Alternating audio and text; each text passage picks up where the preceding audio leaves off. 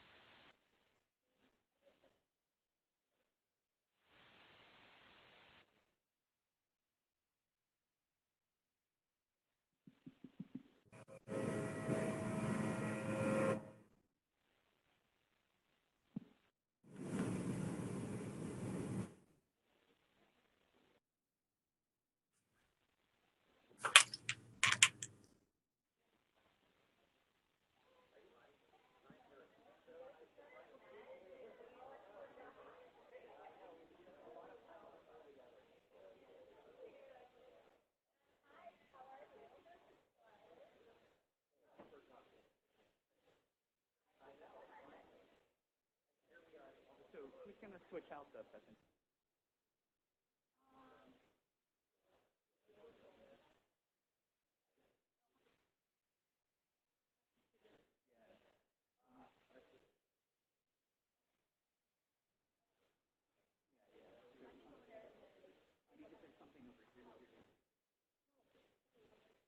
Yeah, if you can go ahead and put her on the end.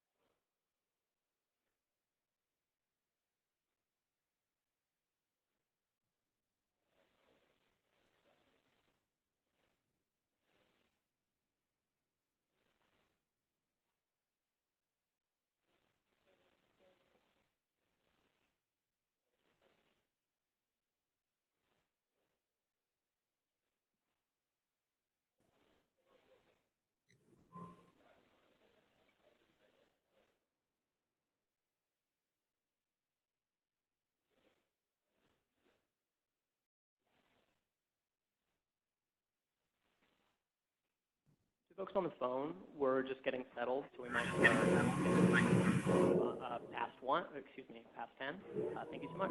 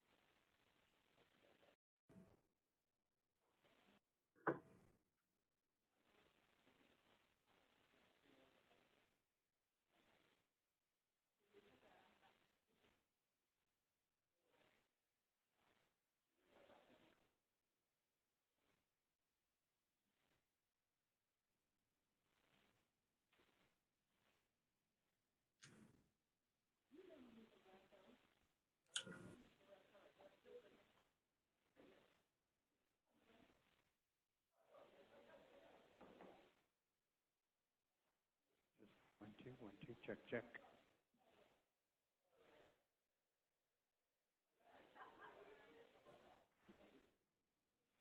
Testing, one, two, check, check. Okay, good morning, folks. It is 10 o'clock. We'd like to get started. There are a few folks just entering the room, so please find a seat, and we'll get started.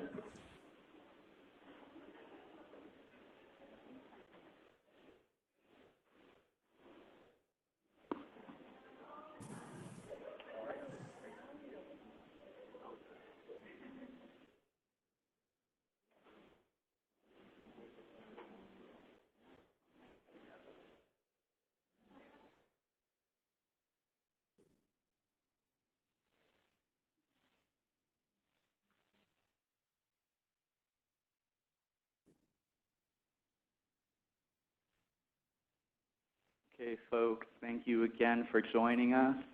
If you're just now arriving, please make your way to the nearest seat.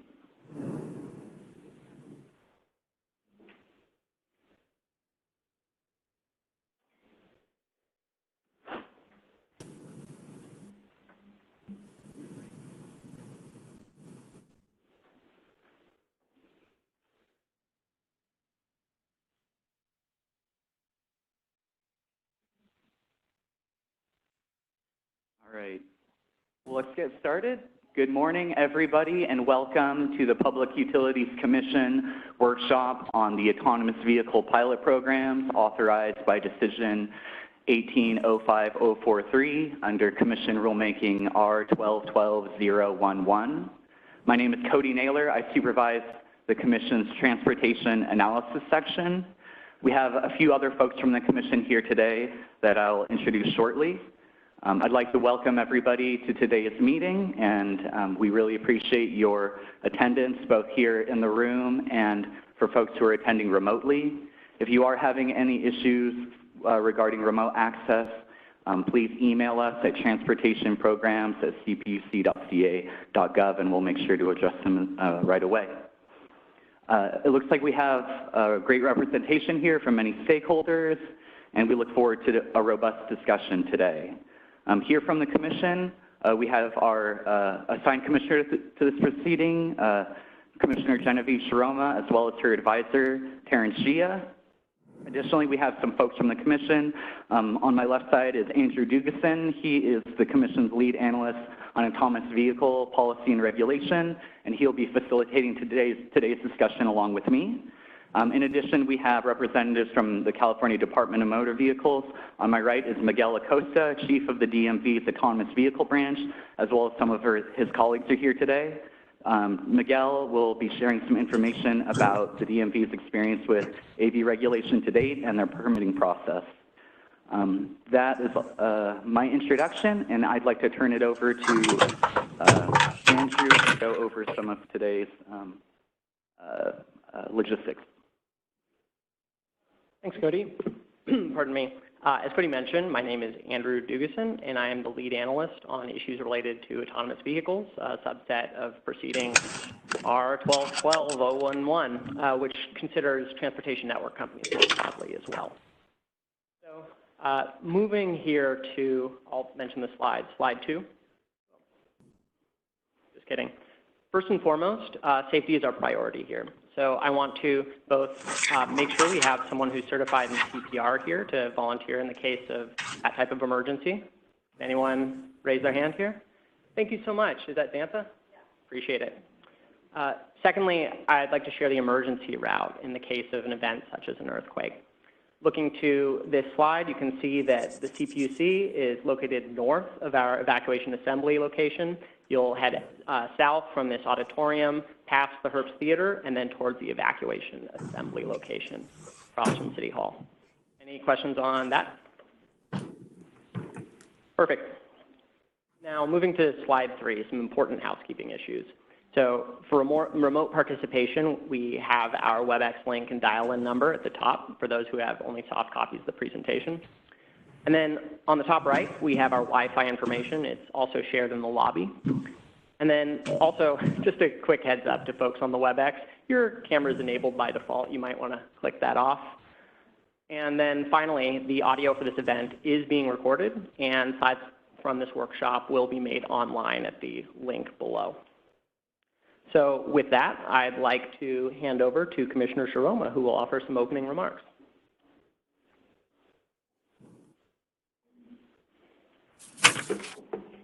Good morning, everybody.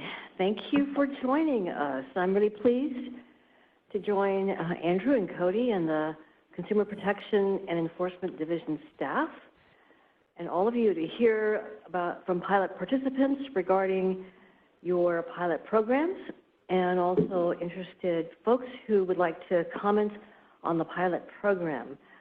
I want to say at the outset that it is absolutely my belief that the autonomous vehicle program has the positive opportunity to transform and equalize our transportation systems and lower our greenhouse gas footprint if done right. Okay. I'm going to be urging folks to help us garner the safety data that we need. Everything that we do at the Commission needs to have a strong foundation of data. And safety, as Andrew and Cody have indicated, is foremost in going forward on this very, very essential program. I would like to thank our current pilot participants, AutoX, Pony AI, Waymo, and Zoox for contributing valuable data so far. Some of you are new to the program, so you're just embarking upon gathering data. And again, we must have this be a data-driven approach to inform our decision-making process. I look forward to others entering into the pilot program as we evaluate the autonomous vehicle passenger service and its impact on safety, accessibility, the environment, and traffic congestion. And again, safety cannot be understated. And I do want to add one thing to Andrew's safety message, and that is if anybody is having some sort of difficulty today, my advisor, Terrence Shea, will call 911. So again, I encourage feedback. I encourage everyone here to participate. Again, data, data, data. Okay? And we are embarking upon success, and everybody wants to have autonomous vehicles yesterday. So do I, actually. I had a chance, just do a little shout out for Zoox. I had a chance to ride in one of their autonomous vehicles from their office up to Coit Tower and back, and it was a remarkable experience. So we know we need to work together. I do want to thank Miguel Acosta from DMV for co-hosting this workshop today. They are our partners as set out in statute, and also in the core value of looking at what can we do to bring autonomous vehicles to California quickly. Right? So again, whatever you can do to help us with the data needs that we have, that is key. Thank you very much. Thank you, Commissioner. With that, would like to move to a quick housekeeping issue here. Let's discuss the comment process. I think a bit helpful because we have robust turnout here and also a somewhat awkward setup of the room. So on the phone lines, y'all will be listen only. This is a constraint from our webcast system. However, we do want to provide you opportunity to comment. Please, at any point, email transportationprograms@cpuc.ca.gov. We will collate these comments and raise them, and questions, and we'll raise them at the appropriate moment. If you're having technical issues, please email Edgar at EH1 at the same end, cpuc.ca.gov. So getting over to comments, we want to keep this tightly moderated. So first, as we're presenting, please hold your comments to just clarifications, because we'll have a discussion period at the end of each section. So once that section comes up, we will ask participants whether they want to speak. And based on the level of engagement, the number of people who want to talk, we will assign both an order of speaking and a limit of time to speak. If there's time left over, we'll return, either have free discussion or iterate the process. At the beginning of your talk, please state your affiliation and your name. And please, for each party initially, only send one representative. And then finally, speakers who are attending should use the microphone when they're talking. And just as a heads up, you may be used to microphones where you have to get real close. These aren't those. Could hurt all our ears. Moving on, we'll talk about the goals for today, building off what the Commissioner mentioned. So safety and data are very paramount here. So starting with the first one, we have an overview autonomous vehicle pilot activity to date. That's both participation, data we've gathered, and presentations from our participants. Next, looking at that data and participation now, we'll discuss how to evaluate this current state and measure progress as we think about a path towards a deployment framework and any iterated steps in between. Then finally, we'll discuss the next steps both from a policy and program design perspective, and then procedurally. Looking at the agenda, you'll see the agenda reflects our goals above. We will have background on the pilots. We'll have overview of AV activity to date from the CPUC and DMV, presentations from the pilot participants. After lunch, we'll jump into data and metrics, which you see from the time allotted, we hope will be a robust discussion. And following that, after a break, we'll have a discussion about what deployment means and that path to deployment. Then finally, as we mentioned, next steps. So with that, any clarifying questions on what we just raised? Great, thank you. At this point, Cody will take over. Thank you, Andrew. So to begin, I'm going to provide some basic background on the Commission's pilot programs and some of the requirements of them in order to provide attendees a foundation of understanding about where we're at, so we can discuss where we're going next. And also to introduce the pilot programs to people who may not be familiar with them at all. The autonomous vehicle pilot programs are part of a broader proceeding that addresses issues related to transportation network companies, which would include companies like Uber and Lyft, as well as autonomous vehicle companies. These pilots stem from Commission Decision 1805043, which was adopted in May of 2018 and established a pilot program for testing with a driver in the vehicle and a pilot program for testing with no driver in the vehicle. To date, 4 companies have received permits for drivered AV testing and passenger service. However, no companies have applied for a driverless testing permit from the Commission so far. Importantly, the Commission's pilot program decision required formation of an accessibility working group to discuss accessibility as it applies to autonomous vehicle passenger service. In addition, later in this presentation, we'll discuss some of the more specific details about what the pilot program requires and some of the restrictions on testing.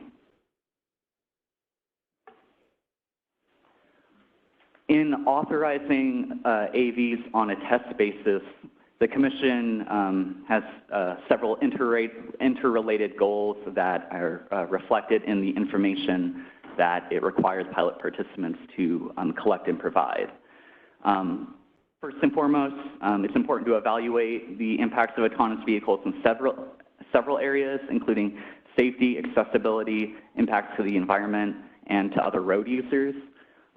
In the pilot decision, the Commission required participants to report data on vehicle miles traveled, including electric VMTs, deadheading, which refers to when transportation is provided, or a vehicle is in operation without a passenger, so it could be on its way to pick somebody up or having just dropped somebody off and waiting for another trip. In addition, the Commission asked to collect idling dwell time. This is when the vehicle is not actually providing any kind of transportation, but may just be parked or waiting. The number of occupants per trip, vehicle occupancy, as well as data on accessible vehicle trip requests that were fulfilled, unfulfilled, or declined.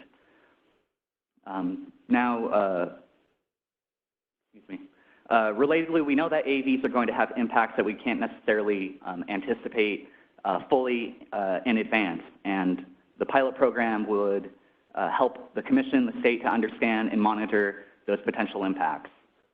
Regarding the second goal, we want to gather real-world data from AV testing to inform the decision-making process.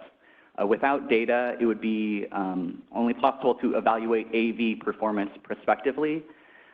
Empirical data supports the development of an evaluation process, which is what the focus of today's meeting is about. Next, I'd like to move on to a more detailed overview of the pilot programs.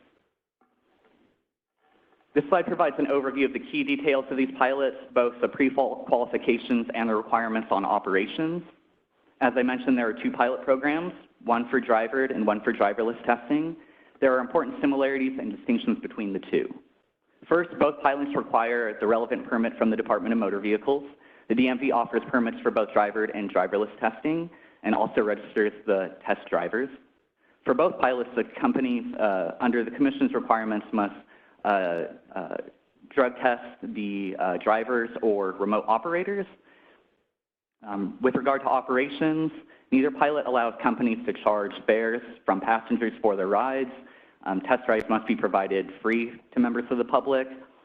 Secondly, only the drivered pilot allows for shared rides.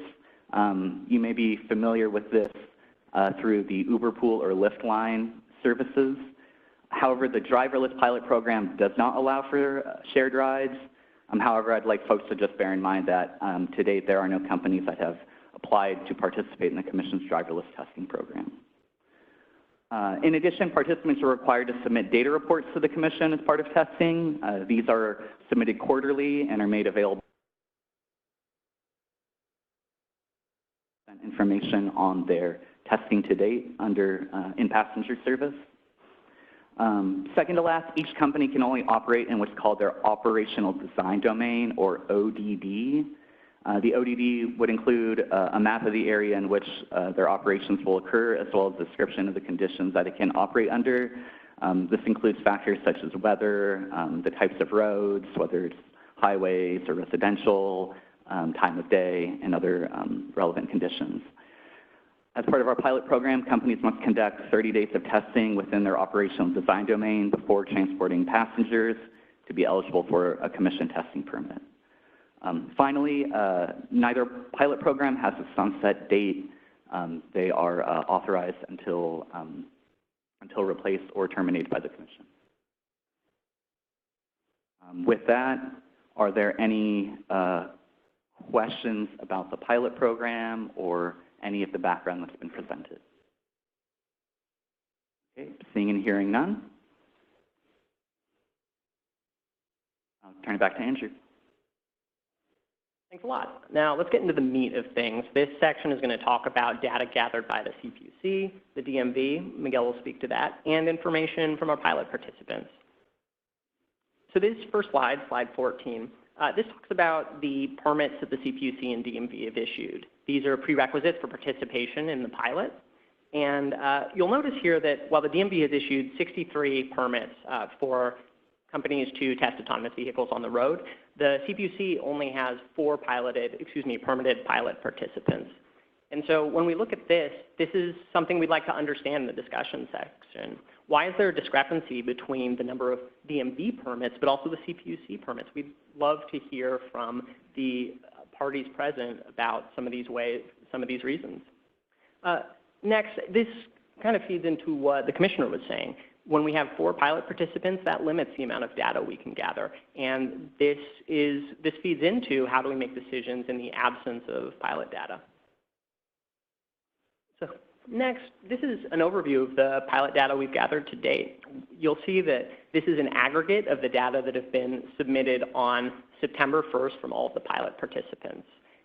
You'll see that we collect a variety of data from total trips, total vehicle miles traveled, to idle time, and then accessibility. And you can see that this data we gather ties back to the goals of both today and the overall testing period, as the Commissioner mentioned. So just as a note, we do post this data online, and these data will be gathered and collected and reported quarterly. With that, I'll hand over to my colleague, Miguel Acosta, the Chief of the DMV's Autonomous Vehicle Branch. Thank you, Andrew. Appreciate it. So we're just going to give a quick overview. I see some manufacturers here in the audience, so we're just going to give a quick overview of the testing program that we have. We're administering over at DMV. As Andrew mentioned, we have currently 64 active companies right now. We just issued the 64th just recently, but 69 companies have been issued permits since the inception of the program. And just to kind of zero in point here, right here, down here, I'm going to focus on this particular area. This is kind of the history of our regulatory process. Back in 2012, kicked off Senate Bill 1298, which authorized the DMV to create regulations for the testing of autonomous vehicles on California public roads. In 2014, we issued our first set of regulations, and this required companies to have a safety driver behind the wheel. And then in 2018, we issued our second set of regulations that allowed for vehicles to be tested on California public roads without a safety driver. And also, we allowed for the deployment of autonomous vehicles. It would be the commercial use. And then just recently in this year, earlier this year, we've proposed another set of regulations which would allow for light-duty delivery vehicles to operate in a testing and deployment program.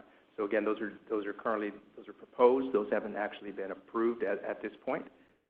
Since the inception of the program, The fleet has operated a little over 3.6 million autonomous miles driven on California public roadways. We expect the latest disengagement report to come out at the end of this calendar year to inform us of the most up-to-date autonomous miles driven on California public roadways. Again, as Andrew mentioned, one company in our program, testing program, has been issued a driverless testing application. They are authorized to test without the presence of a safety driver in their fleet. And then just the total program, we have a little over 2,700 safety drivers. The safety drivers, we vet them through their driver license record to ensure that they are safe and able to meet certain criteria, which we'll go into in a later slide. And then the total number of vehicles that we have currently in the fleet is about a little over 840 so vehicles. Of course, this changes almost on a weekly basis with manufacturers and their testing efforts. Collisions, one of the other categories or data points that we collect, we have a little bit over 200 collisions that have occurred since the inception of the program with autonomous vehicles operating on California public roadways.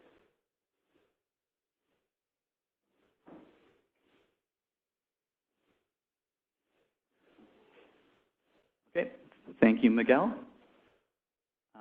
At this point, we'd like to move on to any kind of questions or comments from attendees regarding some of the background about the Commission's pilot programs or about DMV's role in autonomous vehicle regulation, or any questions for the staff who presented so far. As a quick note, I did mention that we'd like to hear from participants and parties about the reasons for this low participation. We will have a discussion period after the pilot presentation, so please hold that type of discussion until that next section.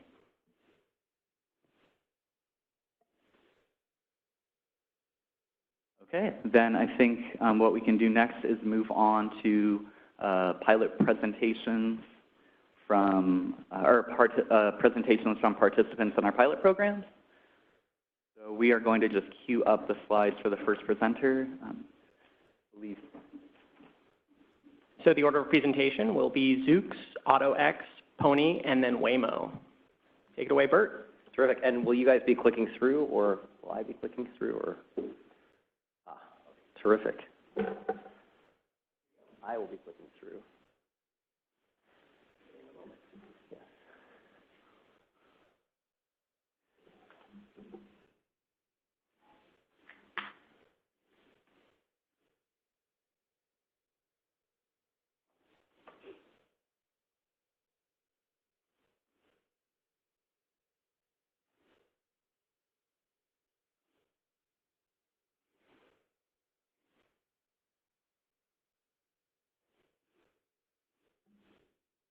Long pause before the slides come up. Bert, while we're opening this up, perhaps you can introduce yourself. Terrific. Well, thanks, everybody, and good morning. Commissioners, Commission staff, colleagues, good morning. My name is Bert Kaufman. I'm the head of Corporate and Regulatory Affairs at Zoox. I can just keep going, too, until... Yeah, there we go.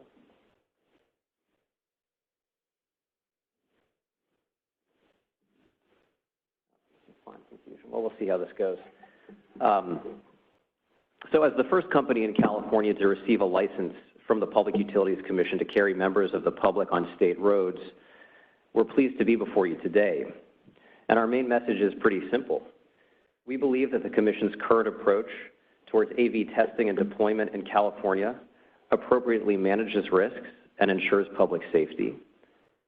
We are also here today to encourage the Commission to move towards enabling fare collection in our home state. So as requested, my remarks will be brief, and they'll focus on three areas. First, some background on Zoox.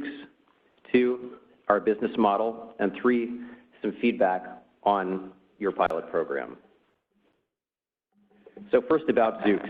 Zoox was founded just over 5 years ago by Dr. Jesse Levinson, who earned his PhD in computer science at Stanford, and Tim Kentley-Clay.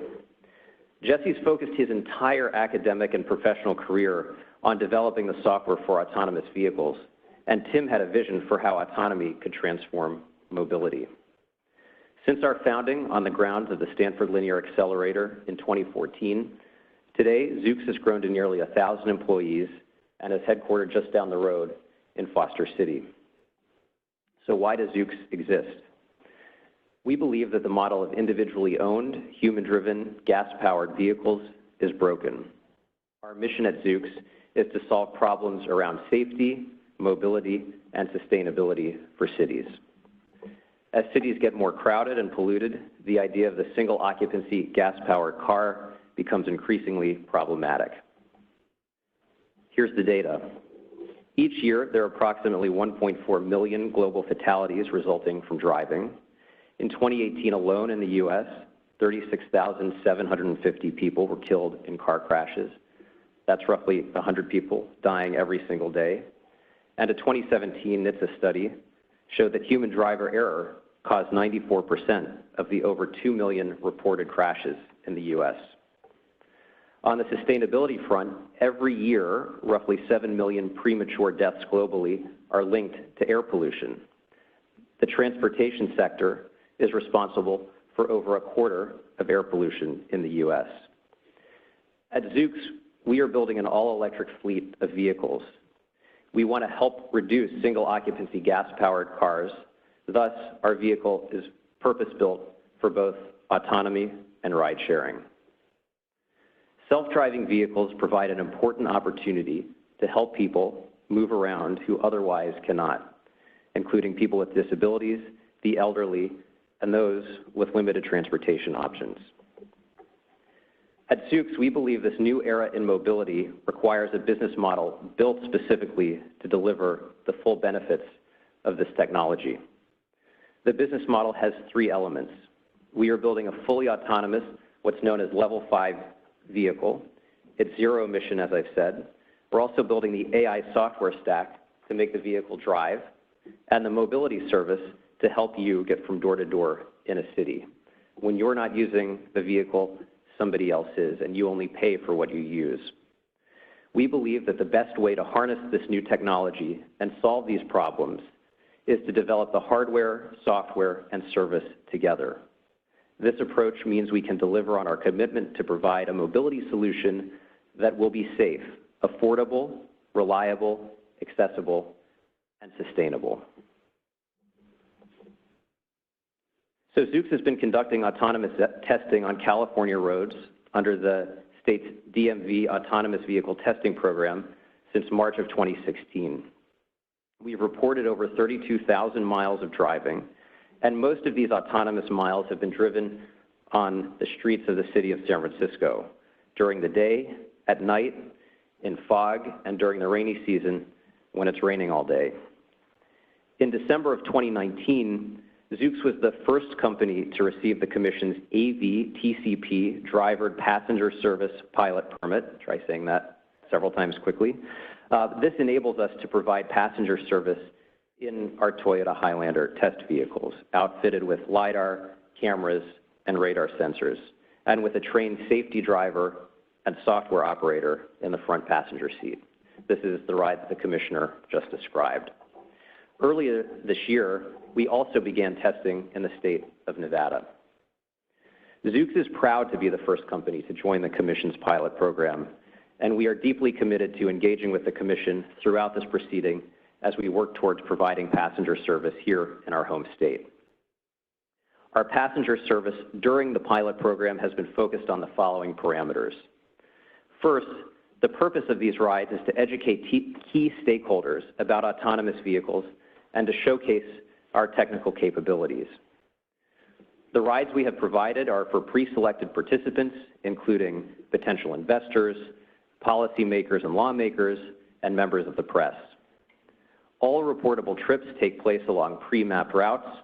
Maps, by the way, are very important for AVs so they can know where they are, in a geo-fenced or self-selected area with the same start and end point. We are currently testing our software and sensor suite using retrofitted Toyota Highlander vehicles, each with a safety driver and software operator.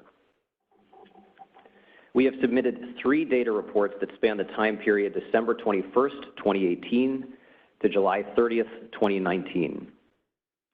The pilot data we've provided the Commission shows that Zoox has provided 654 miles of driving pursuant to the pilot. This includes the transport of 292 riders. These are people who are really not affiliated with Zoox. On 211 trips, we began the pilot with 7 registered vehicles and have now expanded to 20 registered vehicles. And per the requirements, these vehicles are registered through the DMV's Autonomous Vehicle Testing Program. Over the course of the pilot program, Zoox has gathered valuable data and information, particularly on how the Commission operates and how to operate within the TCP framework. It is important to note that our Toyota Highlander test fleet does not represent the full realization of our technology and the technology that we're developing. Therefore, at this stage, our learnings are limited, particularly in regards to the passenger experience and electrification goals that we're working every day on in developing our fully autonomous battery electric vehicle designed for ride sharing in cities. On accessibility, Zoox is committed to increasing access to mobility for people with disabilities and the elderly. As has been stated, autonomous vehicles present enormous potential for people with disabilities, including those with hearing, vision, ambulatory disabilities, the elderly, and veterans. Zoox is striving to make our technology and platforms available and safe for interactions with all members of the public. This includes our customers and those who would encounter our vehicle on the street. Since we are building our vehicle from the ground up, we are able to reimagine and include accessibility features. We are working with a diverse group of advocacy organizations, both locally and nationally, to examine a range of features as we build out our fleet. This includes research and focus groups and user testing. As our development continues, we will continue learning from all communities to ensure that our service is as inclusive and broad as possible. We applaud the Commission for their efforts towards accessibility thus far and look forward to continued collaboration with advocacy organizations, the Commission, other stakeholders, and industry partners. As we've noted, the Commission has received 3 cycles of reporting of AV trips from Zoox. Additionally, when it comes to risk management, we run an effective compliance program that ensures that our vehicles are well maintained and that our safety drivers are all meeting California Public Utilities Commission mandates. However, as the first company to join the program, we have yet to see any movement towards a path for deployment in California. As a pre-revenue, venture-backed startup, we are candidly concerned about the lack of certainty around the timeline towards allowing revenue collection in our home state.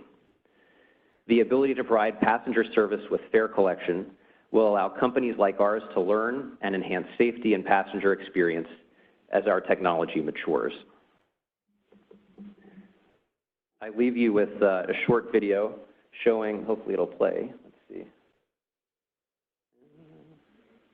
or not. Well, the video, if it were to play, would show some of our capabilities which we believe are required to deliver a fully autonomous service for cities. This includes things like passing double parked vehicles safely and driving around the city during the daytime and at night. We thank the Commission for its work on this matter, its staff for being incredibly responsive and prompt when we reach out, and we urge the Commission to take the next steps promised in enabling compensation for AV passenger service in California. Thank you very much. One quick note. Thanks, Bert. We'll work to get your video up there and shortly afterward. Thanks. Apologies for the inconvenience.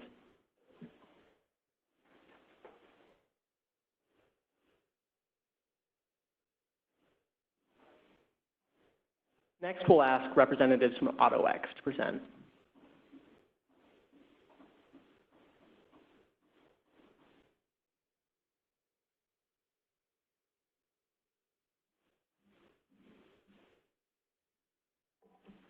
Thank you.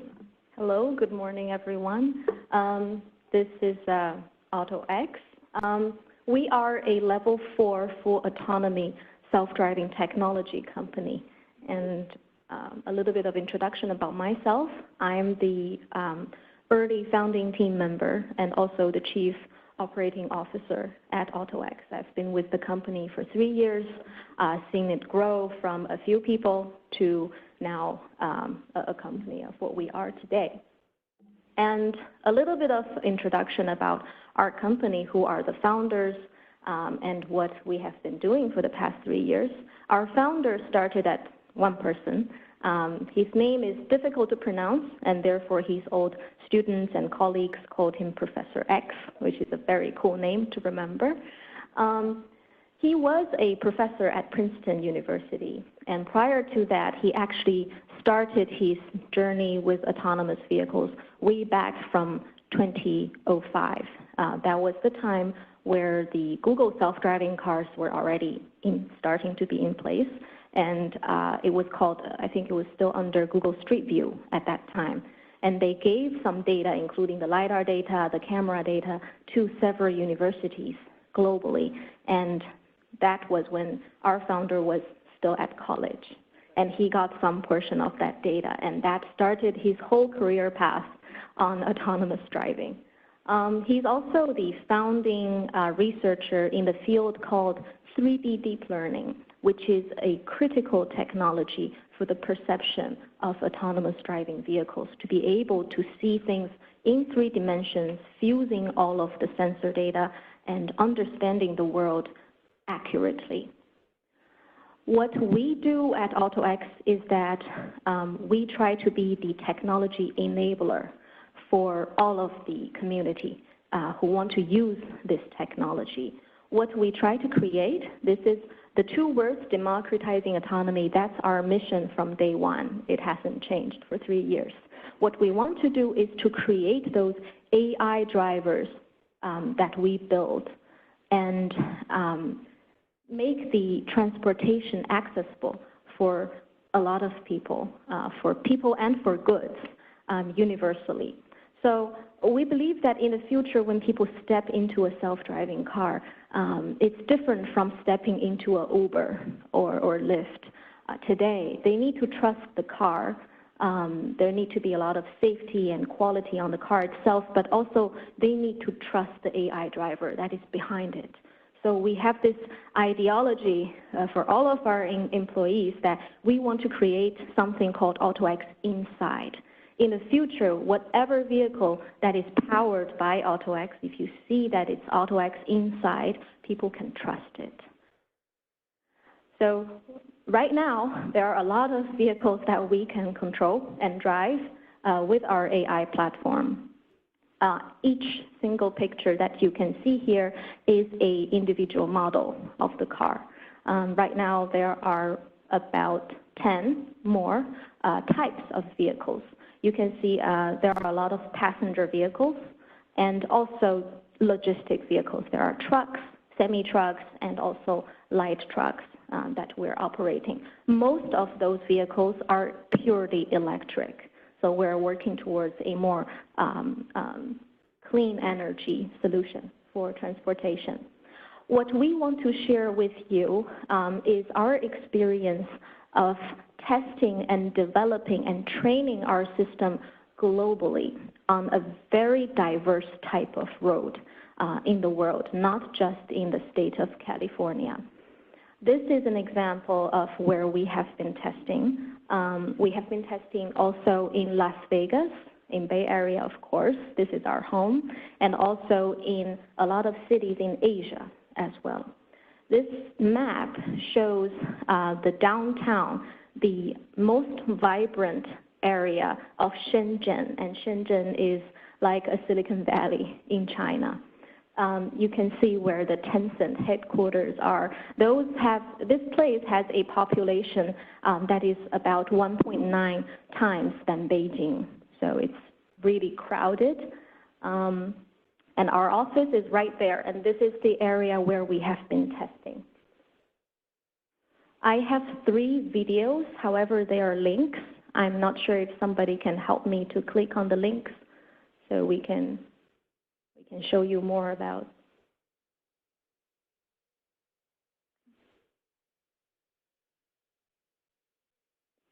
Awesome. So this is the situations that we test in every single day. All right.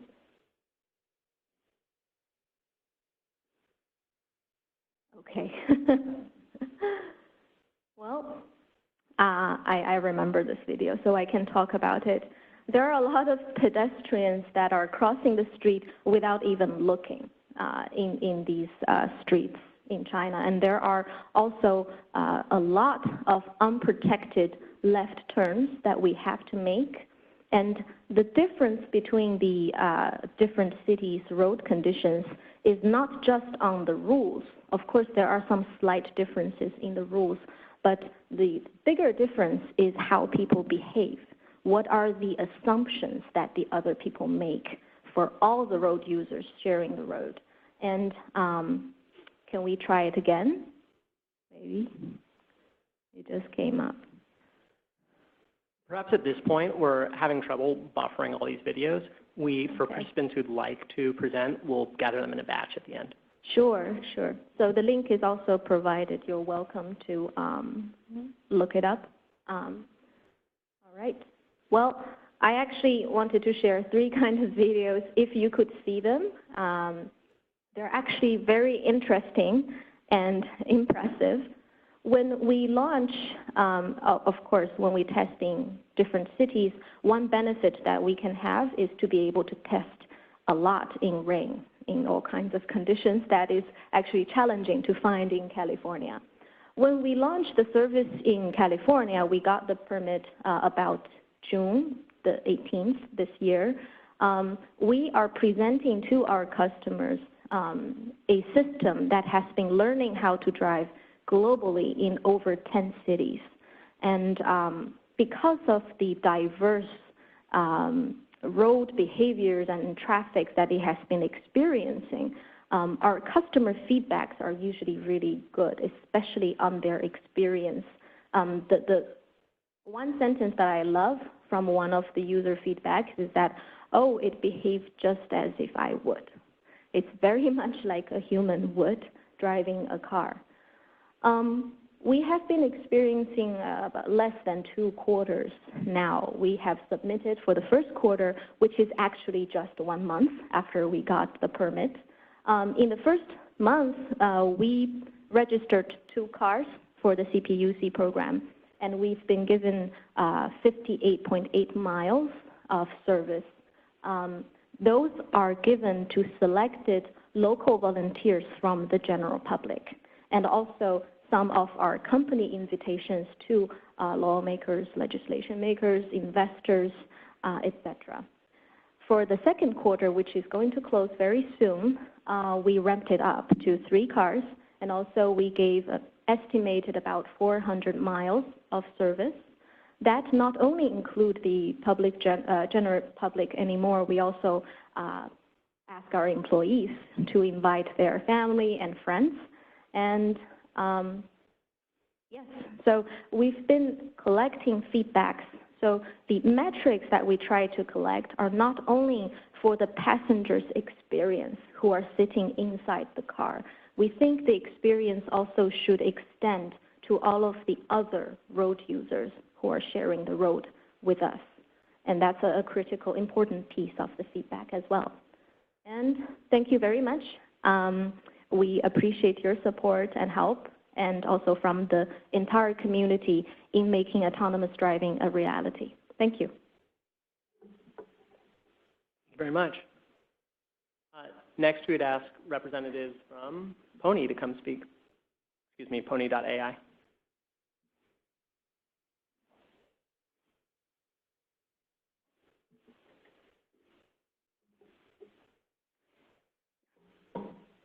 Good morning, everyone. My name is Tiffany Zhao. I'm with Pony AI. Thank you to the Commission and the DMV for co-hosting this workshop.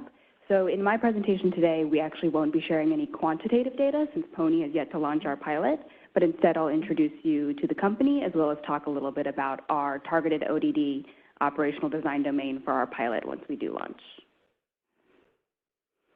In a nutshell, Pony aims to deliver autonomous mobility at a global scale. And the way we see our role in this mission is to build the safest and most reliable, fully self-driving vehicle technology. And so our core technology is the software system, but we consider ourselves fully responsible for the self-driving vehicle. And so we will do a lot of hardware optimization as well as integration across the entire vehicle. We are currently having testing operations across both the US and Asia. In California, we're mostly in Fremont, as well as the surrounding Milpitas and Newark area.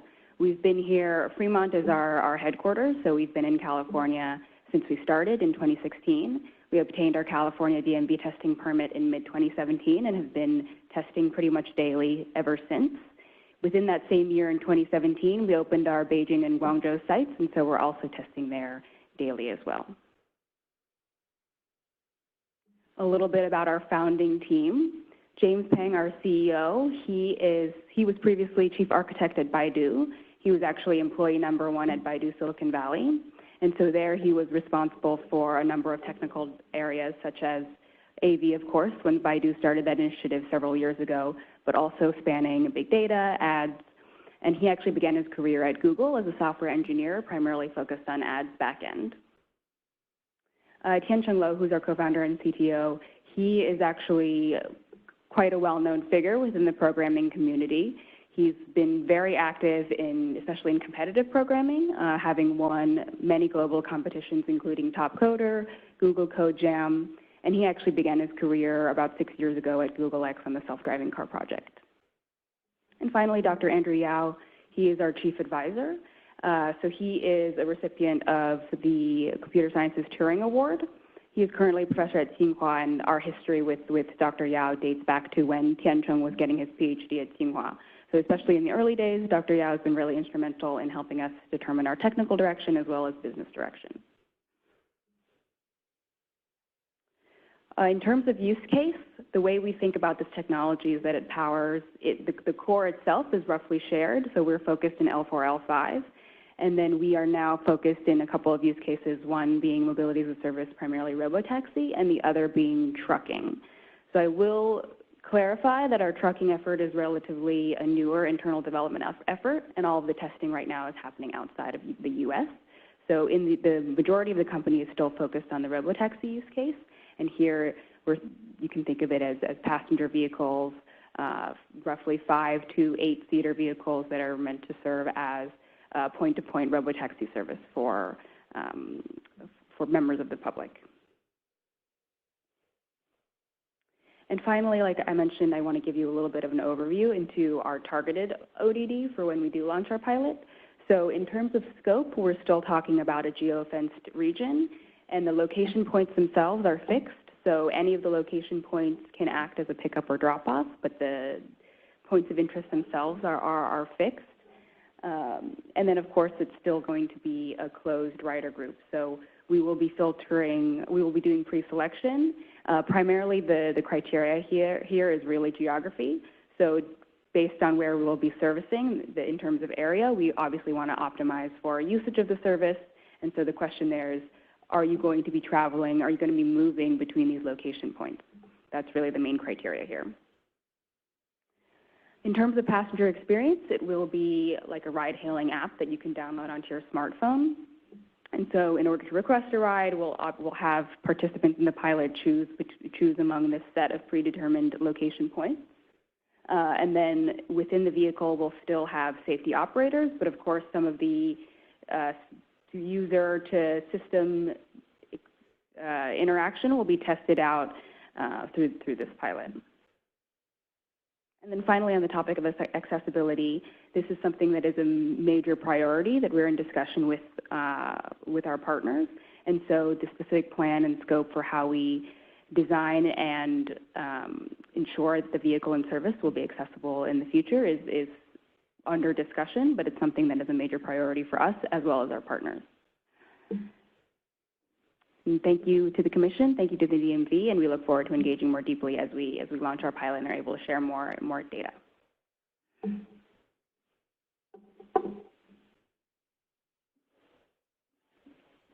Can I ask you a question? Yes, thank you. I know you haven't launched in California yet, Yeah, But did you say that you are operating in China? we are, yes. And are you able to look at whether there are like-type conditions expected between the experience in China and California, and whether you foresee any data from the China experience that could help inform California experience? Whether we see similarities in the environment, was that the question? Yeah, yeah. So we, in terms of location and site location, we call it, there's been a somewhat intentional selection there in terms of diversifying the driving environment that we're testing the system in. And we do see, definitely, I think the kind of data that we're gathering in China is very relevant to the kinds of pilots that we'll be deploying in California as well. And so absolutely, that's something we would be happy to discuss in more detail with the Commission if there's interest to learn from our experience there as well. I think that'd be very welcome. Okay, Thank you. great. Excellent. Thank you. Next, we'll ask Waymo to present.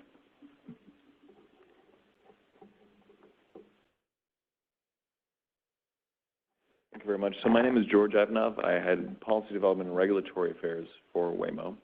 We appreciate the opportunity to present some of our work to you today to discuss both our history in the state of California and testing since 2009, as well as our commercial activities in launching a ride-hailing service last year and some of the path ahead that we foresee.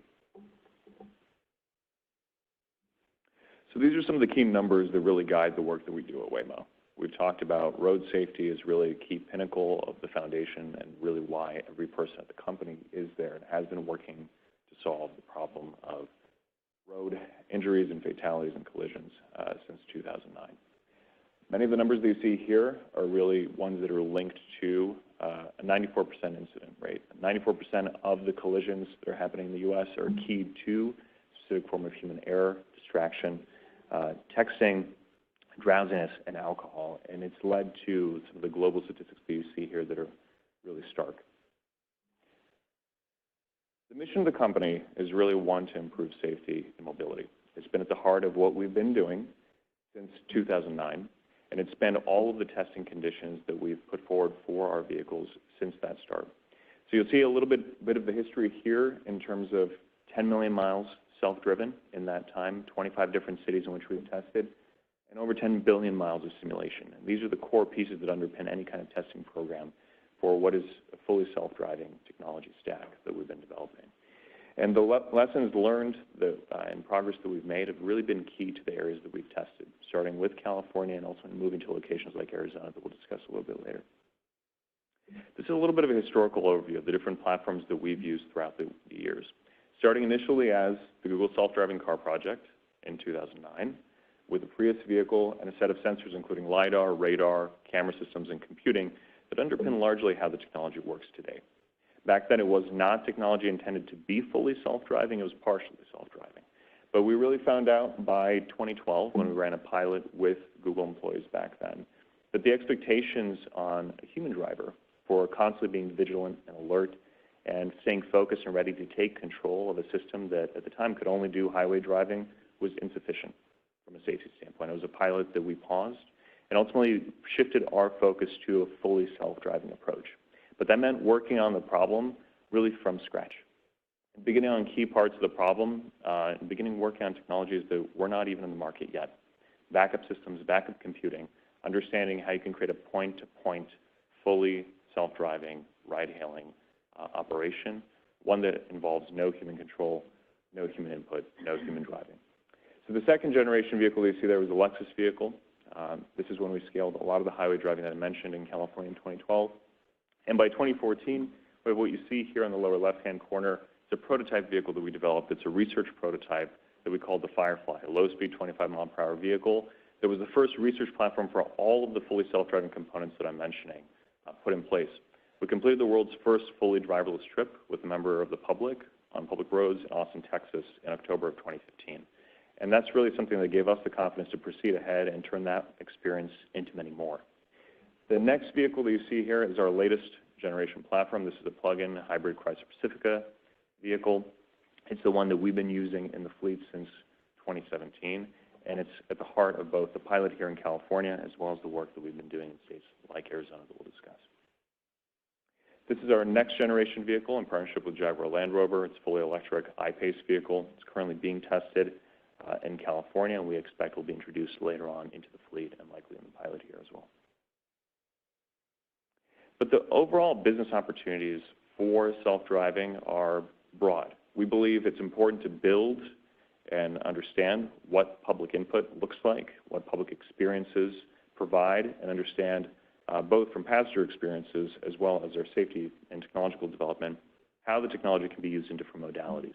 I mentioned that ride-hailing is our primary focus today to understand what that experience ultimately develops into. We're also working on trucking, but there are other modalities as well that we think this self-driving technology could be applied to. Many of them have been discussed. You'll hear probably about many more of them today, including personal car ownership, including goods delivery. There are many other areas that have been explored by the regulatory agencies in the state as well. This is a screenshot of one of the first families that we had in what we call the Early Rider Program in Arizona. Once we completed the first fully driverless trip in Austin, Texas in 2015, we really began taking this technology to the state of Arizona and began what we call the Early Rider Program. This was our first public pilot where members of the public could apply to join and use vehicles day in, day out to get to school, to get to work, really providing us an opportunity to understand what real usage patterns were like for people in the Metro Phoenix area. The vehicles had a trained driver in the driver's seat at all times, but it really began to provide us with the lessons learned of how you build a ride-hailing platform tied to this kind of technology. And that key input has been vital to ultimately making progress in Arizona. By 2018, we launched something called Waymo One. We had advanced ultimately that testing program and the passenger experiences, converted it into an app-based hailing service. It's commercially charging and charging full passenger fares for compensation, comparable to Uber and Lyft.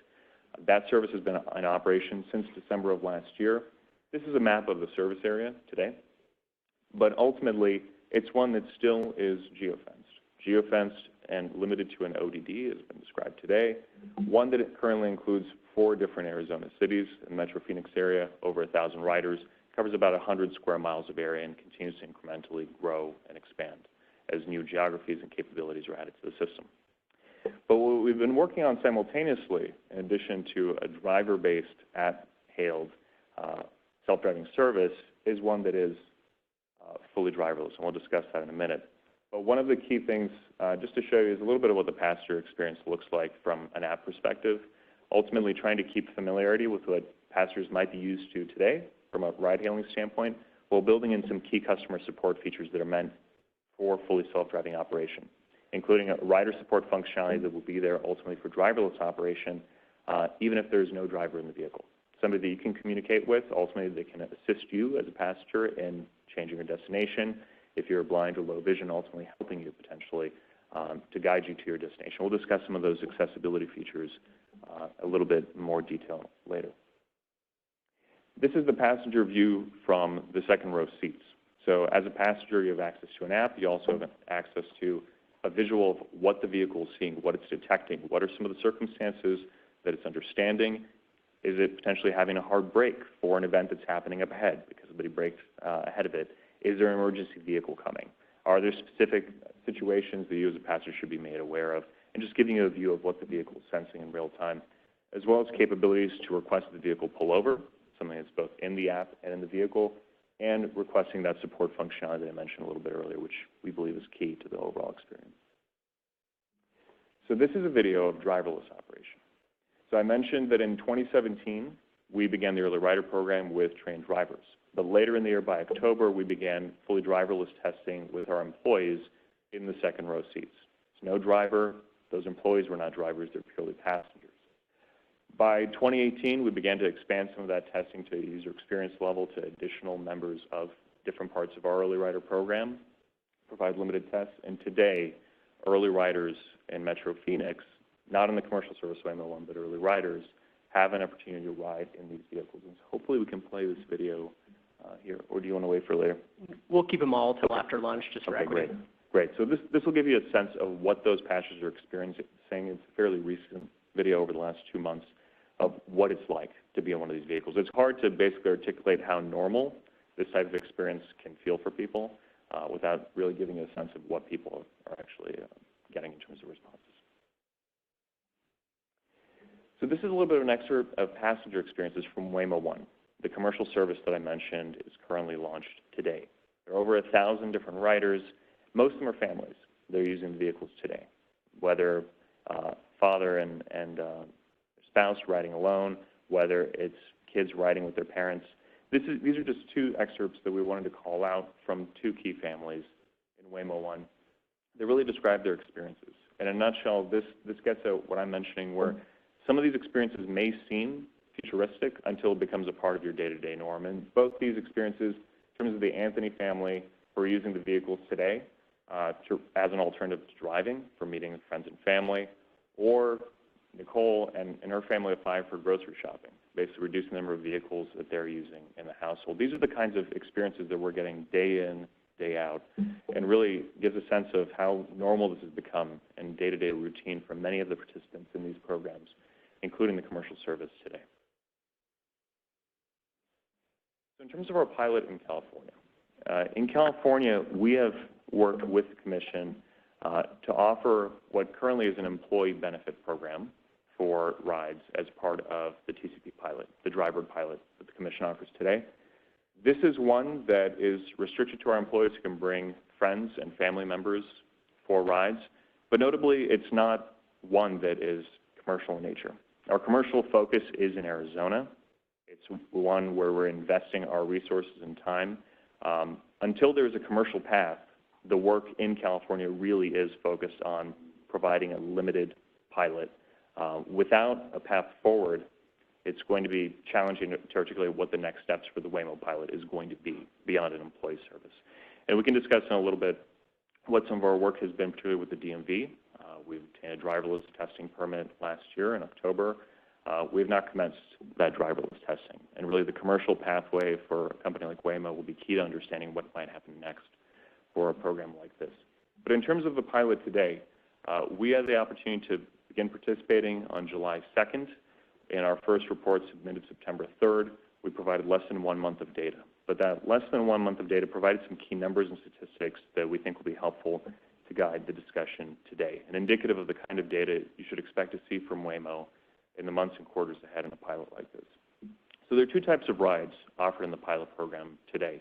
The first type is app-based point-to-point rides, where a passenger can select any point, any starting point, and any destination point within a geofenced mapped area. The mapped area is in Mountain View, Palo Alto, Los Altos Hills, Cupertino, and Sunnyvale today.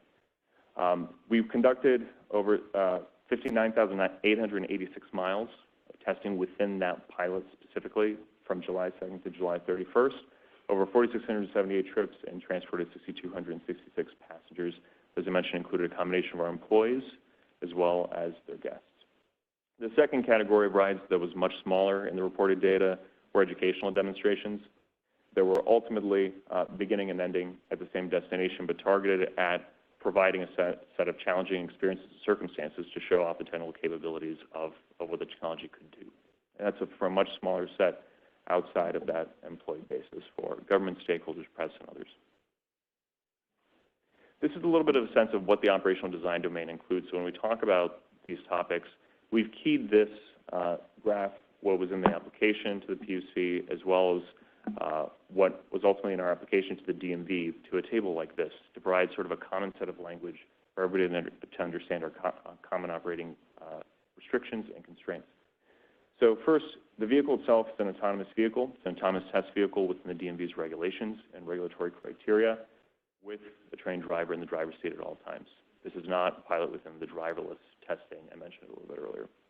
The roadway types include all roadway types in the state of California, up to a posted speed range of 65 miles per hour.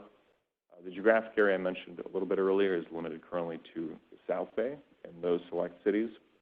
It covers certain inclement weather conditions and situations, including rain and fog, that the systems are capable of operating in today. These are examples of areas where the technology has advanced significantly beyond where it could operate 5 or 6 years ago in some of these conditions.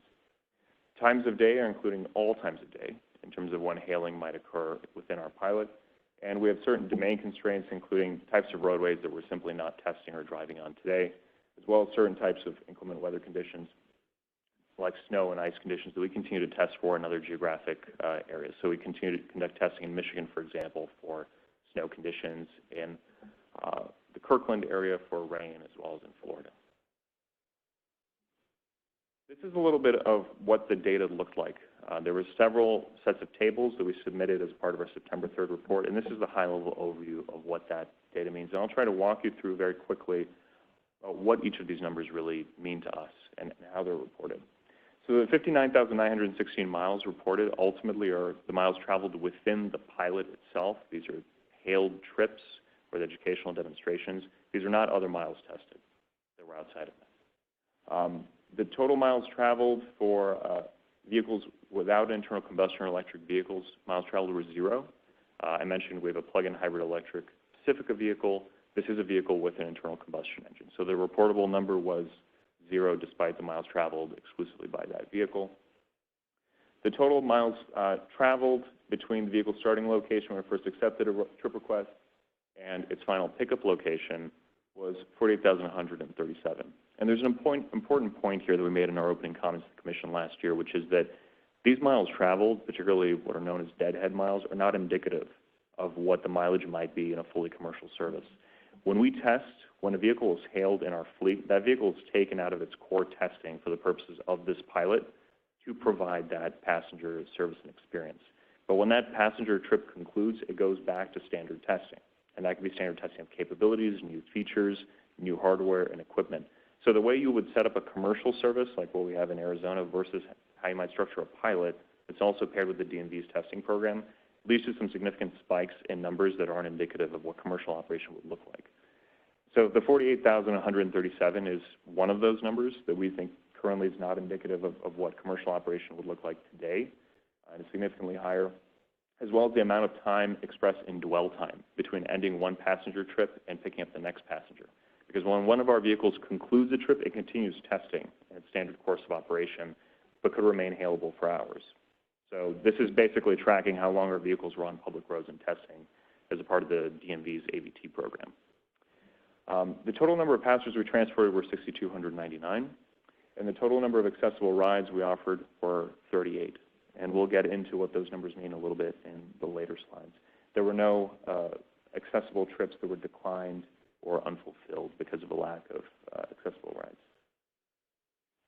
So here's what we mean by accessible rides. We've been working with the disability community starting in California in 2009, starting to work with national organizations in 2010, and extending much of that work to the areas we've tested, including Austin, including Arizona. There have been some key local partners that we partner with for our commercial service in Arizona, including the Foundation for Blind Children, the Foundation for Senior Living, Valley Metro, and broader partners in terms of organizations that can help us both educate the public in terms of what this technology can do, but who have also helped us develop and continue to design and iterate on some of these features.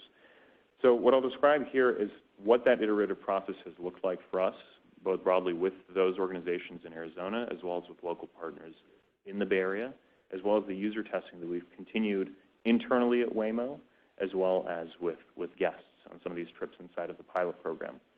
So right now, we have an accessible app designed for Android and iOS that has both standard talkback and voiceover features. It includes standard in-app navigation to get to and from a vehicle via Google Maps, as well as in-app buttons that have features like honking the vehicle when it might be nearby if you're blind or low vision. We also have other accessibility features that have been available to pilot participants in the course of this pilot program. Those have included in-vehicle audio cues for describing vehicle maneuvers and what the vehicle might be doing at any given point in time, which, as I showed, might be available as well on the in-vehicle screens, but for blind and low vision passengers, providing an extra feature and extra step for those audio cues to provide additional guidance along the journey. We have settings that prevent the vehicle from considering a pickup or drop-off point on the opposite side of the street, which can oftentimes be a challenge if a vehicle shows up on the wrong location from the one expected by that passenger. We have an option to communicate with our rider support team, which, as I mentioned, we believe is key for all driverless operation, but we've built in additional features specifically for deaf and hard of hearing passengers for text-based rider support that's really key to their needs. We've also built into the in-vehicle audio displays additional announcements and additional cues that can be enabled for accessibility, as well as in-vehicle ride buttons that have braille features enabled for passengers. But we're also continuing to iterate on this now, and I mentioned that we had 38 accessible rides.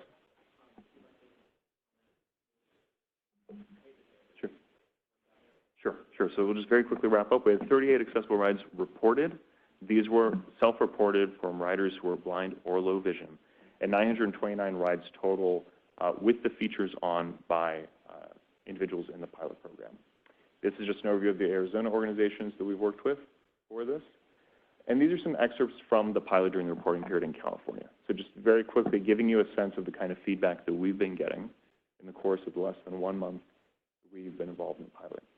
But lastly, we wanted to convey that the basis of the pilot, the DMV regulations, the core testing regulations for testing with the driver, driverless testing, and ultimately deployment that were issued by the DMV last year, paired with the TCP requirements in this pilot, in our view, provides a sufficient basis for moving ahead.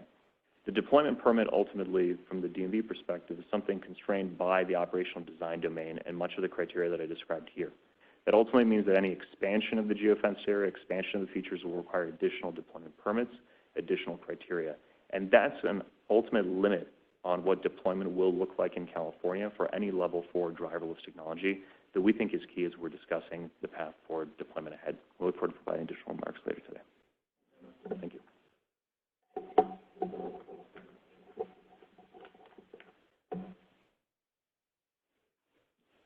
Thank you to all the pilot participants for today's presentations. Next, we want to move on to a question and discussion on the presentations from the pilot participants. For folks who are here in the room, if you'd like to ask questions, we'd like to have you queue up at the microphone. But to start, we'd like to take any questions from folks up here. Commissioner Shiroma, is there anything that you'd like to raise at this time? Otherwise, we'll move on to the audience. Well, this may very well come up during our workshop today, but at some point, I'd like a little bit of a discussion about the prospect of getting to a point where the pilot proponents or what have you, the folks who are entering this arena, the opportunity to charge customers. Okay? All right, thanks. Before we move forward, I would ask that all parties who have an interest in speaking for either question raise their hand, and following that, Anna, could you give a list of the number of parties? So, hands up.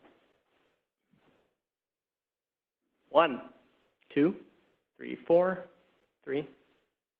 Very well. 3 here and on the phone. Anna, can you tell how many comments have come in?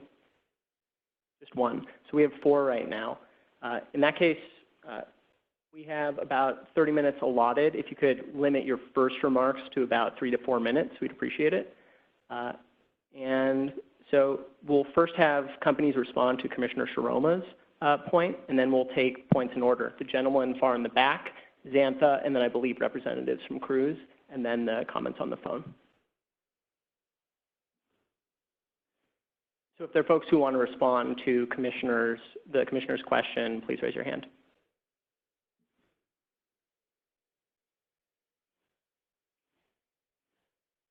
I mean, I think I've heard anecdotally that there's interest, and Miguel, I mean, all roads lead to DMV on the regulations that currently disallow charging. Is that correct? Yeah. That's correct. In the testing. In the testing phase. In deployment, they can move it to be commercial. Mm-hmm.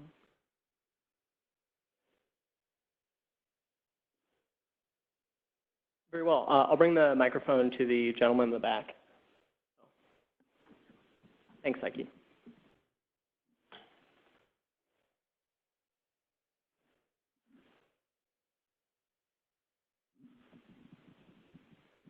Thank you very much. Good morning.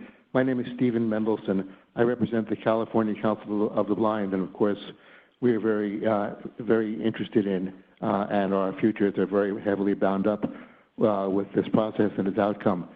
It should come as no surprise to anyone how important the opportunity for autonomous and independent transportation and mobility would be for people who are unable to drive because of blindness or visual impairment, as well, of course, as for people with other disabilities who are likewise unable to drive.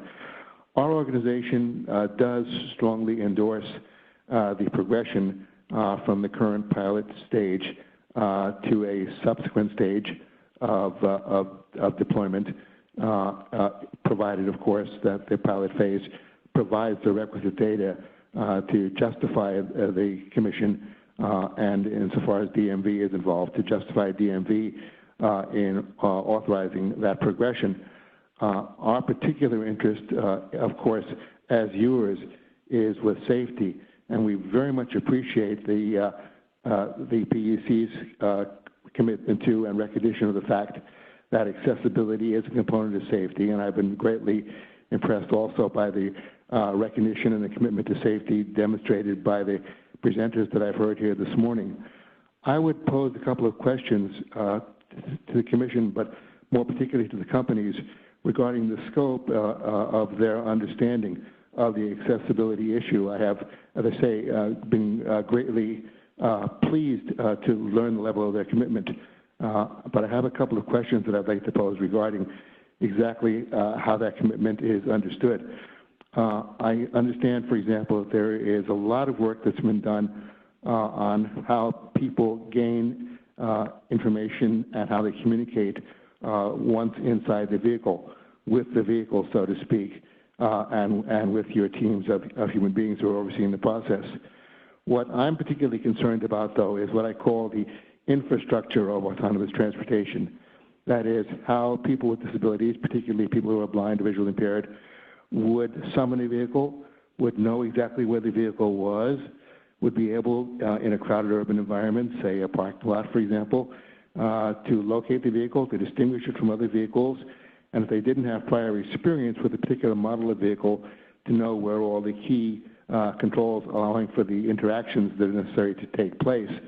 I think that provided that it is understood that the accessibility as a component of safety includes what we call these infrastructural issues, and in view of the heartening evidence of company involvement with the disability community and with the visual impaired community in regard to understanding and researching these matters, we certainly do, subject to the continuation of that development, extend our support to the extension. But I would be very grateful for anything that the companies can say about their understanding of what we call the infrastructure of autonomous mobility. Thank you very much.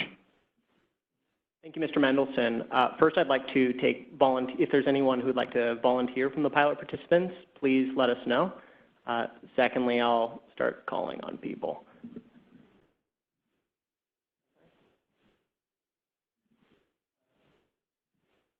Waymo, given your discussion of accessibility, please provide your thoughts. Thank you, and we appreciate the question. All of those infrastructure pieces mentioned are ones that have been key to us building a better understanding of how to develop these features. I mentioned that they've been in development for some years. We first announced many of these features in 2017. We've continued to iterate on them. So some of the specific guidance on how a blind or a low vision rider can really access this technology for the first time for us is critical at the onboarding phase of a passenger being brought into what first is our early rider program before ultimately ending up in the commercial service Waymo 1. Providing a way for people to transition, to develop their understanding of how to ride in one of these vehicles, how to use and enable some of the accessibility features that we've designed, and to ultimately connect with our team before even their first trip to understand what that experience might be. But ultimately, these are core features where we still have more to learn. We still have more guidance to benefit from different organizations within the disability community that are focused on these features. And we do expect that that feedback will be critical in different locations in different markets based on different types of needs. So a state like Arizona, for example, is much more driver-centric, has a higher percentage of personal cars owned. California has a larger ride-hailing market.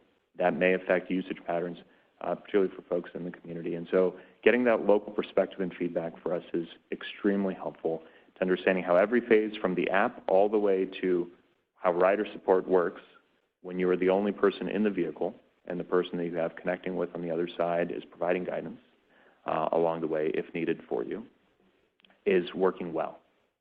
All those pieces are ones that we encourage continued coordination and collaboration with the community on. Thank you, George. If there aren't other parties who would like to speak at this, thank you, Bert.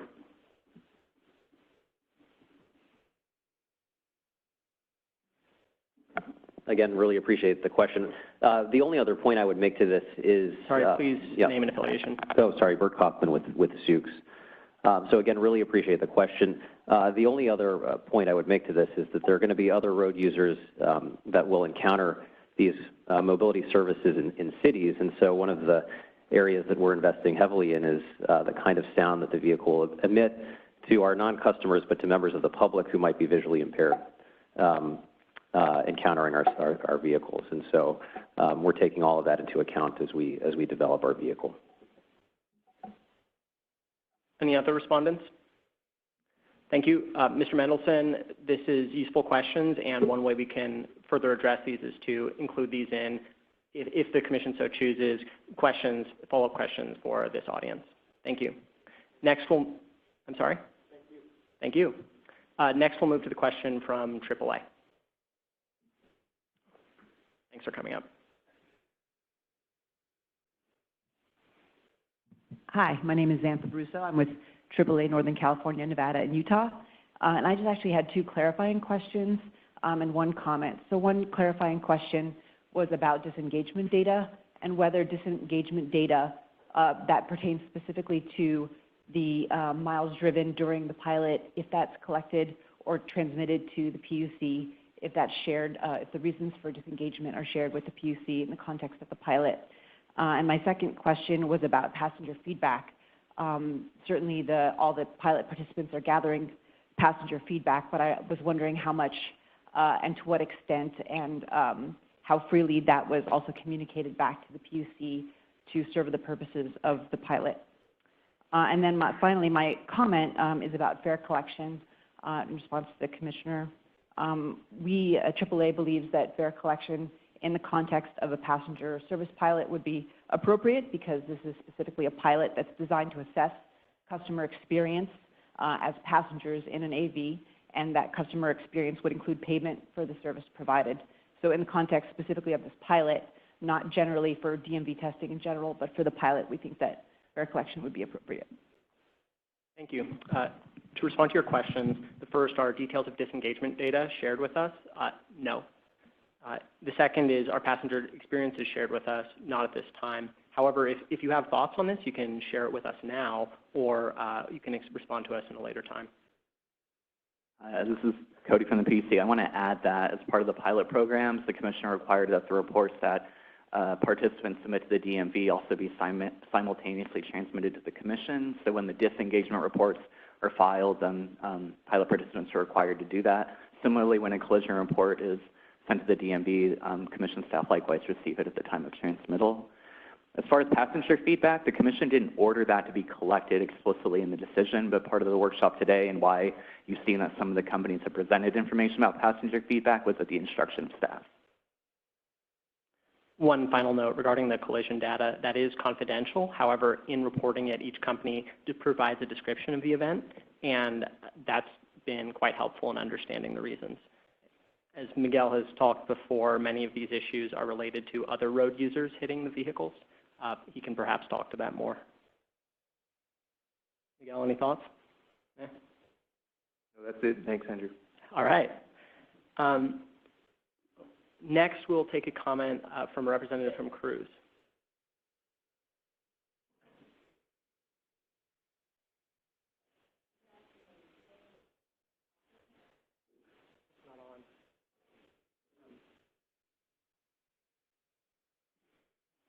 Good afternoon. My name is Candace Plotkin, and I'm Lead Counsel Regulatory Policy for Cruise.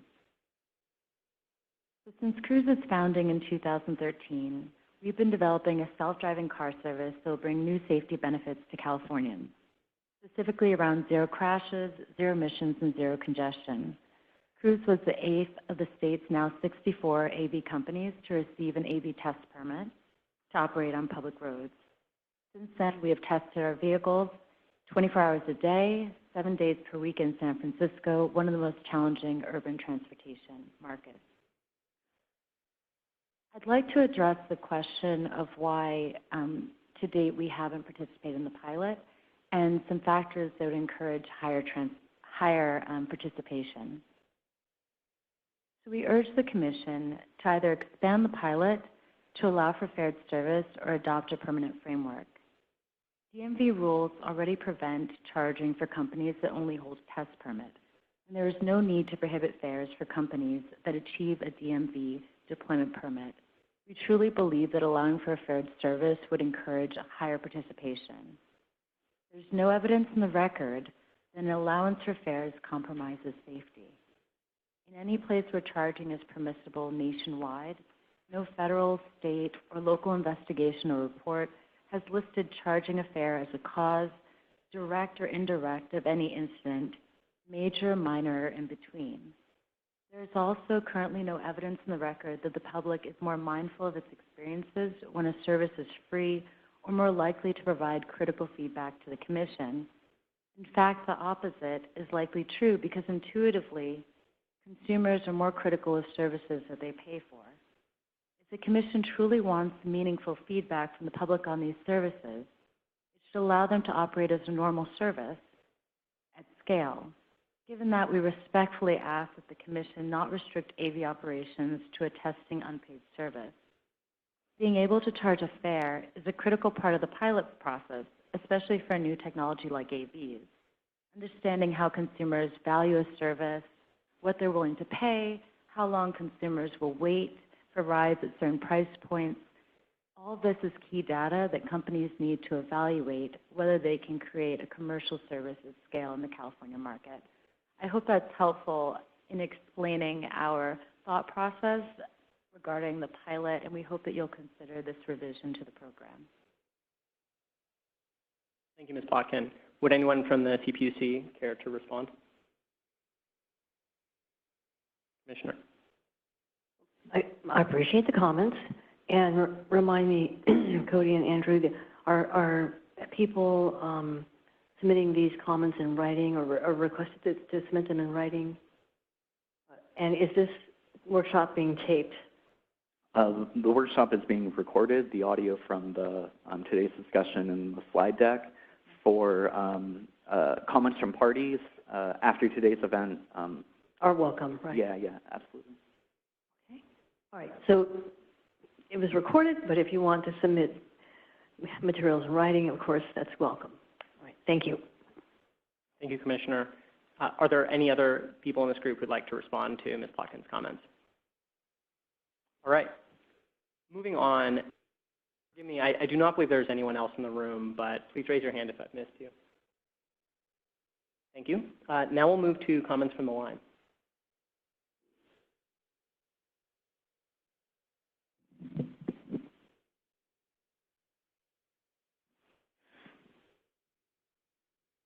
Hello. Okay. So I got two questions from Auto Alliance members. We urge the Commission to lift the ban on fare collection for rideshare ADS-equipped vehicles operating in the program. Question 1.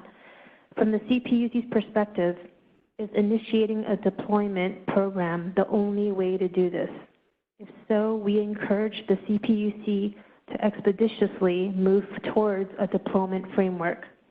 This should be done in close coordination with the California DMV, who already has in place a permitting process for deployed ADS-equipped vehicles that is very comprehensive and provides multiple mechanisms for the DMV to evaluate safety. Question 2. What are the next steps and timeline that the CPUC projects in order to move towards a system where fares can be collected for rideshare AVs? First, thank you for your comment. Second, I will say that these are both procedural issues that we can't comment on directly at this time. However, both of these issues, procedurally how to move forward, both from a stepwise process, but also the timeline for doing so is an explicit topic here in the next section, and we can accept comment both at here and in a follow-up as mentioned by Commissioner Shiroma. But Commissioner, it looked like you had a comment. Apologies. Just, I want to express appreciation for the comments registered online, and they are very important to our deliberation. Thank you. Now, I have some questions, but I want to make sure that first there are no further questions or comments from either Commission staff or the audience. Andrew, I have one more. Oh, thank you, Anna. This one is from Marilyn Golden from Disability Rights and Education and Defense Fund. We appreciate that CPUC builds in disability access questions for pilots to respond. We noticed that companies are focusing on visual and hearing impairment. That's great for starting. But where is the attention to people with mobility impairments, and in particular, wheelchair users? This was not addressed by anyone. We urge our companies to take on this challenge because it can be done most easily when undertaken at the beginning, when starting from the ground up. Wheelchair access will include the all-important issue of wheelchair securement to provide a safe ride. I noticed that one company mentioned ambulatory. Does this mean only PWDs who can walk but are impaired in doing so? What about people who cannot do so? This is a glaring hole in every single pilot report. For clarification, PWD refers to persons with disabilities. First, I'll ask, are there any companies who wish to respond at this time? For the pilot participants, could you just indicate by raising your hand whether any of the vehicles you're operating are wheelchair accessible? Thank you. So again, Bert Kaufman with CPUC. As I mentioned during my comments this morning, we are testing and registered under the pilot program with Toyota Highlanders. Those are not designed to be wheelchair accessible. However, we are developing from the ground up a fully autonomous battery electric vehicle that is taking into account all of the different mobility issues and impairments that might come up and we might encounter in a city. Thank you. Thank you, Mr. Kaufman. Thank you.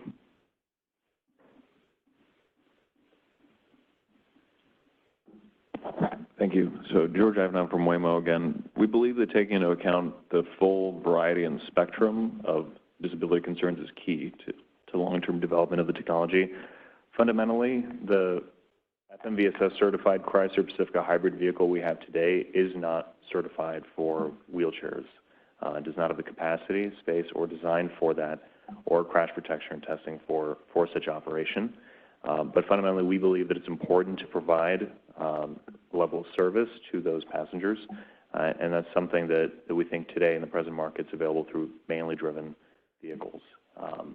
Now, we believe that it's important for the industry to continue to develop this type of technology, but we're fundamentally building a Waymo driver. We're building a self-driving system. We're not a vehicle company.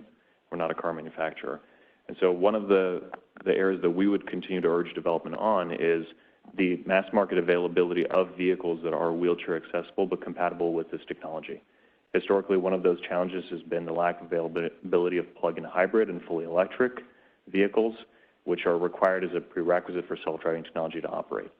Most of those vehicles are gas-powered today, and we would just urge continued development and iteration in this space to make available for companies like Waymo that are building a self-driving system to provide a vehicle platform that we can outfit with this type of technology for those users. Thank you.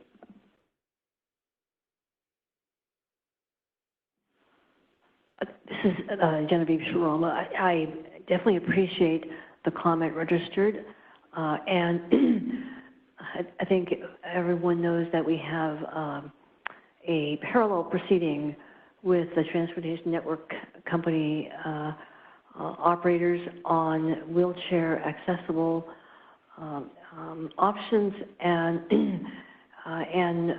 for accessibility to all. And this is really, I guess, my all-encompassing comment about equity in the autonomous vehicle program, let alone within the TNC network. So I'm hoping that I'm assured, really, we will not be working in isolation because Cody and Andrew are also working on that proceeding as well. And the other, and I appreciate the commitments by the pilot companies in looking at what options are there, even as what you're designing is the way the whole thing works rather than necessarily the vehicle. Now, as all of us baby boomers are getting older, the other aspect as well is many folks, my dad, it uses a walker. And again, how do we envision, any sort of circumstance where somebody wants to avail themselves of an autonomous vehicle, that the autonomous vehicle recognizes the circumstances of the prospective client, of the prospective passenger. So these are all very important in the design of the program. I do have another question to throw into the mix if I'll allow it. There's time. Thank you. Okay. And that is this. Public safety power shutoffs are absolutely on our minds. This is something that's occurring all over California as we are heavy into the wildfire season. And so I know that it's very sophisticated what all of you companies are doing in your designs. What happens when the electricity stops? The car could be an electric vehicle. The car could be gas fired. Could be a hybrid and so forth. What happens to the LiDAR, radar, cameras? All of the software attributes that are essential for operating the vehicle safely. And you don't have to answer that now, but if you want to, as far as keying in, what if the electricity grid goes down for a bad storm or whatever it might be? Who knows? Earthquake. What happens to your vehicle? Does it have the smarts to pull over and stop? I'm sure it does. So again, Bert Kaufman with Zooks, and I think it's a very timely question given what has been happening in this state.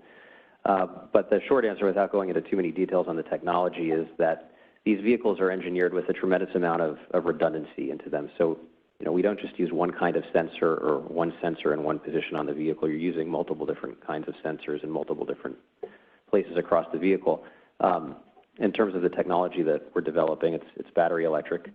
We've described publicly that our vehicle will have a very large battery, not just one, but two. So if one loses charge, you've got another to back it up. And so I would just urge the Commission to understand that this is very new technology. This is not taking conventional automotive technology and retrofitting with sensors and compute. What we're doing is developing a fully autonomous, what we call level 4, level 5 vehicle with a lot of redundancies that will ensure that if one system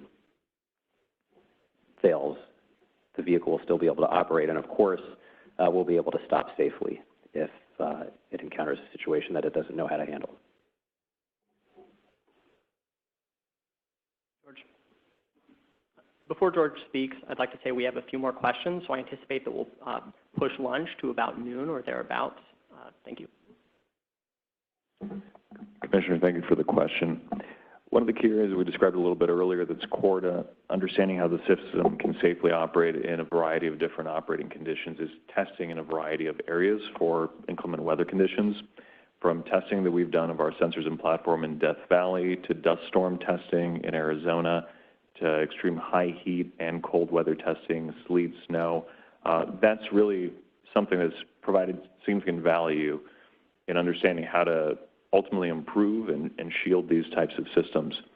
At the basic level, though, one of the core elements of the California regulations that we believe is vital is how first responders, police, and law enforcement work with this technology in inclement type situations and environments. As part of our driverless testing application, we submitted to the DMV and posted publicly our emergency response guide and law enforcement interaction protocol. that describes any situation in which the standard base vehicle, the base Chrysler Pacifica plug-in hybrid vehicle, may need to be ultimately accessed by a first responder or police, even if the vehicle is submerged or the battery is submerged in water. Really situations that are highly unlikely, but possible. If there's a flooding situation, all of those safety conditions and operating requirements are ones that we believe are important to advise first responders on, as well as standard operating conditions that might not be in those kinds of severe circumstances. So all of that information we encourage attendees to look at in our public emergency response guide at waymo.com/safety. And we believe that those guides and those indicators for law enforcement and other first responders will ultimately be necessary for every type of vehicle platform released. So that core information is for a plug-in hybrid Chrysler Pacifica vehicle. Similar information would need to be made available in the future for our I-PACE fully electric vehicle, as well as other future platforms. Thank you, Mr. Ivanov. At this point, I would like to actually first acknowledge and thank Ms. Golden for her question. To your points, all of them, we will make sure to include these questions in in our follow-on set of questions. Additionally, we'll provide reference to the accessibility proceeding referenced by the Commissioner. At this point, I'd like to dive into some questions from the Commission. So this is an important question to which I'd ask both Zooks and Waymo to respond. Both of you mentioned regulatory certainty, and I'd like you to define regulatory certainty and also talk about, if you anticipate talking about just the end state here, full deployment, could you also address the question of what intermediate steps could be so that we can better understand this issue? And finally, as a subset, Ms. Plotkin at Cruise raised the question of iterating, if I have mischaracterized your topic, let me know, but iterating towards fair compensation for the pilots currently. So with those set of questions, I would ask you to respond if Mr. Ivanov or Mr. Kaufman can respond. Appreciate it.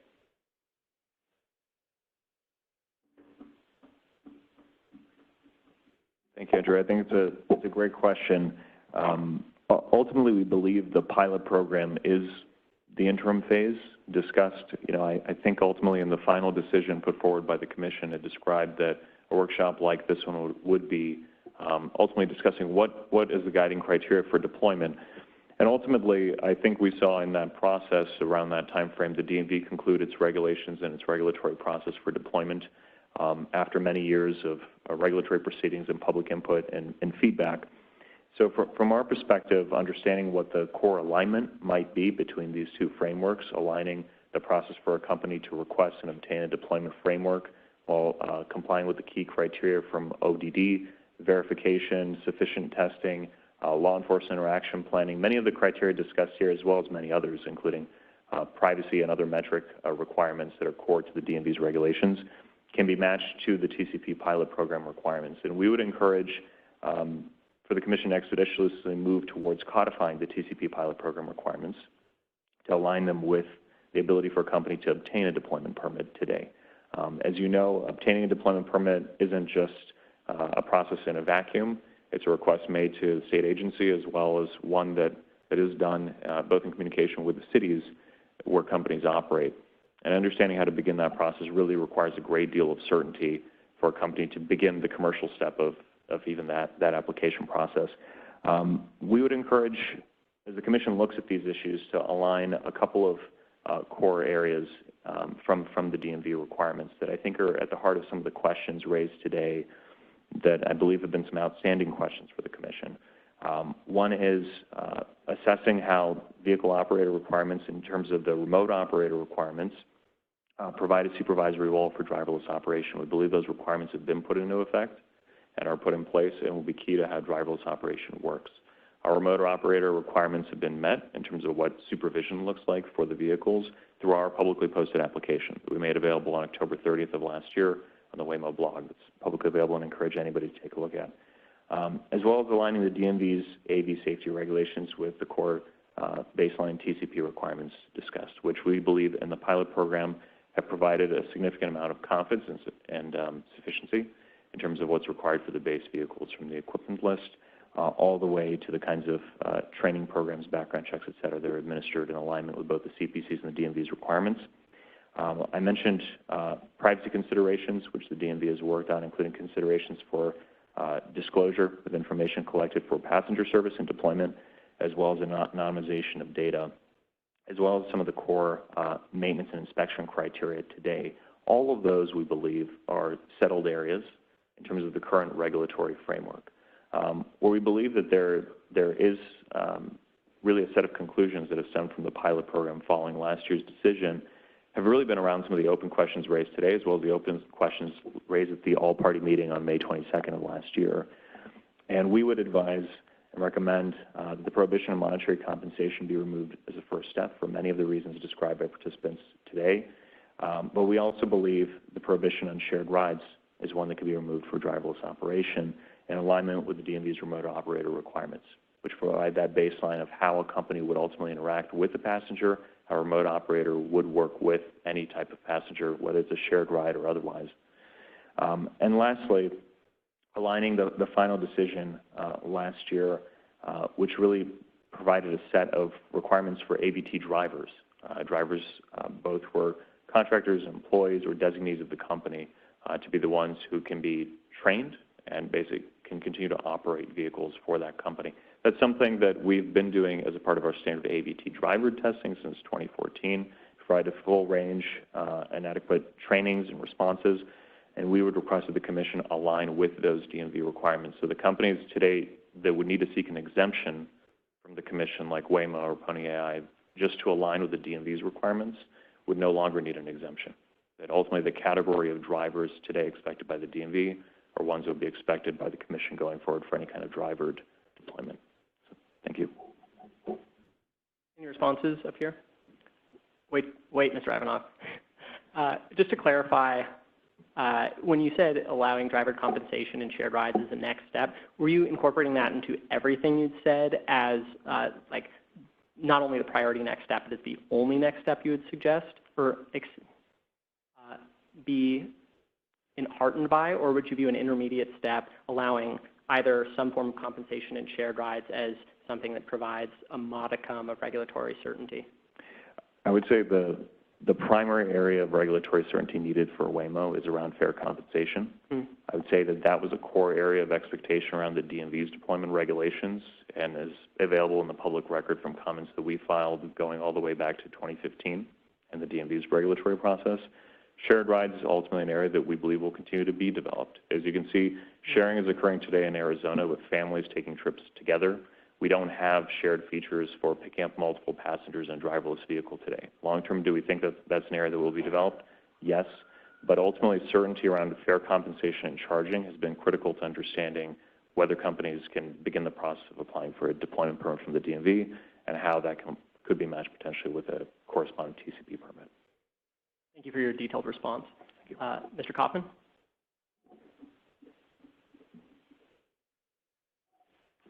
Thanks again. And again, Bert Kaufman with Zooks. We would second what my colleague from Waymo said. I would note that, you know, what we are looking to do, obviously, is to fulfill safety, mobility, and sustainability goals, but there are also commercial goals that we are working towards. And understanding that the state is allowing us to actually conduct business in the state is a really important part of that.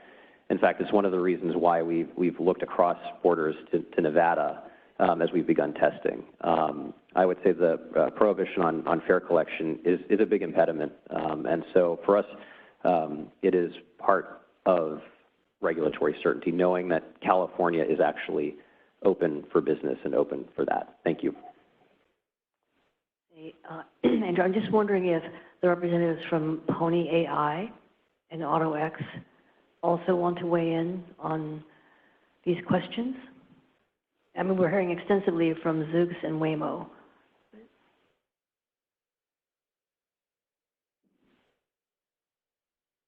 I'm just getting there. We say. Please step to the podium.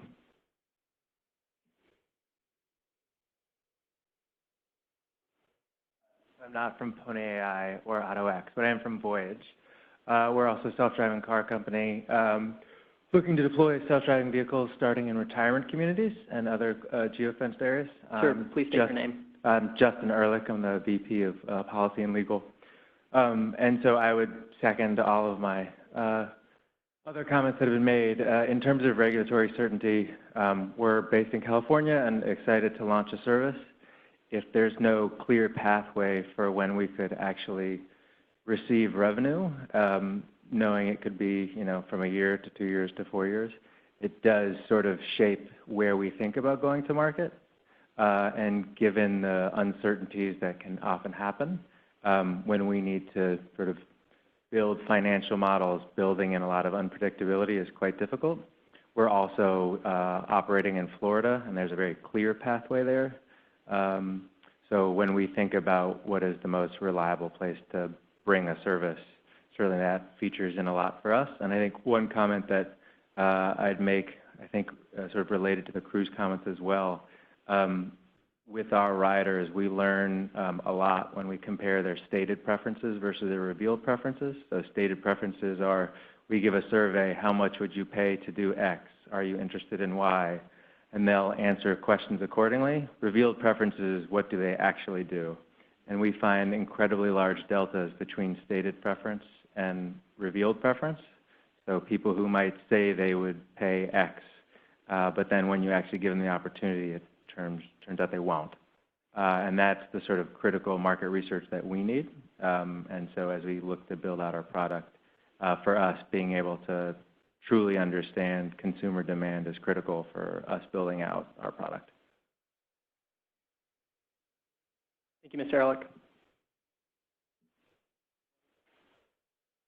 Turn it over to my boss. Hey, good afternoon. Again, thank you to all the pilot participants. Sorry to interrupt. I want to give opportunity for Pony.ai or AutoX to respond to the commissioner's question. Thank you. No problem.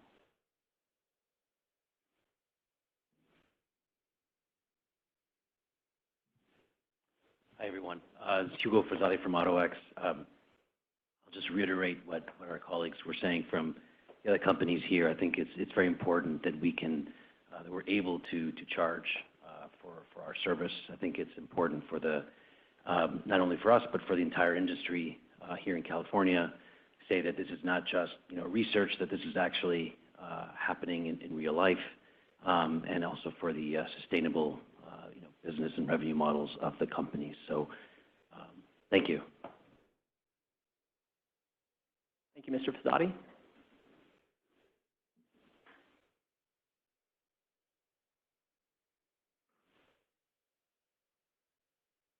Tiffany Zhao from Pony AI. I want to echo all the comments that have already been stated. The one thing I would add is I believe that the kind of data and feedback the Commission is looking for through these pilot programs would ultimately be influenced by the possibility of charging and what the fares are specifically. So I think the sooner that we can introduce something like that, the more accurate the data and feedback that we're gathering will be. Thank you, Ms. Zhao. Cody. Thank you, Andrew. Again, thank you to all the pilot participants. Checking the time, there's about 5 minutes before our planned lunch break, and we've already kept you about 15 minutes past the original agendized time. But I would kick myself if I didn't make mention of a few things that I would be very interested to have the pilot participants as well as other attendees at today's event discuss. To go back to an earlier slide, this slide presents some summarized information about data received from the AV pilot program for driver testing. For the pilot participants, when we return from the break, when we discuss data and metrics, we'd be very interested to hear what takeaways the Commission can, or what the Commission can take away from the pilot testing to date. This applies only to driver testing. As I mentioned, we have no data from driverless testing because we have no participants in that program. So as part of our afternoon discussion, I'd like to hear about what conclusions can be reached, if any, from the testing that has occurred on a pilot basis. In addition, going back to some of the topics for discussion, I think we should discuss why participation in our AV testing programs is relatively low in comparison to the DMV's testing authority for driver testing. As Miguel mentioned, only one company has a driverless permit but there are more than 60 that have drivered, yet we only have 4 companies participating in AV passenger service. So I think we'd be interested to hear if anybody has any insight into why participation has been relatively low. In addition, if you have any ideas about what would encourage higher participation in the Commission's regulated AV testing. So again, because the afternoon will be focused extensively on data and metrics, perhaps we can reserve some of this for afterward, but if anybody wants to, does anybody want to address these now? Doesn't look like it.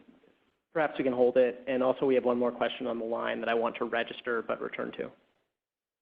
Okay, so I have one more question. This is from Russ Mitchell, LA Times.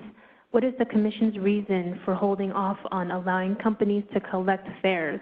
How do you respond to the idea that there's no connection between fares and safety? As I mentioned, we'll hold that till after the lunch. Thank you for your comment. Now, to logistics. First of all, given that we're over, I'd ask that people return by 12:45 from lunch. We've got a cafeteria here just across the way, and we have food directly north of us, just in case you're looking for a brief lunch. Another thing, we'll try and bring the videos in directly after lunch and address these questions. And then finally, the slides following this topic are actually pretty information dense. So if you could take a look beforehand and bring your comments prepared. Thank you each. All right, we'll see you all back at 12:45. Thank you.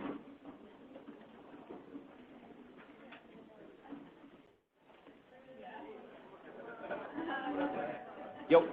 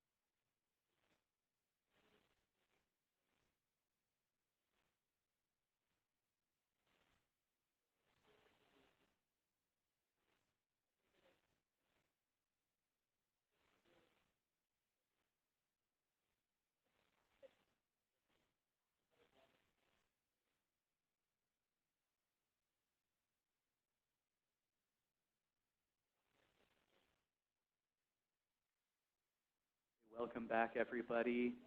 For folks who are participating remotely, folks are just now re-entering the room, so it's going to probably be, about 5 minutes before we're ready to get started again. So we appreciate your patience, and we will reconvene shortly. Please sit tight for about 5 minutes. Thank you.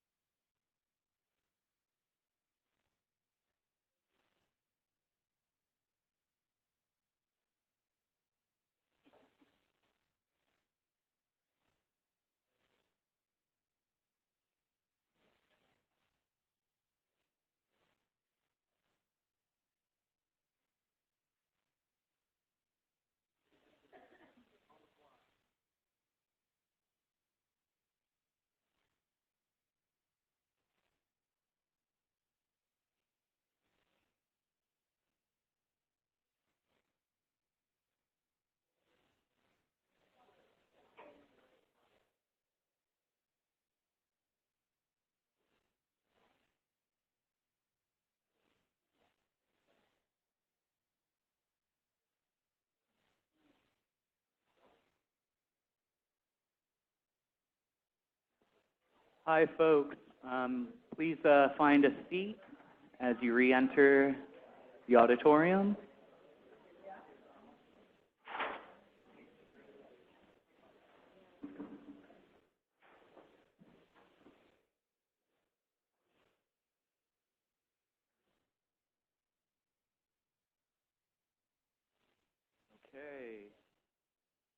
Okay, welcome back, everybody, to the Public Utilities Commission's workshop on the Autonomous Vehicle Pilot Programs, authorized with Decision 1805043 under Rulemaking 12-12011.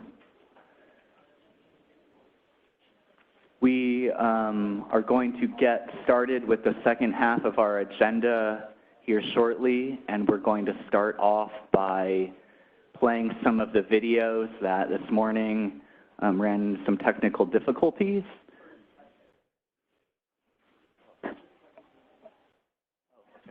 But before we get started, we're going to address a question that came in from the WebEx before we broke for lunch. This is Andrew Dugason, CPUC. Just to address the gentleman from the LA Times real quickly, if I recall correctly, the two questions were around reasons for fare prohibition and the plans for next steps. At this point, we can say that the Commission will deliberate on these activities after this meeting, and really the purpose of some of this discussion is to inform those next steps. Thank you. Now with that, we do have our videos queued up. We will start with Waymo, which to our presenter is the fourth tab, the YouTube video. And if, George, you want to get up there and talk about it live, we need to switch to auto and we may have challenges with the sound. I think WebEx may not support this broadcast. So in case it's not there, you may introduce it or discuss it live. Do you have a preference? No, just please feel free to play it. I think the audio is less relevant. Got it. To our projector, this is not the right video. Could you move to the fourth tab, the YouTube tab? Thank you. Actually, we can enable closed captioning in the video if there's audio challenges. Oh, fantastic. So this is a video of the driverless experiences for passengers over the last couple of months. These are a mix of families who have been in our early rider program and others who are experienced it. It's all in the Metro Phoenix area within the territory we described a little bit earlier in the map that we indicated before. So sorry for the choppy video. We'll have a link to this in our slides as well. So if there are folks interested in viewing this after the fact, that should be available to you as well. Thanks, George. We'll make sure those links are clearly broadcast. Very much. Next, we'll move forward. Is there a representative from AutoX who'd care to comment or introduce these these videos? Thank you. In that case, we will move to these sequence of videos. To the person who's projecting these, please begin.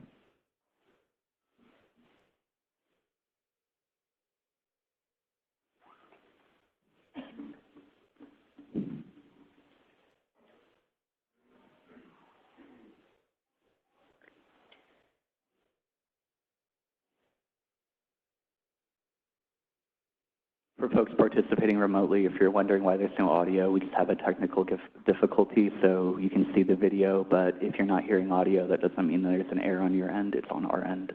Thank you.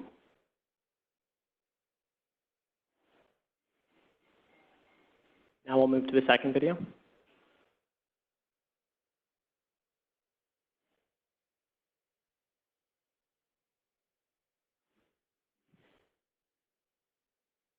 For those who missed the caption, this is an example of an unprotected left. Now a U-turn.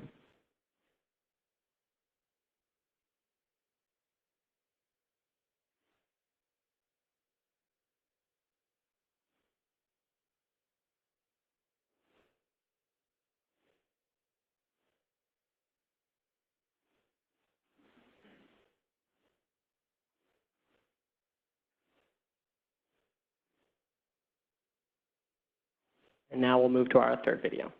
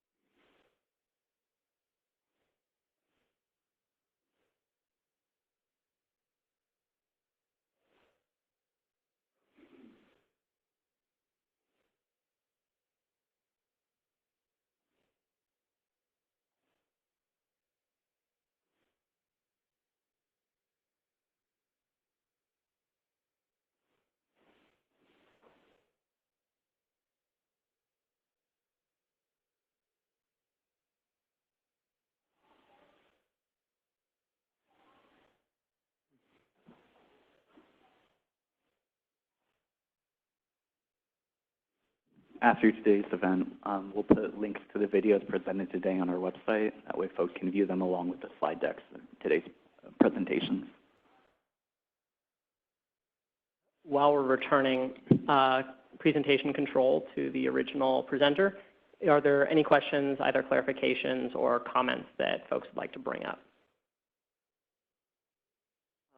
Looks like no. So while we're bringing this up, I will just briefly introduce the next segment, which is metrics and data. So at the beginning, we discussed the data we have to date from the pilot program, from the DMV, and from other places so far. So now, moving into metrics and data, the question is, how do we take this information we've gathered so far, and perhaps from other sources, and how do we evaluate the current status, what metrics do we look at that would inform, our discussion of how to evaluate these pilots, and then also evaluate the states and progress of this pilot moving forward. Secondly, we'll discuss where do we get reliable and available data to inform these metrics.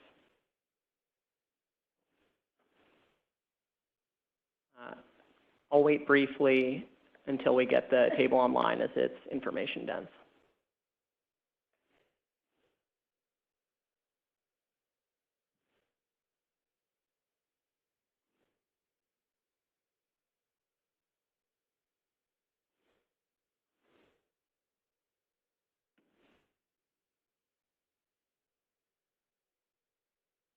Thanks for your patience. It's still developing, just for those who haven't seen anything yet.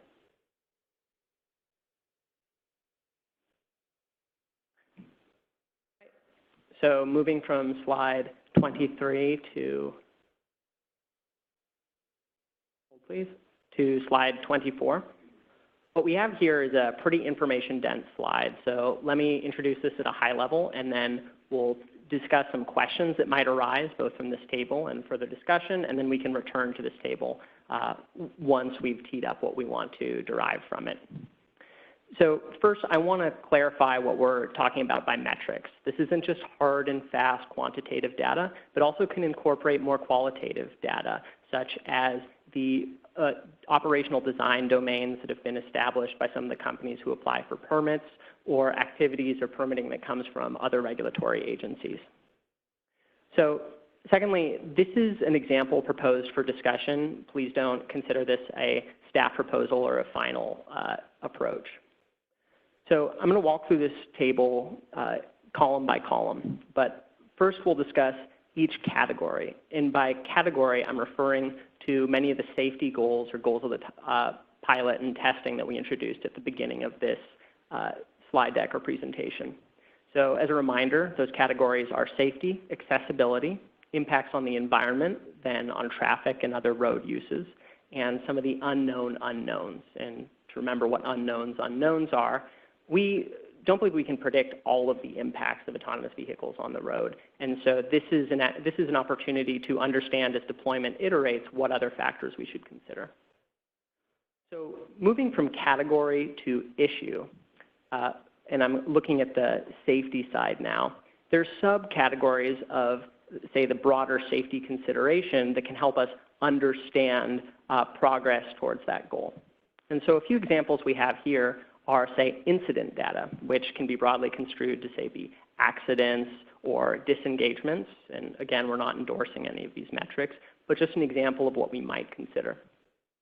Secondly, as we consider technology readiness, this is even more broad and qualitative than the question of incident reports. So some examples here that we might consider are the 30 days testing that companies must submit within a detailed ODD, operational design domain. As a reminder, that's both the conditions and location in which companies might operate. Another potential consideration is the number of pilot participants. Is that indicative of the readiness of the industry? A third might be evaluations from other regulatory agencies, from academic studies, from the industry itself, discussions of progress. And so this general table moves through each of the pilot goals in the furthest left column, and then moves on to indicators or issues that we might want to consider towards those initial goals, and then again towards potential metrics. And the final thing I'll note is as you move through this column of potential metrics, these are data that we already collect from our pilot or from our sister agencies. So you can read these as indicators of what the pilot's objectives are, things that we want to test and evaluate. So I hope that some of this group has had opportunity. I realize the slide deck came out the night before, but I hope this group has had an opportunity over the lunch period to perhaps look and begin to digest this. So I'll pause on this slide very quickly to see if there are any clarifying comments at this point. All right, hearing none, I would like to move on to the discussion slide here. And these are pretty broad but important topics. The first is, what are the appropriate metrics when we move back to the issues that we want to consider? Is this list exhaustive? Is it appropriate as we've established it? And then as we move forward, what are the best or comprehensive suite of metrics that we should look to evaluate or understand the progress on pilot so far?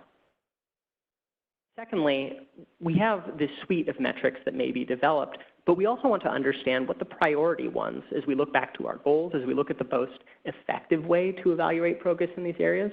What is in your mind or in your company's position, the most important things for us to consider from an evaluatory perspective? So at that point, I'm going to move back to this slide here, but I would like to open this up for initially comment, and then I want to move forward perhaps with some more detailed comments of pilot participants. Yes, in the back, I want to make sure we have gauged the total level. Are there other potential participants or commenters in the far right? All right, and then another up there. And on the phone? We'll tackle those in time. Miss, would you come to the podium? As a reminder, please state your name and affiliation. Hi, Erin McAuliffe. I am a senior planner with the Accessible Services Group of the SFMTA. Thank you, Commissioner Shiroma and staff for hosting this workshop today. As CPUC staff probably know, I'm heavily engaged in the implementation of the TNC Access for All Act, which the goal is to finally provide wheelchair accessible service to wheelchair users, TNC service to wheelchair users after 10 years. We've all put a lot of time and effort into this proceeding, which is ongoing, and to really rectify a mistake that was made at the inception of the program, of the permitting of the TNCs. And we have an opportunity today with AVs to not make that same mistake again, considering the amount of time and staff resources it's taking to rectify that. In this pilot opportunity, one of the main opportunities to avoid this is by really establishing meaningful data collection with definitions for all of the data fields. So one thing we did see today with regards to accessibility was Waymo's definition of what a fulfilled accessible ride was and unfulfilled accessible ride. As Mr. Ivanov explained, that was a fulfilled ride was to someone who was blind or low vision. There are no wheelchair accessible vehicles, so having a metric that says that zero accessible rides were unfulfilled is misleading, and according to the CPUC's metrics established, doesn't really seem to get to whether or not accessible rides really are being provided. Finally, the Commission should be very careful about the data that it's presenting on its website. We have noticed a lack of participation from disability advocates in the room and at the workshop, and that's potentially because of the lack of intervener compensation. So to post something on the website that says that zero rides went unfulfilled, accessible rides went unfulfilled and 38 were performed without any context or clarification or definition would be incredibly misleading to those who can't participate in these bigger events. Thank you. Thank you. I have a few follow-on questions, but does anyone else in the audience or at the front table have any? First, thank you for your comments here. The first is truly understand the TNC post hoc issue as opposed to AV from the ground up, and that's something we'll make sure is reflected in our consideration. The next is you mentioned that the CPUC requirements are for AV data, accessible ride reporting is not reflective of, or perhaps not defined enough or specific enough. Forgive me if I missed it, but can you either here or on follow-on comments suggest a definition, both for this and this suite of activities? Or, yeah. So if, I guess for one thing, under category, it would be maybe useful for the commission to clarify if that's a goal, what the goal is. So for accessibility, is that then to make sure that AV service is accessible to all people with disabilities? And then one issue might be, it seems like you have defined the issue as availability of wheelchair accessible vehicles. You might want to further refine that to wheelchair users who request rides in an AV are able to receive service, and just following there. And then your potential metric would have to clearly be a ride provided to a wheelchair user, if that's as distinct from a ride with accessible capabilities. Sure, there's so many accessible capabilities, all of which we can all enjoy. So you have to be really clear about that. Appreciate that, and that might be something that we would ask for more detail on in comments so we can get more specific. Sure.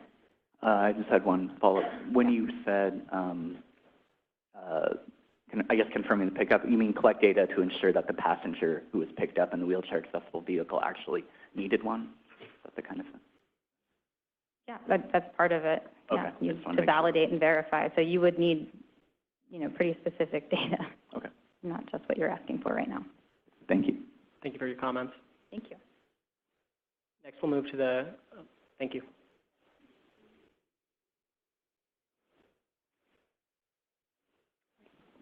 Hi, good afternoon. My name is Jana Smith. I'm from the City of Los Angeles Department of Transportation. I wanted to thank you guys for convening this today and getting everyone in the same room and being able to share a lot of this information on the progress of this pilot project so far. And thank you for putting together these categories for the different metrics that you're looking at. We're aligned with all of the different categories and issues that you want to be evaluating as part of this pilot project. However, we wanted to really emphasize some of them, including, I think specifically from a city perspective, we really wanted to emphasize the impacts on environment and impacts on traffic and other road users. We encourage the CPUC to start collecting much more detailed and disaggregated data that can be shared with cities, specifically towards as these pilot projects expand into different areas and as hopefully you get more companies on board and permitted to be testing passenger service. Cities need to know where pickups and drop-offs are happening and where these impacts are being felt locally so that cities can manage traffic, manage their right-of-way, including the curb, as well as to mitigate local impacts and being able to measure them locally. So that's why we're really pushing for the disaggregated data that not only not aggregated by geography, but also by time as well, so that cities have those details. Thank you very much. We might ask for more detail on this in our follow-on comments, but I totally understand the gist of what you're saying. Yes. Are there any, I should ask, are there any clarifications or questions from the front table or here? Thank you. This is Genevieve for those online. I really appreciate your comments, and what comes to mind is time is valuable, and if people are stuck in a traffic jam that's created by somebody pulling, or an AV pulling over, maybe where there's not enough space, what have you. Although I think that the AV, software is going to recognize as to where would be the proper spot to actually pull over and all that kind of stuff. Is, we're looking at this autonomous vehicle business and development and so forth to answer all questions. But I appreciate that for cities that are looking at planning and moving people and being able to manage traffic and so forth, this is essential information. Yeah, and I think even to your point, we anticipate there might be different impacts felt by autonomous vehicles providing passenger service than TNCs or taxi service, and we want to be able to measure that. Or even, like you're saying, looking at where the behavior is different, where deadheading is different, things like that, and so we can mitigate for those impacts. Okay, thanks. Thank you, Ms. Smith. I'd ask, are there any representatives, oh, I'm so sorry, Miss. Please come up. Does Yes. it matter? No, please come up there. All right, Pardon me. I do want to acknowledge, I'm sorry I took this out of order. I know, Miss, you'd like to make a comment, so you'll be next. Oh. It's quite fine. All right, my name is Danielle Coachman. I'm from the San Diego Association of Governments. And I did want to echo her previous comments about planning for the future. And to build on that, at SANDAG, we're planning for a shared electric and autonomous future. And so really understanding the shared component as well is a huge part of what we need to consider. I know right now shared's not part of the pilot program, so looking towards that in the future, we'll be able to provide a lot of data, especially related to deadheading BMT and how that changes as the program shifts as well. So yeah, just looking at data that will help us plan for the future, how we can, make improvements to address issues at hotspots and managing congestion both on the road and at the curb space. Thank you. A quick clarification. Are there any distinctions or parts of departure from what you mentioned, or would you say this is full alignment? I just wanted to add the shared component being a huge part. Thank you. Miss, please come down.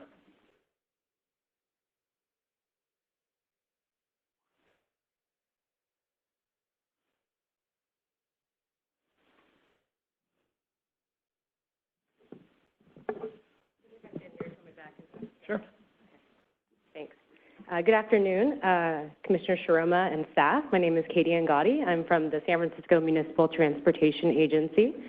And I wanted to thank you for the opportunity to address you about the CPUC's AV testing pilot goals and metrics today. First, I wanted to applaud the Commission's conclusion in its AV passenger service pilot decision that delivery of passenger service in automated vehicles raises important policy questions that fall within the Commission's jurisdiction. We also appreciate that the Commission decided to make data documenting AV passenger service pilots publicly available. We've reviewed the reports submitted to date, but because they document so little actual passenger service, and as Waymo notes, are not representative of commercial ride-hailing service, I won't specifically comment on the reports today. We believe more data collection and reporting is needed before the existing pilot programs can be evaluated, and data collection and reporting requirements for the deployment stage can be considered. We also agree with the Commission that authorizing a pilot program can be a very useful tool for developing longer-term regulations. However, we can't yet speak to how well data collected measures progress towards the Commission goal of pilots because after close examination of the Commission's decisions, we could not find goals for the pilot clearly articulated other than the goal of introducing new technology to the public. The materials released last night and presented this morning suggest issue areas or categories that the Commission's initial data reporting requirements may be relevant to, but even those materials don't articulate measurable transportation goals for the pilots. We understand that the industry's goal is to move as quickly as possible to provide passenger service for compensation in desirable California markets. We agree that safety, accessibility, and impacts on the environment and other road users are important issue areas. However, pilots authorizing testing of new transportation services on public roads should be framed in relation to specific and clearly stated transportation goals that reflect public interests. Data collected and reported should be data necessary to assess whether the piloted service shows promise in meeting clearly stated transportation goals. The Commission's goals, as stated in the decision and the materials for this workshop, are not sufficient to ensure AV passenger service delivery advances critical public interests. In the absence of clearly established transportation goals consistent with the Commission's policy and strategic directive on coordination with other governmental entities, we suggest that the Commission look to transportation goals set by California law and peer state agencies that are responsible for various aspects of transportation. For example, with respect to climate goals, California's landmark Global Warming Solutions Act of 2006 reflects a goal of reducing greenhouse gas emissions from all sectors to 40% below 1990 levels by 2030. CARB's November 2018 progress report on California's Sustainable Communities and Climate Protection Act notes that the state is not on track to meet greenhouse gas reductions expected under SB 375. In particular, trends for passenger vehicle miles traveled, or VMT, per capita are going in the wrong direction. CARB states that reducing single occupancy vehicle travel is necessary to achieve the statewide climate target. In other words, delivering single occupant trips in electric vehicles is not sufficient to address the climate emergency. Several researchers have projected that absent public policy to prevent this result, AVs will increase VMT and greenhouse gas emissions. The state's AV Principles for Healthy and Sustainable Communities, developed by a California multi-agency work group, which many of you were part of, acknowledge the potential for increased VMT. While the state principles rightly encourage AVs to be zero-emission vehicles, they also encourage other VMT reduction methods, including the use of pooling in AVs and strengthening high-quality transit service, rather than duplicating it. CalSTA and Caltrans also includes goals of increasing transit use in their strategy documents and funding programs. We suggest the CPUC consider adopting similar transportation system performance goals for AV passenger service pilots and ultimate deployment that reflect the importance of mode shift in reducing greenhouse gas emissions and VMT. For example, AV passenger service should increase access to and facilitate the use of high-quality transit where it is available without duplicating service in single occupancy vehicles.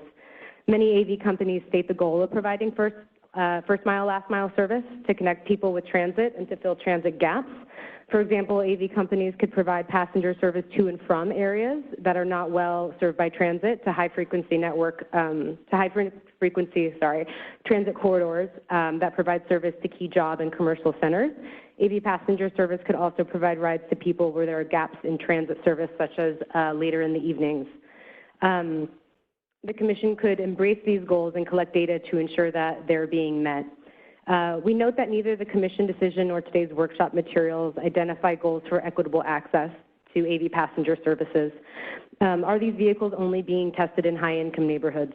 Are they using vehicles that can accommodate non-foldable wheelchairs?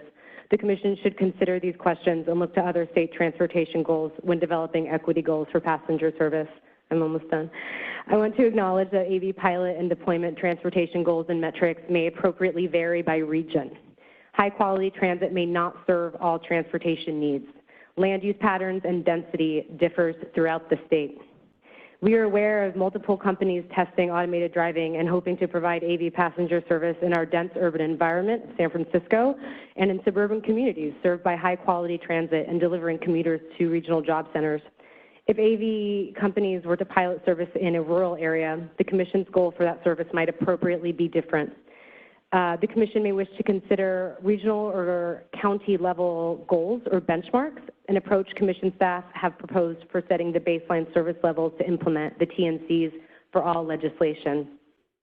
In conclusion, we believe the most important next step for the Commission is to identify how to align its regulation of AV passenger service pilots and deployment with long-established state goals, those of reducing greenhouse gas emissions, reducing vehicle miles traveled, increasing the number of trips by transit, and provision of service to communities of concern and people with disabilities that are guiding investment of billions of dollars of public funds in transportation by other state agencies.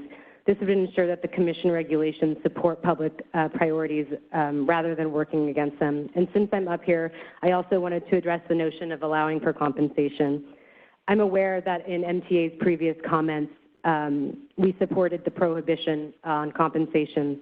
However, we have heard the industry today loud and clear, and we plan to take this back to the MTA and discuss it internally and consider the conditions under which we might support compensation, and we'd be happy to talk with the Commission about that further.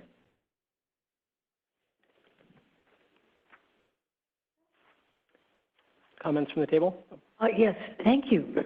That's a very comprehensive set of recommendations, and also the notion of clear goals is not a notion, it's something really essential.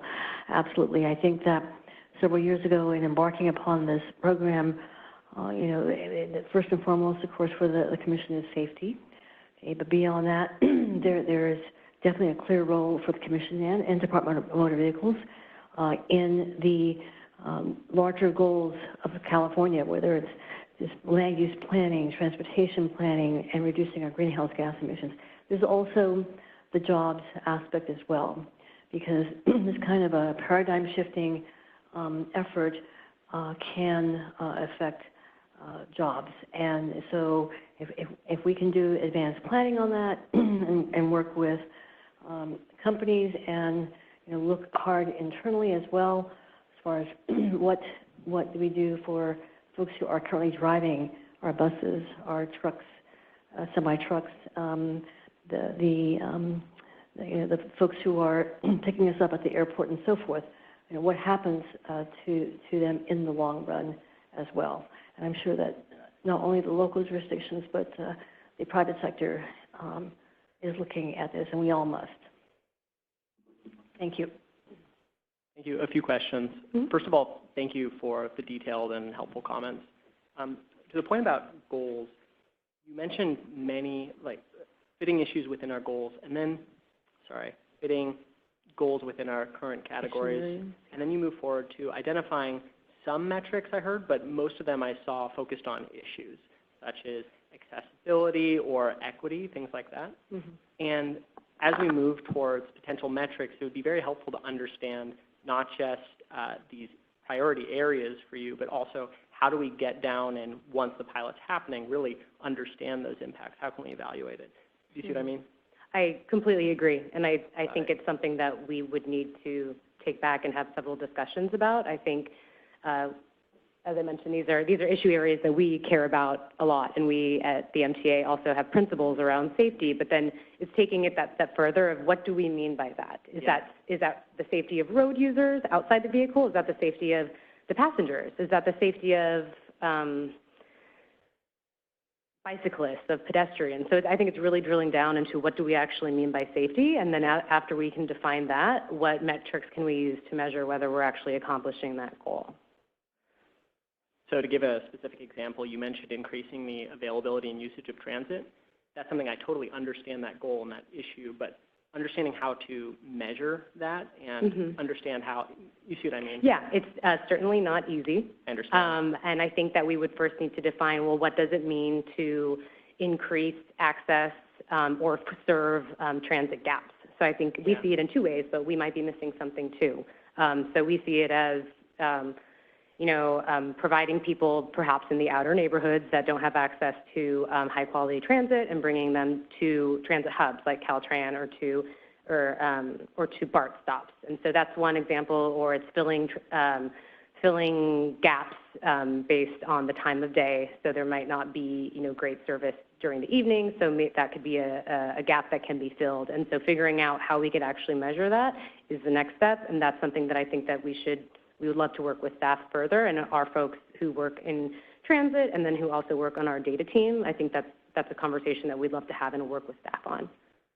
Appreciate that. And to the extent this group, similarly minded groups can align on that and help us understand how to approach that, it's a complicated topic. Yeah, I think that we would certainly want to sit down with our other counterparts that operate transit agencies to see what the differences are, across regions, and then also working with the industry. It's not just, it's the CPUC and MTA, it's everyone is involved in the ecosystem. Good point. Sorry to hammer with points. Yeah, no problem. The final one is, you raised a lot of important concerns here in metrics, but to the extent we can prioritize, or at least in initial steps, that helps us understand. So the question is, how should we, how do we prioritize? If you list out every one of these goals as the next step of the pilot, I don't want to say it's impossible to incorporate them all, but really understanding what a next iteration would be. Okay. You see what I mean? I do. I have some ideas about prioritization, but do you want me to share those? No, not at this point. And I don't want to say I'm speaking for the commission. I'm just saying for the way I synthesize information, or our team can synthesize information. Okay. I can clarify this further if it doesn't make sense, in later comments, if it's not clear what I mean. Okay. Cool. Great. Thank you. Thanks. Are there further comments in the room? Sir.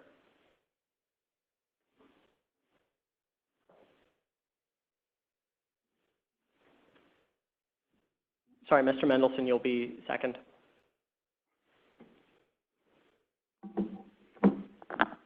Thank you for the opportunity to speak today. My name is Paul Escobar. I am with the Silicon Valley Leadership Group. We're a policy trade association representing about 360 companies in the region. I lead our work on self-driving cars.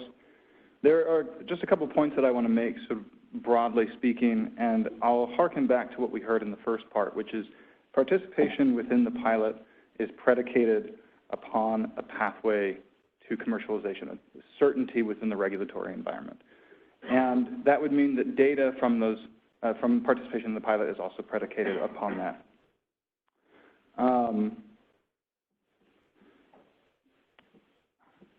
Sorry, I'm jumping around here a little bit. I'd also like to say that the Commission laid out in its decision the information that it needed to collect in order to move forward, as it had stated, with deployment regulations. Vehicle miles traveled, dwell time, idle time, deadheading. You're getting that information from the companies that are participating.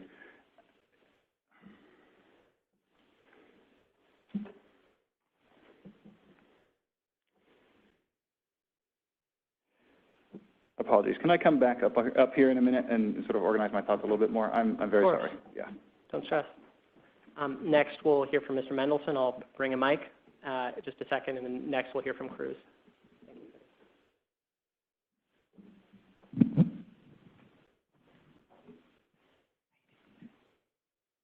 Thank you very much.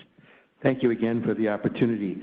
I want to address the question of metrics and data elements in connection with accessibility. I guess that's a sub-question. And we all agree that relevant and usable metrics are required, and that objective standards are required, and that data elements be of a nature that, again, can be objectively assessed and reliably collected. But it occurs to me also, as I listen to the discussion here, that something more is required, that although it's not immediately obvious how to do it, there's going to have to be a subjective element of user experience taken into account.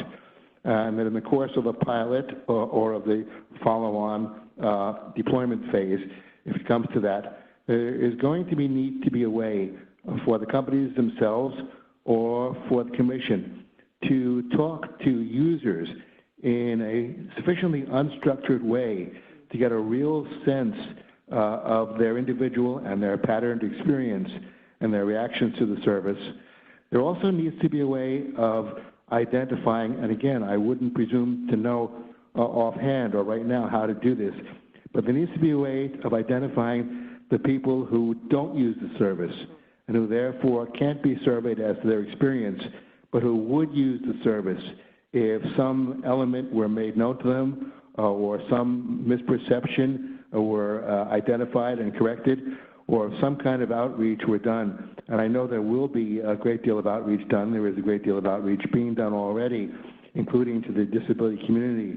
But it's going to have to, in the wake of some assessment of user experience, target non-users on the basis of those findings. Thank you, Mr. Mendelson. Thank you.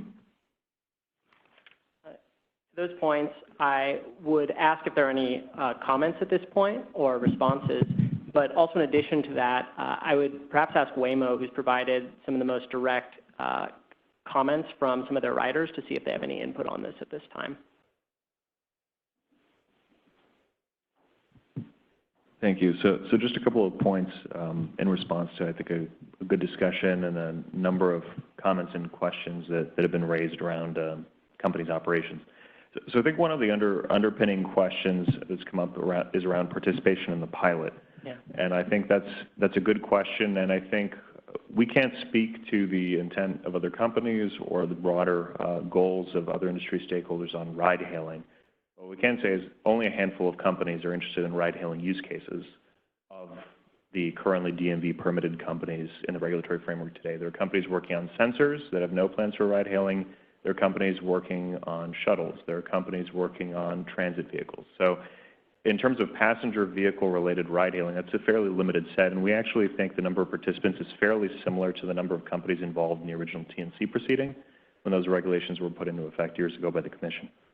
In terms of accessibility data, I think there have been a number of good questions flagged and raised, and I would encourage many of the participants here to read some of the supplemental content we provided on September 3rd. This is content beyond what the Commission requires in terms of providing our reporting methodology for accessible rides.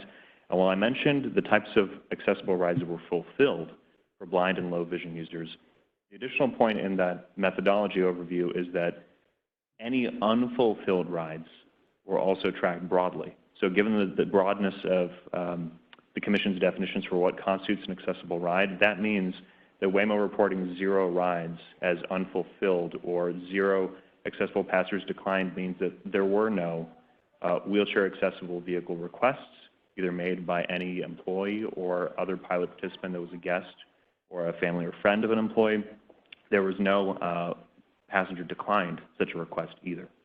So I think it's important to, calibrate that our reported data captures all of those elements, but yes, in terms of what rides were fulfilled and what rides were requested, those were rides requested for testing features for blind and low vision users. We did not have any wave rides requested or unfulfilled. In terms of the question on pickup and drop-off zones, we likewise have an interest in working very well with our local communities. We work with our partners in the South Bay, Mountain View, for example, for utilizing key pickup drop-off zones. Ultimately, that's where there's a lot of partnership with cities. We saw the city of Chandler and Metro Phoenix put in effect the first autonomous vehicle passenger pickup zone in the country a couple of weeks ago for a pilot that we're doing with their city staff. But in terms of pickup drop-off zones, one of the things that I would encourage folks to be sensitive to is that pickup drop-off zones right now are basically personal data relating to our employees' passenger pickup drop-off locations. So there's a certain sense of, I think, a question of what the value or relevance of that might be to a city of disaggregating and removing anonymization of that kind of personal data. In terms of partnering with local transit, I mentioned a little bit earlier that we partner with Valley Metro for first last mile transit testing in Metro Phoenix. That is particularly a study with ASU, with Valley Metro, specifically to assess what the net effects might be for individuals who are low income, individuals who have mobility needs. And ultimately, we expect that the results of that to be made clear in the future as that study and the final results become available, as it's continuing today. But overall, just speaking to the data and metrics described here, I would say that Waymo appreciates the opportunity to provide comment on all of these categories of data. But we believe that overall, the pilot program metrics have been a success in terms of evaluating data, both in the measure of the data that has been generated in the pilot, as well as understanding what data has not been generated as a result of the restriction on paid rides. Because I think we've heard from a substantial number of participants that there is a wealth of data that simply is not coming to the Commission or likely to come to the Commission without any kind of step ahead for passenger-based fare collection. But in addition to that, we also believe that what the final decision stressed in terms of goals is reflected here. The categories around safety, accessibility, understanding environmental impacts broadly are captured in the pilot data categories discussed here today. And we think that the combination of the data collected by the Commission, both from the DMV's regulatory framework and the TCP pilots together, really provide an adequate basis for moving forward. And just to recap what those are, they're core baseline materials that include information on all drivers that are participating in any AV pilot or AV testing in the state, background checks, training requirements, insurance, training programs for the company's drivers, maintenance of passenger equipment lists that are maintained with both the PUC and the DMV, all reports on every single collision that's taken place in the state of California as well as in the pilot, as well as all disengagements on public roads, both within the pilot and outside of the pilot. All the total quarterly miles traveled that you've seen here and presented in Waymo's data that include passenger service counts, include miles traveled between trips, miles traveled to get to the pickup point, and then the accessible data that we discussed here. But we believe that it's that combination of all 4 pilot participants' data sets, particularly from the September reporting data cycle, that provide the basis for moving forward. And we ultimately think that all of the requirements discussed here are unique and established as unique to the state of California. I think the question has arisen around what data sets might be valuable from outside of the state, but the large bulk of the data requirements from the DMV and the PUC are uniquely specific to the state right now and don't have out-of-state equivalents. However, other states have proceeded with underlying data and metrics for core passenger service and carriage. That's for standard vehicle operations. The state of Arizona put in AV-NC requirements based on standard TNC requirements and paired with the state's AV safety operating requirements from the Nevada DMV about a year ago. The state of Arizona has similarly paired core TNC requirements with AV safety requirements for driverless operation issued by the governor last year as well. And just as a recap of what are some of the requirements for deployment as we're discussing deployment, because the data here I don't think is indicative of the full breadth of what we think about as holistic data for collection, because the quantitative story doesn't tell the full story from our perspective, and it's hard to compare between companies, as the DMV has actually stated in the past for disengagement data between companies. But the core deployment requirements described include descriptions of the operational design domains mentioned earlier in the proceeding, descriptions of the limitations and the commonly occurring road restrictions and conditions that a vehicle cannot handle, and how a vehicle would proceed to safely stop or pull over if it encounters any such conditions. How the vehicle is designed to react if it ever is outside of its operational design domain. So if there's a weather condition, for example, that it can't handle. How vehicles sold or leased by the manufacturer might be handled. How the end user will be educated as a consumer if there was such an arrangement. How the vehicle actually meets the international definitions for level 4 or level 5 vehicles. So driverless vehicles and the underlying SAJ 3016 international taxonomy that vehicles have to ascribe to be deemed as level 4 by US DOT, the California DMV, the PUC, and local entities. Copy of the law enforcement interaction plans relevant to these vehicles, and as we discussed earlier, are vehicle specific and have to change based on the geography and the vehicle type.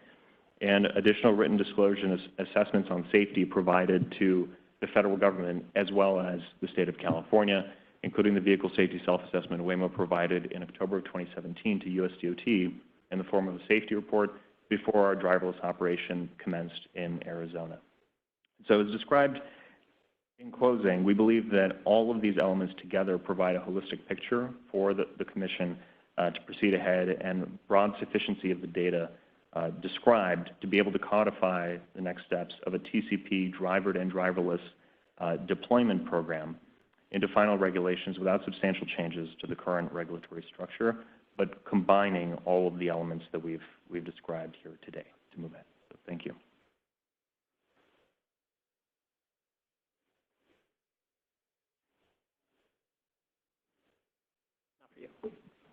Thank you, Mr. Ivanoff. First, I want to acknowledge, I believe Cody had some responses to perhaps prior comments, so just one second. But I want to acknowledge comments were coming in order just to make sure people on the phone know that we've heard. After we hear from Cruise's representatives, I want to acknowledge that Mrs. Krieger and Mr. Claypool have made comments that I will read after this. Anna, are there additional comments that we've seen? Got it. So we'll take those in order as well. But first, I believe Cody has some points. In the pilot decision that authorized these testing programs, the Commission ordered that at this workshop we evaluate the progress of AV testing under the Commission's regulation.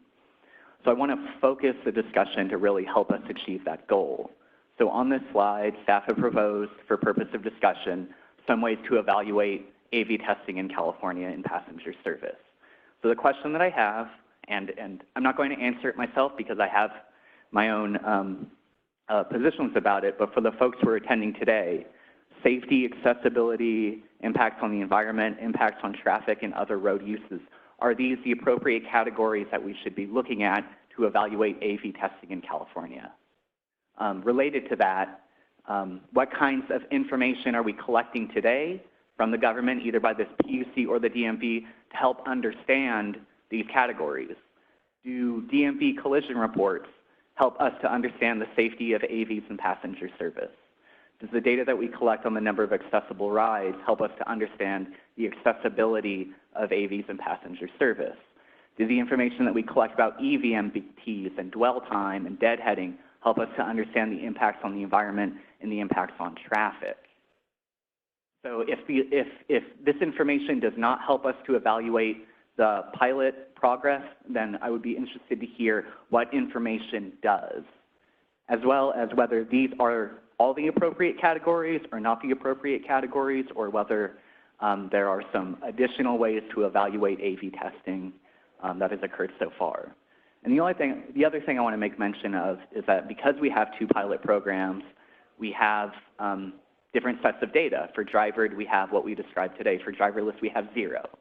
So with the progress of testing in California of AVs and passenger service, Part of what we're trying to achieve today is to understand, with the information that we have so far, what can and should the Commission do next?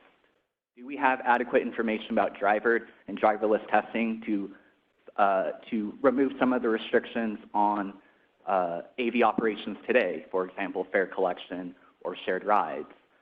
Are there other pieces of information that are not currently captured but would help the Commission to better understand how safety, accessibility, impacts in the environment are actually going to occur?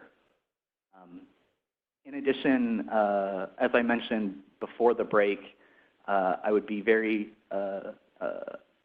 interested to know whether there are certain requirements that have been applied in the current testing framework that impact the level of participation in AV testing, particularly when it comes to driverless, because it seems like there's a lot of discussion on, fare collection and getting rid of shared rides, but what does it mean for one company that don't have a permit from the DMV, but to my knowledge hasn't exercised it?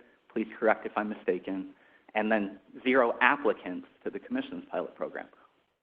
So as we evaluate the pilot program, we're very interested to know, how does what occurred today help inform what the Commission can and should do next?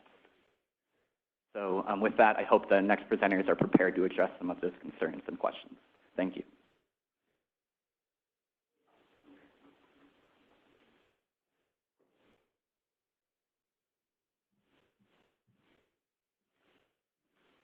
Good afternoon. My name is Nadia Marquez-Pabst, and I'm with Cruise Automation.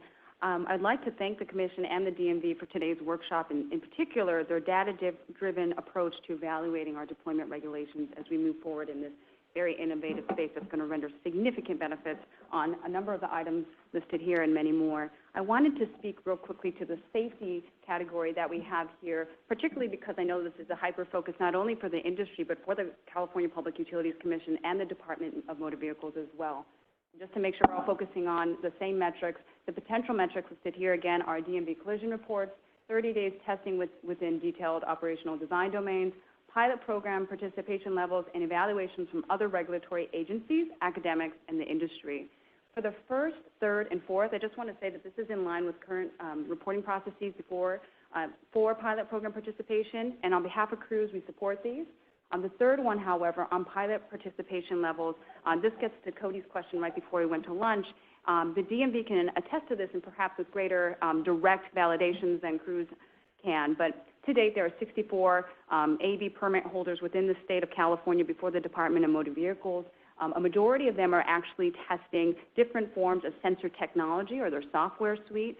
Some of them are testing their technology for personal vehicle ownership. Others are testing certain sensor capabilities in the hope that they can partner or sell their IP to a company like Cruise in the deployment of a rideshare model.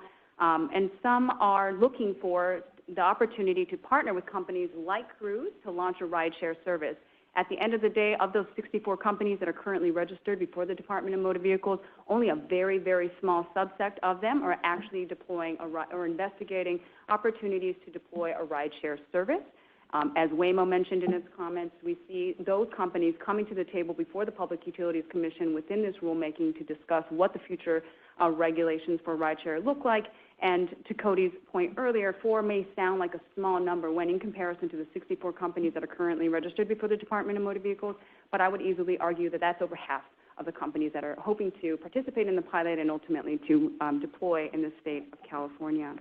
In terms of some of the metrics that we can use, as listed here, is again, safety, accessibility, impacts on the environment, impacts in traffic on other road users. These are really valuable and substantiated metrics for the Commission to determine its rules and regulations for deployment. I just really want to note that a valuable metric of these safety paradigms is the ways in which they actually fit into other initiatives that the CPUC is currently leading. So for instance, on the issue of electric vehicles, we know that the Commission is investigating really strongly, in light of Senate Bill 1014, the ways in which rideshare specifically can reduce greenhouse gas emissions. Having this metric here not only allows us to measure what that impact will be for AVs, but more importantly, the ways in which it fits into the overall Commission's work on reducing greenhouse gas emissions from TNCs.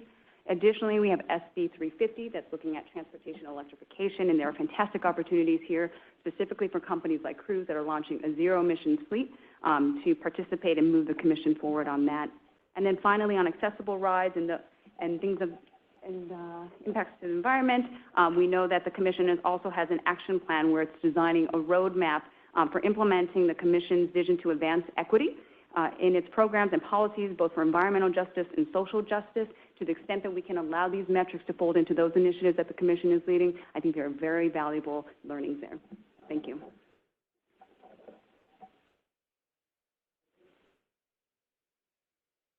Thank you. Just a quick clarification. Just what I understand you saying is just the current metrics are sufficient. Yes. Thank you. And that's Waymo's point as well? Thanks. Waymo said yes. Thank you both. One follow-up, sorry. Did I hear right that you said, so we have 4 companies testing Driver today. Did I hear that you projected that that's probably half of the total entities that have DMV permits that would be interested in the passenger service that the Commission regulates?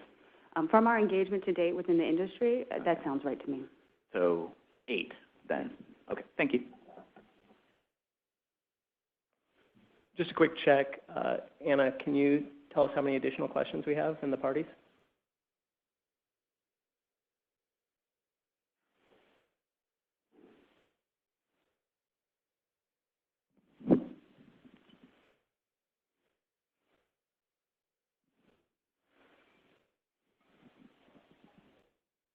Okay, so I have 2 comments.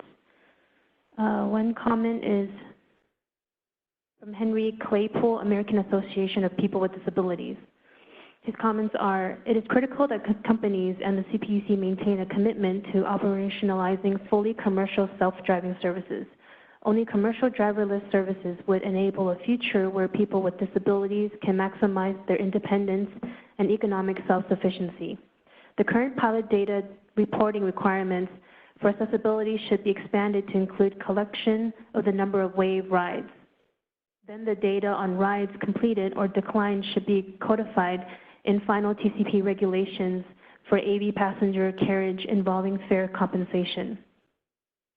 Another comment was to the gentleman from Waymo to say, this is from Marilyn Golden from Disability Rights Education and Defense Fund, to say that there were no requests for waves. If wheelchair users do not know a service is accessible, they certainly will not request any rides. In an inaccessible society, why not make a futile gesture over and over? U.S. civil rights laws understand that and do not require such futile gestures to establish discrimination.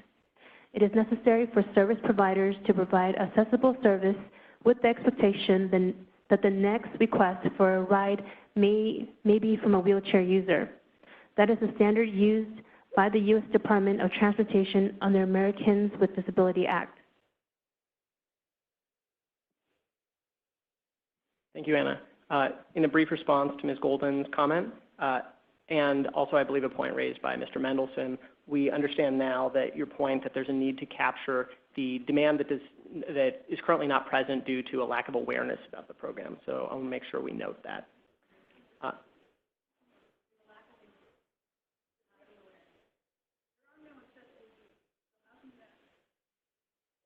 Forgive me, I may have mischaracterized the point, which is due to a lack of awareness of this program, there are people who cannot or will not make requests just because they don't know about it. Did I?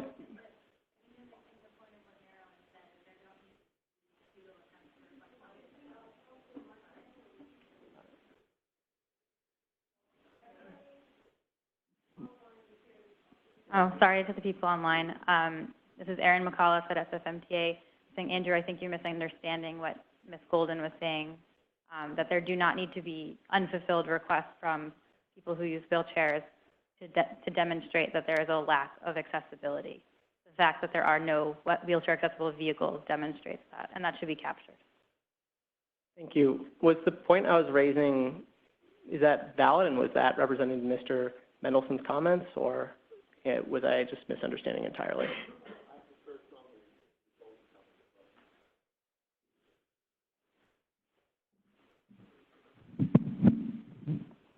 Bring you the mic, Mr. Mendelson.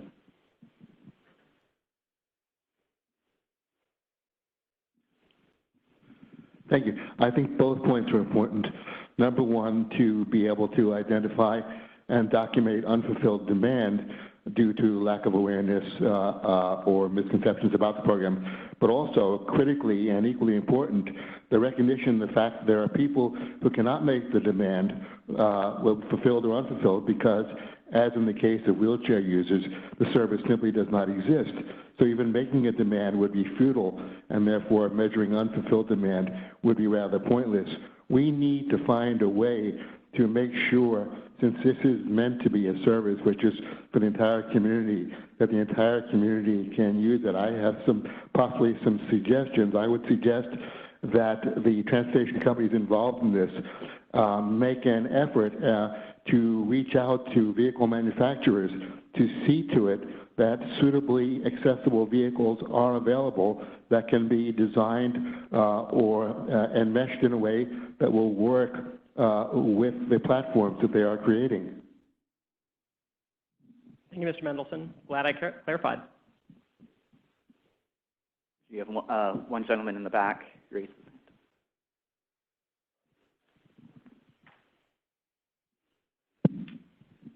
Hi, this is Tim Elder from the National Federation of the Blind of California. We are very much in favor of seeing this service opened up for commercial and collection of fares. So we think the prohibition on fare collection should be removed. And I think the wheelchair accessible vehicle problem is a good reason why some of that money that is collected could be redirected to the purchase of wheelchair accessible vehicles. So I think that this is another good reason to start to allow revenue generation for these pilots and deployment of these services. Thank you. Next, I'll read a comment I've received from Ms. Hannah Krieger from the Greenlining Institute. Her comments primarily relate to equity issues. The first point she raises is with recommendations to build equity into the process of pilot development and deployment. The first is she argues, or she represents, that we should represent and embed equity into the mission of the pilot, so explicitly add it to the goals. The second would be to build equity into the process as distinct from the goals, including community needs assessments, analysis of the equity component, and incorporate community decision-making. The third point is that the Commission should ensure equity in implementation and outcomes, an outcome-based measurement, and then finally measure and analyze for equity, again, using community feedback and analyses. The next point, I believe, mirrors some of the former comments or prior comments. It's expanding the definition of accessibility. So in addition to physical accessibility, expand the definition of accessibility to comprehensively address access issues, including the intentional design of AVs, financial accessibility, culture accessibility, technological, and logistical accessibility. Next, she transitions into comments about data and metrics. The first is with regard to safety, and she discusses the need for comparative data on the safety of autonomous vehicles as compared to low-income service versus service to higher-income areas, areas with poor infrastructure and lighting and incomplete streets as compared to good infrastructure and lighting, and the ability for the vehicle to recognize darker skin tones as compared to lighter ones. The next point regards access. They need comparative data on accessibility by demographics, income, race, gender, et cetera. The next is with regard to economic impacts of the pilot, the number of jobs created or removed, the types of labor practices, wages, connectivity to job and commerce centers, contracts with businesses that are local, women-owned, or minority-owned. Then finally, the topic regards qualitative data. In specific, does this AV service meet a mobility need that the community has identified? Does it improve their life? How did the AV company engage marginalized communities? Anna, are there further comments from the phone?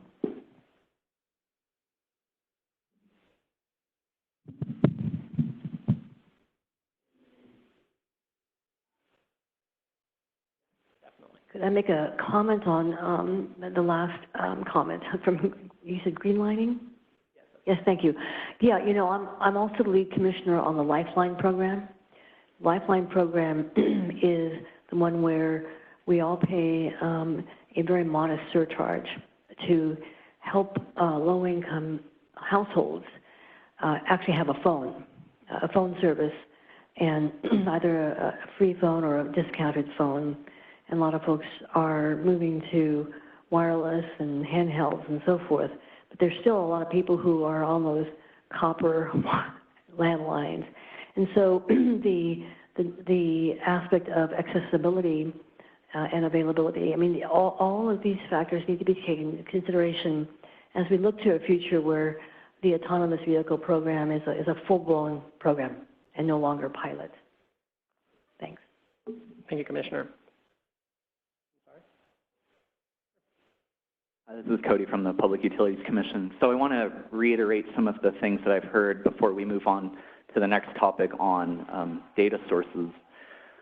So there were a few, or the most recent comment from Greenlining seemed to suggest that maybe one of the categories that's not reflected on the slide that should be added is equity, and that equity is distinguishable from other categories like accessibility or the impacts on the environment. And some of the ways that equity could be examined would be by looking at comparative data on service between income area and race and gender. So that's one comment that I hadn't heard earlier in today's meeting. In addition, related to accessibility, it sounds like the number of accessible rides and how many were fulfilled or unfulfilled or declined isn't necessarily an indication of the accessibility of AVs and passenger service, but the number of wheelchair accessible autonomous vehicles could help to inform, I guess, the accessibility of the service. Does that seem consistent with what folks have conveyed? And I am not seeing a lot of head shaking, so I'm going to conclude yes, it is. The other thing that I want to bring up as we transition to talking about data is, again, we have two types of AV passenger service, one involving a driver and one without. So are these the same categories that we should be looking at for both drivered and driverless? Are there different issues that driverless raises that should be factored in as a metric to review the safety and accessibility? I think one of the things I've heard in the past, particularly with accessibility, is when you take the driver out of the car, that introduces new potential challenges and obstacles for a person who has either mobility issues or vision or hearing. So how do we address that differently for driverless than we would drivered? So anyhow, I appreciated the discussion on the metrics and the categories for how to evaluate AV pilot testing. And if there are other ways that the Commission should look at the progress of testing to date, then we're very interested in your input, because this will inform what the Commission can and should do next. Thank you. We're coming up on a scheduled break, but I'd like to push that again just so we can move to a related topic. So the next issue we have is closely related to the issue of metrics and even moving earlier pilot data available, because this is a question about what data should we incorporate into our decision making. We've heard from Waymo and Cruise and others that what we've currently gathered is sufficient, but also want to understand, through the pilot is sufficient, but also want to understand what we can bring in from other sources. So again, for the purpose of discussion here, we've listed a few different types of data sources. The first is active testing that we do. You've got CPUC pilot data and DMV reports, but then also how can we bring in information from closed course testing, simulations, dry runs? We've heard that mentioned in the argument that current testing is sufficient. Next, we have questions of deployment, both on private property within California, and then also outside of California. We've heard particularly from Waymo about testing in Arizona, but are there other activities? We've heard about efforts even outside of California, testing extensively in China. And then finally, just a catch-all other category, things like, again, academic studies, industry standards. We've heard some mention about the responsibilities of federal agencies. And then finally, national standards that may be established by, say, industry or other entities. And so with that overview, we'd like to pose two questions. Of these data sources, which are both available and useful in forming our pilot's goals, and then especially with a focus on activities out of state. And then secondly, relatedly, what data sources are missing? So with that, I would like to open this up for comment. Andrew, I want to probably to the second question, and going back to the discussion that we've heard today, from this morning and through today to now, and back on your slide 24, some things that kind of pop out at me are, I think in one of the presentations, I forget whose presentation it was, they included a metric of collisions, and this was not in California, this was outside of California, but I think some 200 collisions. And so it'd be important to have those sorts of metrics. We don't want collisions, we don't want accidents, but if there is a way to look at what was the cause, what happened, that would be important. Also, congestion, we heard from the local metropolitan transportation planning agencies that, I'll call it, you didn't say congestion, but I glean that congestion is a very important attribute of, will it lower it, will it increase it? So the coordination with transportation planning agencies is very important. And then the passenger feedback. Somebody asked us if we were collecting passenger surveys or feedback on the experience. And not that any of these are less important. And we've talked about accessibility extensively, and there's much more to discuss because clearly any of us who are not wheelchair bound, we don't know what that experience is. And I've heard suggestions that maybe we should experience that, to walk, basically to be in a wheelchair and know what that's like, to then navigate the sidewalks, the transportation system, and so forth. But at any rate, those things have popped out at me before you have gone on now to ask about what sort of data sources. The other thing that I thought was very insightful is to hear that here we thought 4 pilot projects, so that seemed a small number. But Cruz, you're saying from what you're hearing in the business arena and the interest from the 64 companies that actually there maybe are 9 projects, 9 viable companies. So that's not, it gives perspective on the numbers.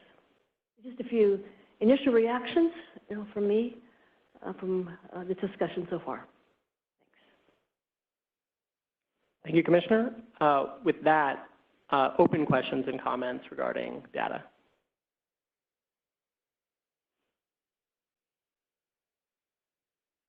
So hearing none, I'd like to ask Waymo and Zoox, I believe both of you have operations outside of state.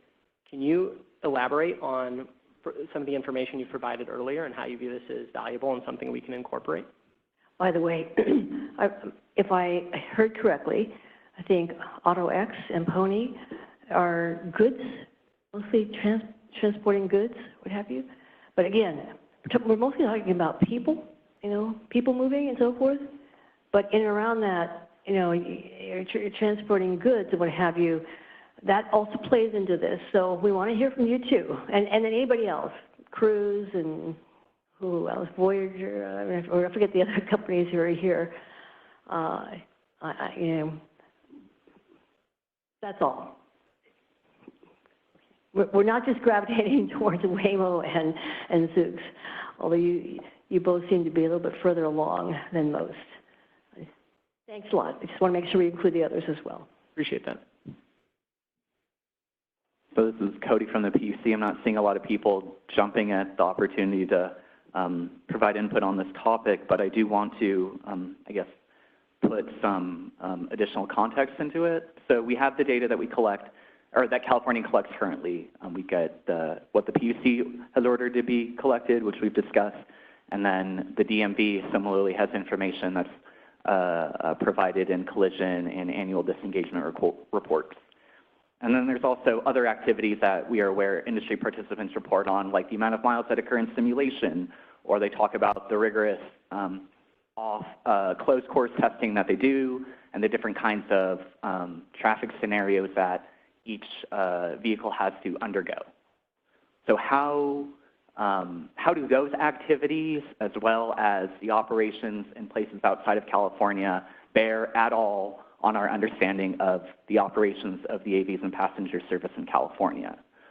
And when I think of the experience of other states, I recall that, you know, I'm a human driver, and I drive mostly in California. When I go to other places, I don't suddenly forget how to drive.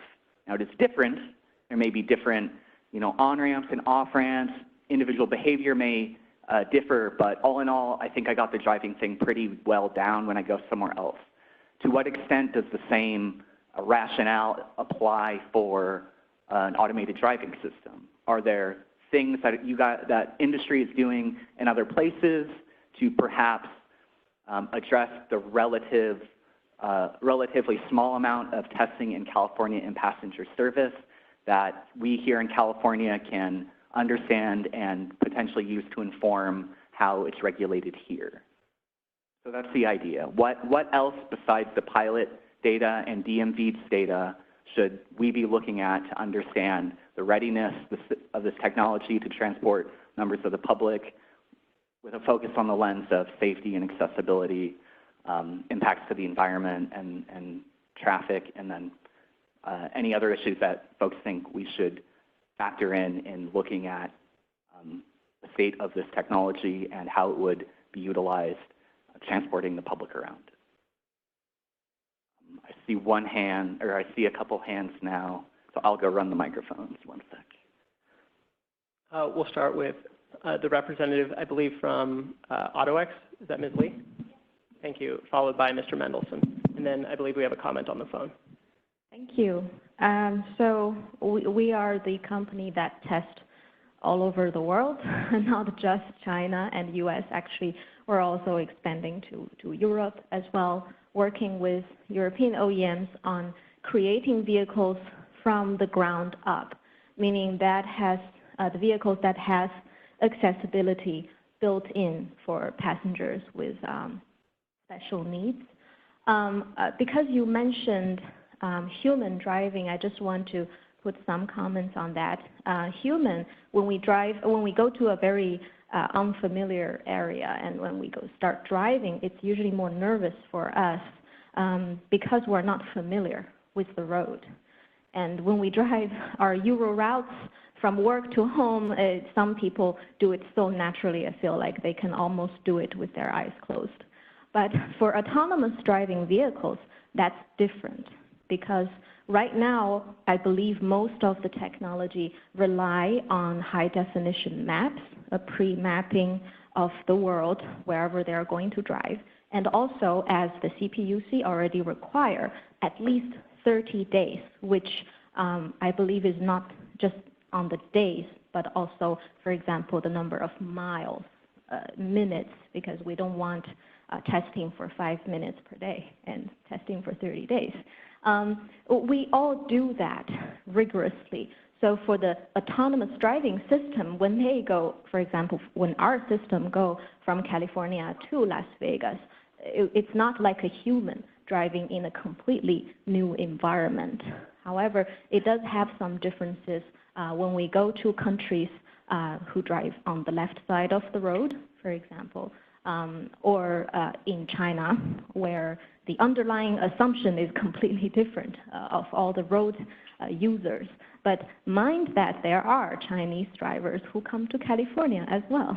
So they might carry some of that driving style back to California. And we believe the experience gained a lot of advantage for us. In relation to data sets, because that's what the original question was about, there are certain things that other places are doing. I'm just going to throw it as example. It's not to say that what they do is better or it's to learn from, but so that we're all aware. For the Asian cities, a lot of them build their own testing facilities and request everyone to go and test in that facility, so that they want to remove some of the factors that are different. For example, every company is testing different ODDs. That's one thing that we have seen around the globe. Another thing is that some cities are building special areas for commercial use or pilot testing with a lot of infrastructure, a lot of emphasis on the 5G infrastructure, and also clear lane lines, new infrastructure that is built instead of worn out road signs or traffic lights that nobody is maintaining, or the plants that are growing that nobody is maintaining. That also makes some changes on how fast we can go into commercialization. That's definitely one of the factors. Thank you.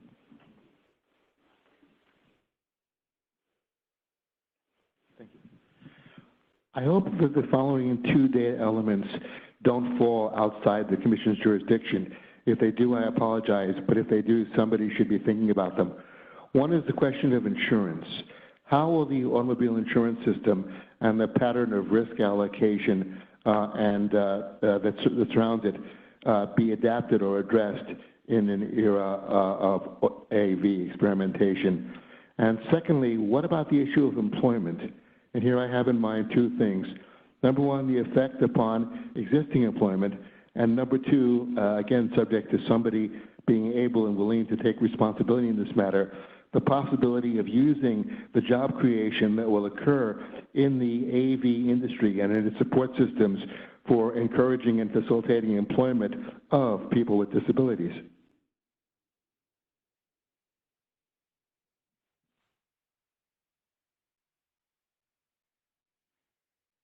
I believe we have one comment on the line, followed by folks in the room. This is a public comment from Chris Lorenz. He states, I would propose to add a metric that measures the number of people from the general public not selected and invited by the companies who have been able to ride in this.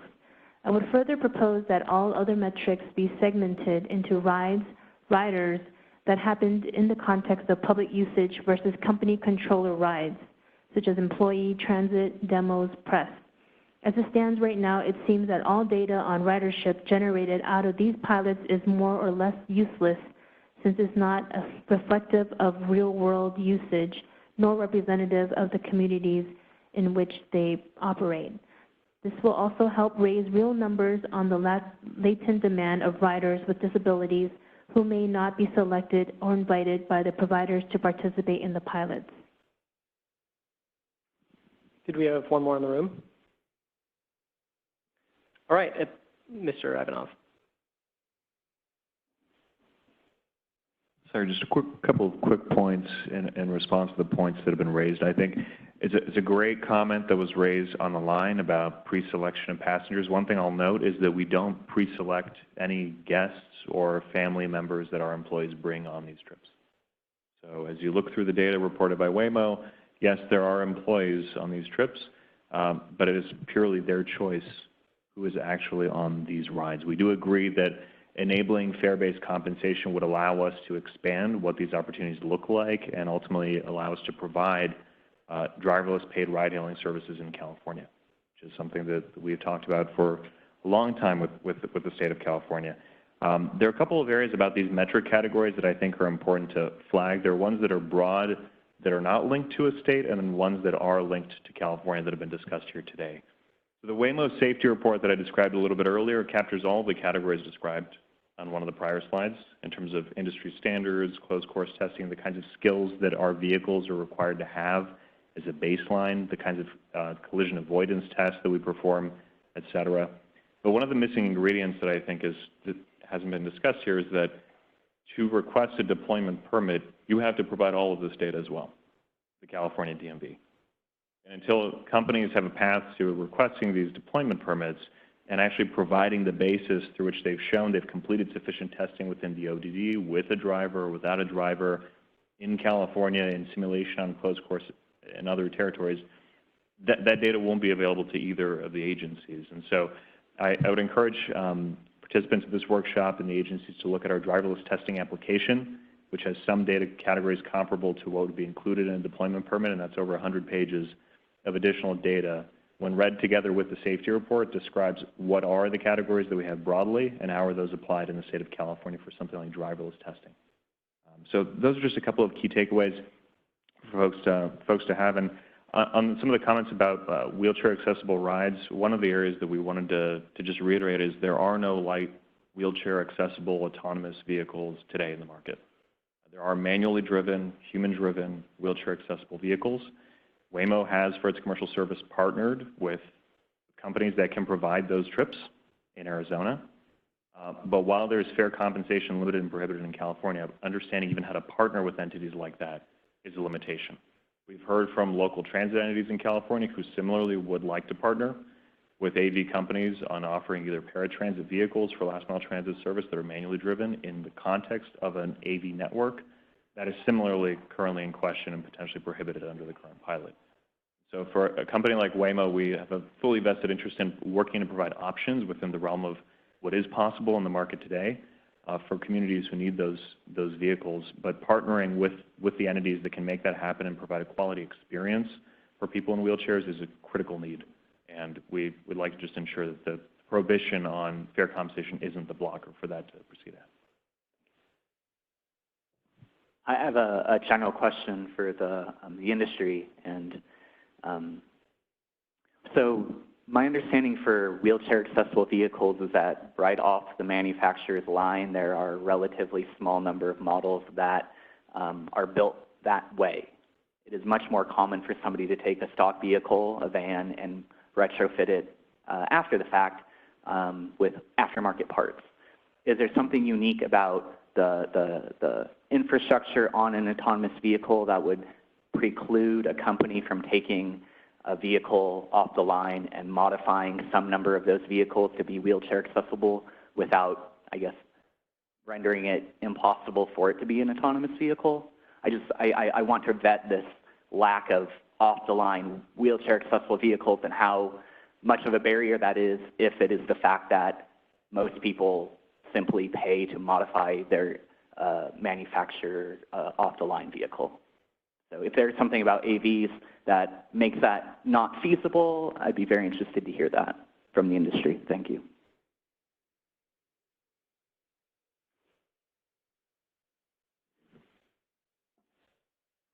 Seeing and hearing no response, I will look forward to a response from stakeholders at a later date.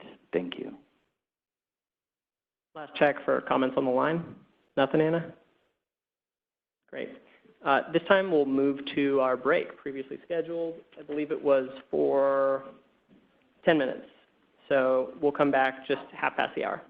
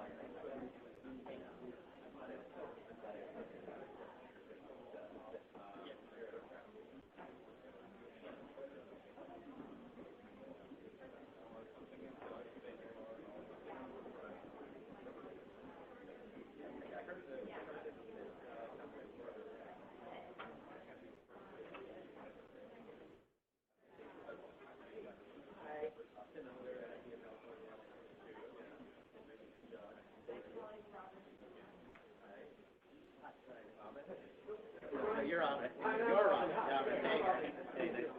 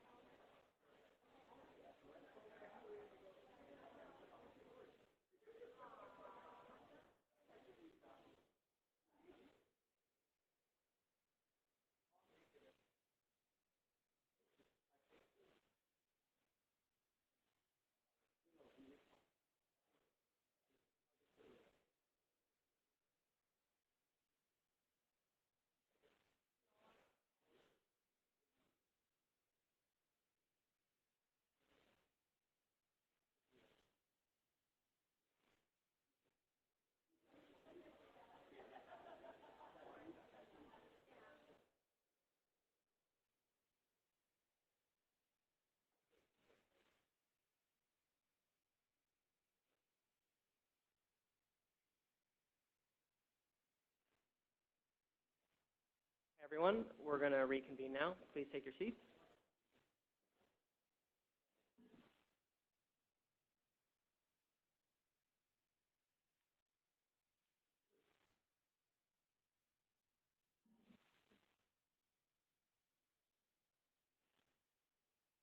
In this last topic, we'll discuss the idea of deployment more broadly. I think we've touched indirectly on a lot of these concepts before, but now we want to more explicitly talk about the steps between the current pilot and towards some form of deployment.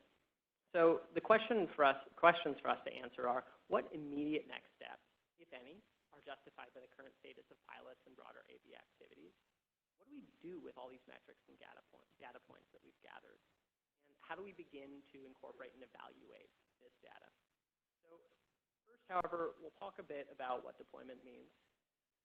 For the sake of this presentation, not officially or in the long term, we'll use three terms here. Testing is a current state, prohibition on shared rides, prohibition on, shared rides for driverless, and full prohibition on fare collection. When we consider limited deployment, that's authorizing fare collection or shared rides. And then finally, when we think of deployment, really the idea of fare collection and shared rides. If you in your comments want to expand upon this or add to this definition, please just let us know. Now we'll move on to a discussion of the DMV autonomous testing process, the permit issues, and I'll hand this over to Miguel Acosta.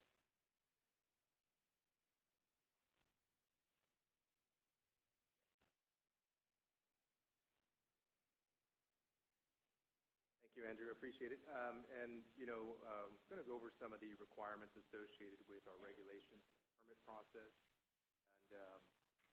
And the manufacturers have already gone into some of those requirements, but I think it's worth just reiterating them again. And, the department developed these regulations with safety in mind.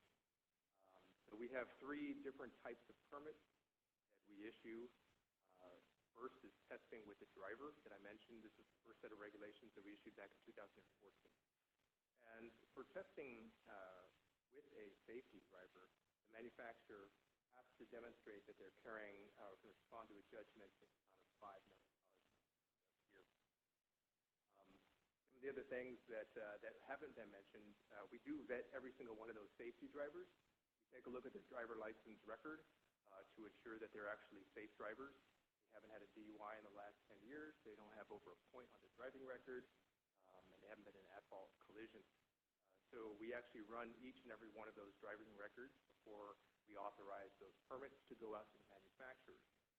The other thing that we do is we ensure that the registration is for those vehicles is actually branded autonomous. And so every one of those vehicles that is titled and permitted to the manufacturer is branded on the title as being autonomous. Miguel, we have a few folks on the phone line who are having a little trouble hearing you. Sure. If you could speak into the mic. Thank you, sir. So with the branding of autonomous, this allows local law enforcement to, when they run the actual plate of that particular vehicle, they can actually see that autonomous designation on the vehicle record.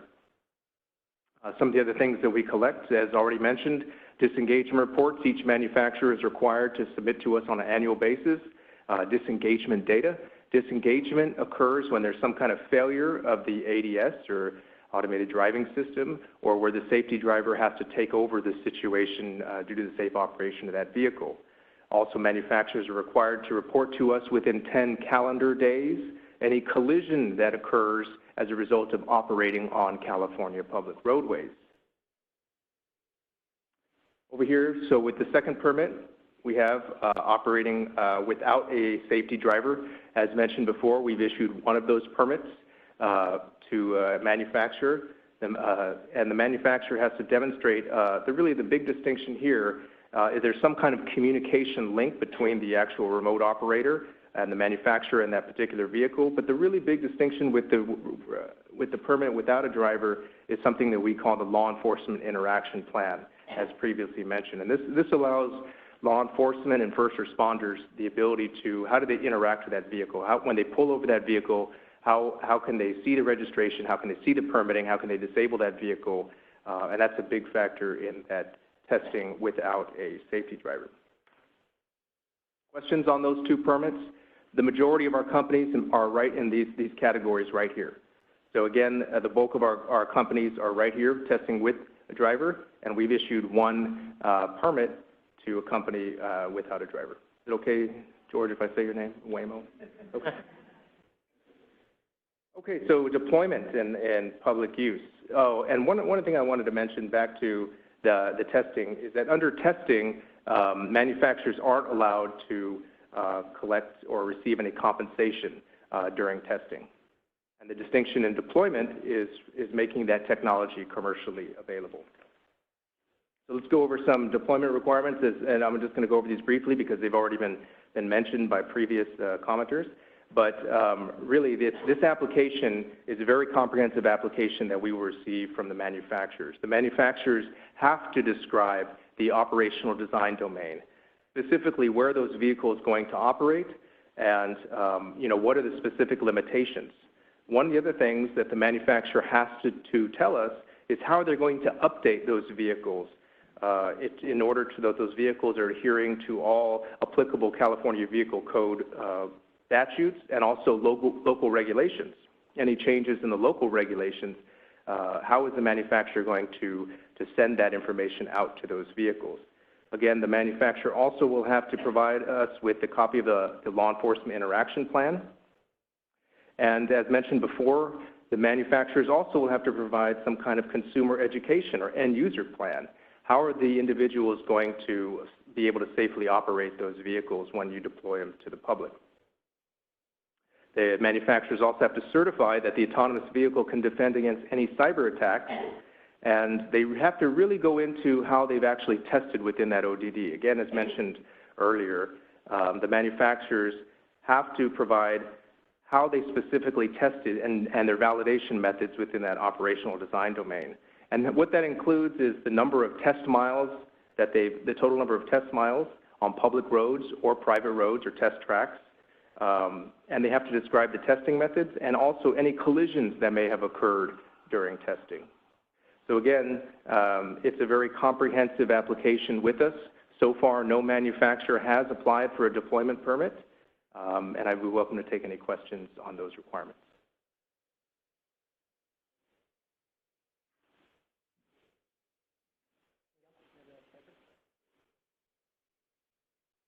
Thank you, Miguel. For this next slide, we'll transition into a discussion about how should we develop a framework to evaluate the current and future status of our pilot. Again, I think we've touched on some of these questions earlier, but up front, I want you to consider two questions. Should the Commission's framework be a more prescriptive evaluation, numbers-based, or should it be more holistic, taking into account a variety of factors, the current state of the industry and its trajectory? And then, based off of this, what immediate next steps, you can see we anticipated fare collection questions, if any, are justified by the current status of the pilots and broader AV activities? So with these questions in mind, I want to elaborate a little bit on the spectrum of prescriptive versus holistic evaluations. At the left, you'll see a consideration of, again, prescriptive and numeric, where we discuss this more as specific quantitative metrics with defined thresholds.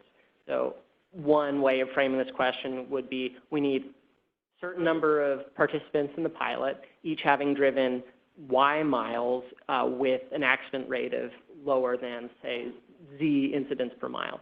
This isn't meant to be comprehensive. This is just an example of how this might be structured. Closer to the holistic side, we'd consider this, or we describe this as a holistic consideration of all available data, both quantitative and qualitative. And an example of this might be taking into account, again, the number of companies in the pilot, the trends in the various safety metrics, and all the safety metrics we might have available. Input from other agencies, such as the DMV, or we've heard reference to, as Miguel mentioned, the FMVSS, and engagement with accessibility, and based on this conversation, definitely equity advocates. So these are discussions at a high level, but I want to open up for comment really on these two key questions or just general discussion. This is Cody from the PUC. So to add on to what Andrew just described, for example, for autonomous vehicle testing in passenger service, we have a prescriptive requirement wherein a company must test for 30 days within the operational design domain as authorized by the DMV permit that they received before passengers can be transported. So we decided 30 days. You need to tell us under what conditions and how much, and having satisfied that requirement makes an applicant eligible to apply for a testing permit from the Commission. So for looking at the pilot programs today and evaluating whether and how the Commission should move forward to deployment, meaning really revenue collection and the removal of certain restrictions like shared rides, how much testing is enough testing and how do we measure it? So is it the superior approach to quantify it in an exact manner, saying, you know, if, as Andrew described, some amount of testing and the achievement of some measured activity, how does that, how should that, or should that be the approach that we use to determine if enough testing has occurred to satisfy the issues that the Commission is interested in looking at, such as safety or accessibility or the impacts to the environment or traffic or anything else. And then a more holistic view is, for example, we have no data on driverless testing in passenger service. Looking at that fact in a holistic, let's say we wanted to address commercialization of driverless AV transportation. Are there things that, absent actual testing under the Commission's regulation, that we can look at to provide a holistic picture of the readiness of driverless AVs and passenger service to begin operating on a commercial basis? So those are the, I guess, the way the spectrum is being presented, and there are ranges wherein the Commission could fall, whether it's more or less prescriptive or more or less holistic. So I hope that we can receive some input from folks about kind of what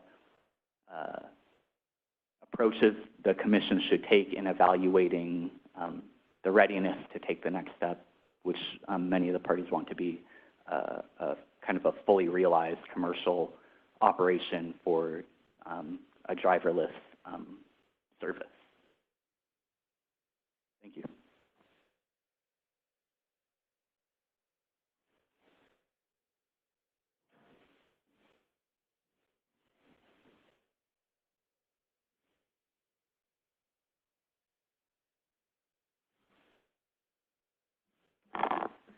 Hello, I'm Candace Plotkin from Cruise.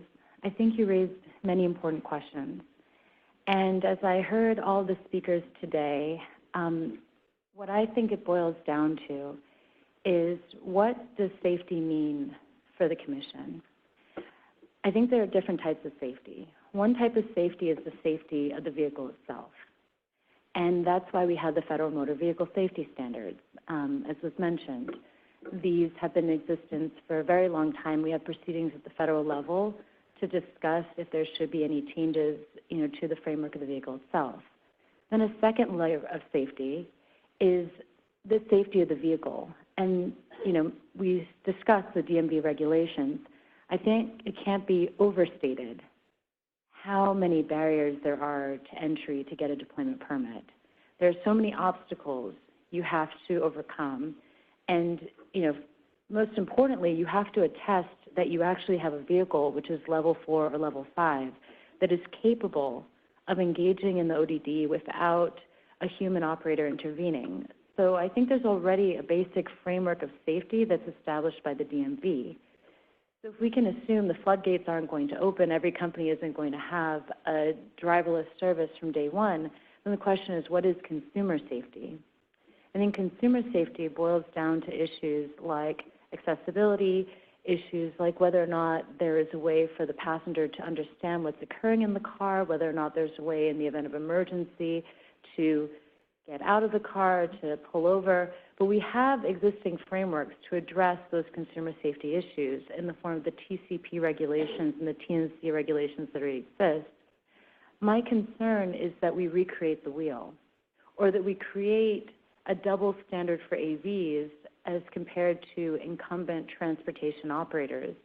If you look at the current regulations, we're already going above and beyond what many existing transportation providers provide. We have $5 million of insurance as opposed to $1 million.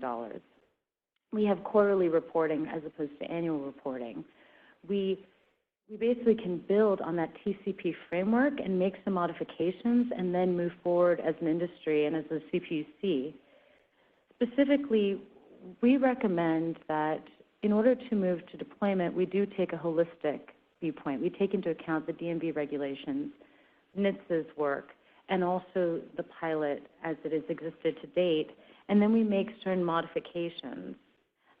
We'll describe those modifications in more detail in our written comments, but I think it makes sense, for example, in the driverless scenario, that we remove certain human operator requirements from the existing TCP regulations. We could also remove certain antiquated requirements related to labeling of vehicles. And I think we could also consider certain pricing changes with respect to the TCP framework as well. Specifically, the requirement that it always has to be correlated to distance in time when now we see the public is asking for more subscription-based models. So all of this is to say there's already a framework for safety that exists. We can already use what the CPUC has created and make certain modifications rather than scrapping it and creating a completely new framework that's divorced from the existing regulatory frameworks that exist for other transportation providers. So given that, I truly do believe that you have what you need in order to move forward with deployment. There was some emphasis today about the fact that there's only one company that currently has a driverless permit. I would say that the DMV did not decide not to create deployment regulations because there were a few players who could actually get to that point right now. Rather, you create the regulations and then you have a pathway for companies to get to that point of development. So merely because there aren't multiple companies with deployment permits today does not mean that the CPUC should wait and basically create this nebulous future for this nation technology. So I hope that you will consider that, and I'm happy to answer any questions that you might have.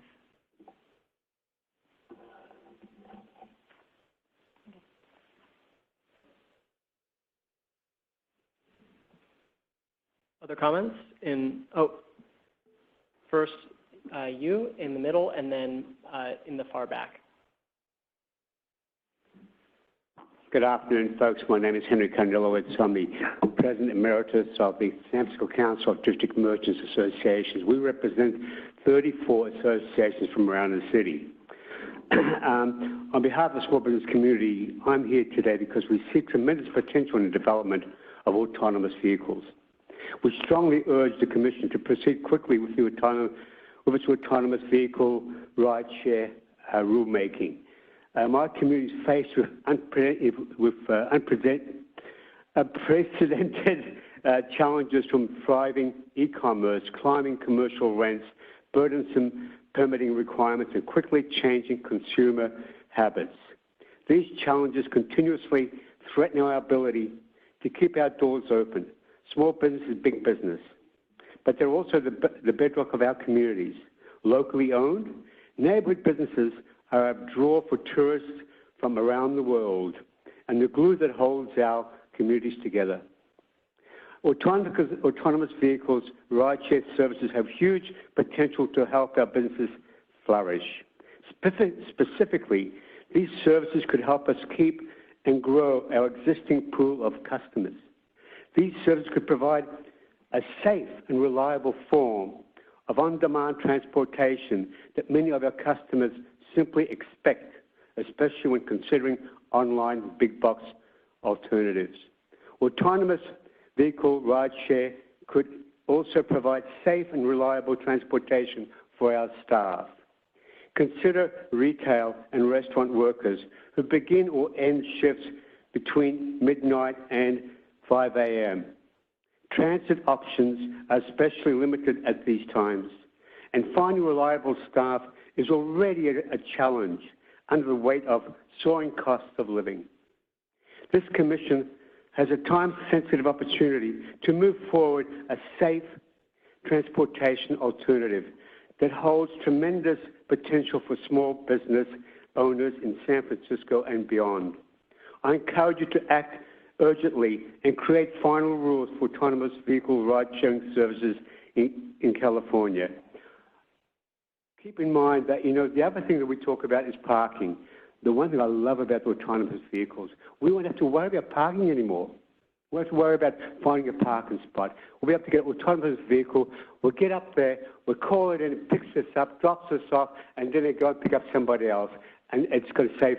And on top of that, you'll notice areas like in the Castro where they've widened the sidewalks, which has really made it feel like a village feel. It doesn't feel like it's a transit route. We need to get rid of transit routes.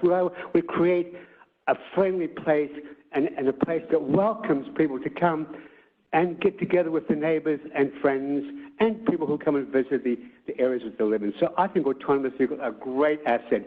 I want to say, too, that one of the places I know where they're running a bus already, and they've done this in Australia, where I'm from, by the way, in Perth, along the Swan River. This has been created by the Royal Automobile Club of Western Australia, where they have an autonomous bus already running along the Swan River. Just shows you, they already have it over there, and we can't get our act together over here. So I urge you to please, let's get these cars on the road, and I tell you, we're all going to benefit from it. Thank you very much. Thank you very much. We next have one comment from the representative of Zoox, then from AAA, and then, pardon me, the next comment was for the gentleman in the back, then Zoox, then AAA.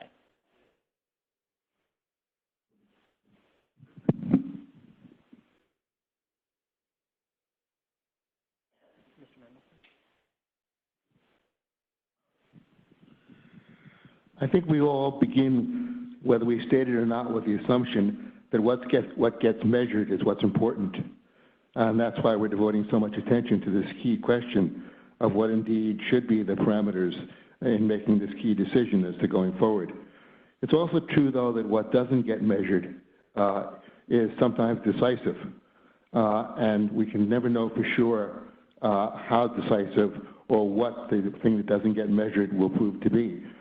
My question, or my response in addressing the question of whether our approach to deployment should be prescriptive and statistical, or shall we say somewhat more experiential, not to say phenomenological, my answer to that is perhaps circular, but it really depends upon what we want to know, what we think it's important to know.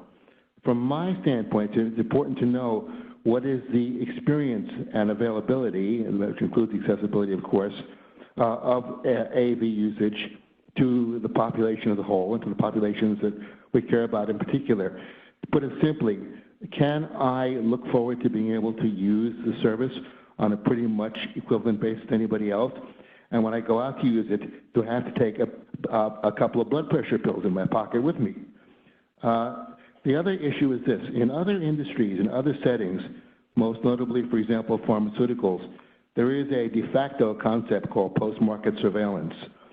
I would be happy to endorse wholeheartedly a deployment phase which recognizes the need for post-market surveillance, provided, of course, that the deployment were not so rigid or permanent that the experience and data that we gain from that post-market surveillance could not be factored back in to a flexible system that would allow the regulations to be modified.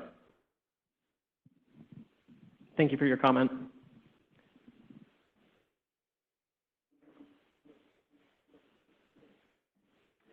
Great. Again, Bert Kaufman from Zoox, and 3 really quick points on this topic here. You know, one, I think it would be a real shame for California to lose out on the benefits of all of the amazing research and development and energy that has gone into the creation of this industry right here at home. There are 64 companies that have registered with the DMV for tester permits, and yes, only 4 with the PUC. It's non-trivial to get either permit, but it was especially non-trivial as a cross-functional effort internally to Zoox to procure this permit. But the signals that these policies send to the market are, you know, really important as we think about where to go to market. And there are other states that are knocking on our doors every day. When can you be here? That want to work with us to towards deployment, which I think is really important. I don't think the Commission should lose sight of the competitive nature of the regulatory landscape right now. The second point I would make is that autonomous vehicles represent the biggest safety opportunity in the automotive industry since the 1966 Safety Act, which gave way to things like the Federal Motor Vehicle Safety Standards. And we cannot forget that seat belts and airbags, automatic emergency braking, these are all safety innovations that are really important that are being implemented. And the third point I would make, just echoing my colleagues from Cruise, the current tools or the current regulations that are in the pilot, we think are adequate. And we do a lot to ensure that our current drivers undergo the required drug testing, that our vehicles are regularly inspected and maintained. All of that we expect to continue. And finally, you know, it is still the very early days of the industry. We expect long engagement with the Public Utilities Commission and other regulatory bodies in the state as we deploy. And so we hope that there can be a candid dialogue between the regulators and the innovators in this space so we all can learn from each other. Thank you. Thank you. Next, from AAA, please come up.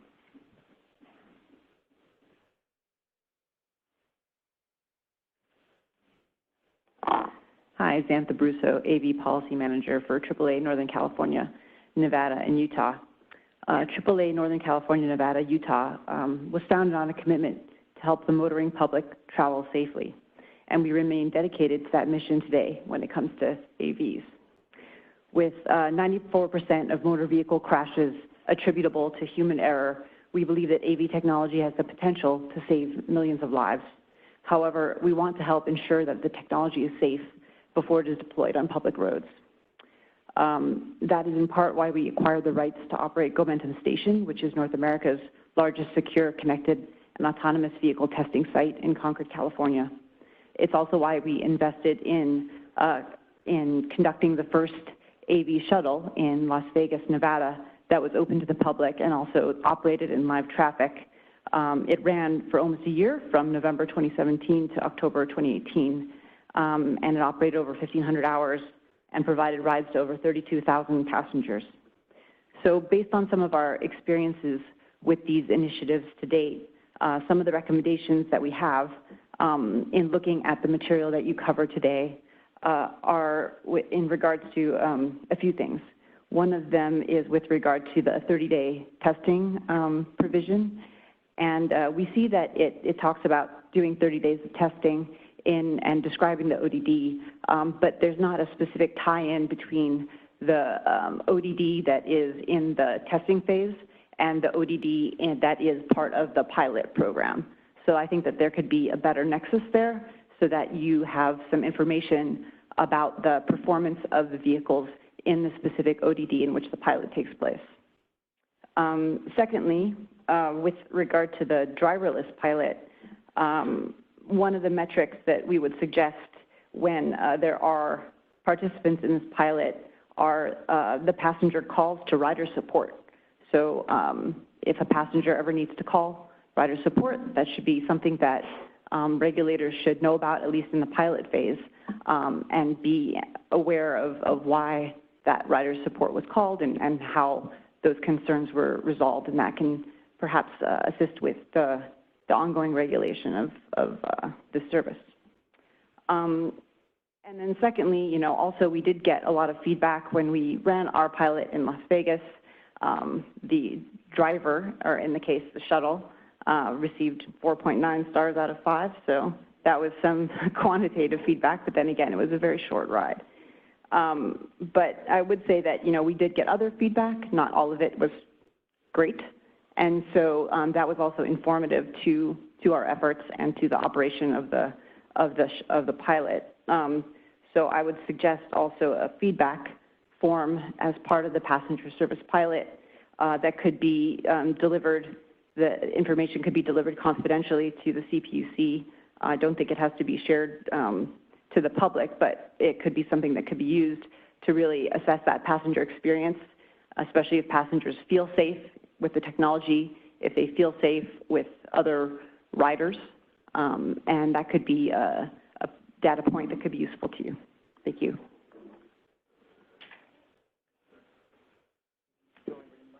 Could I ask you why you're not doing the autonomous vehicle shuttle in Las Vegas? It was just a 1 year. Correct. It was about almost a year. And because?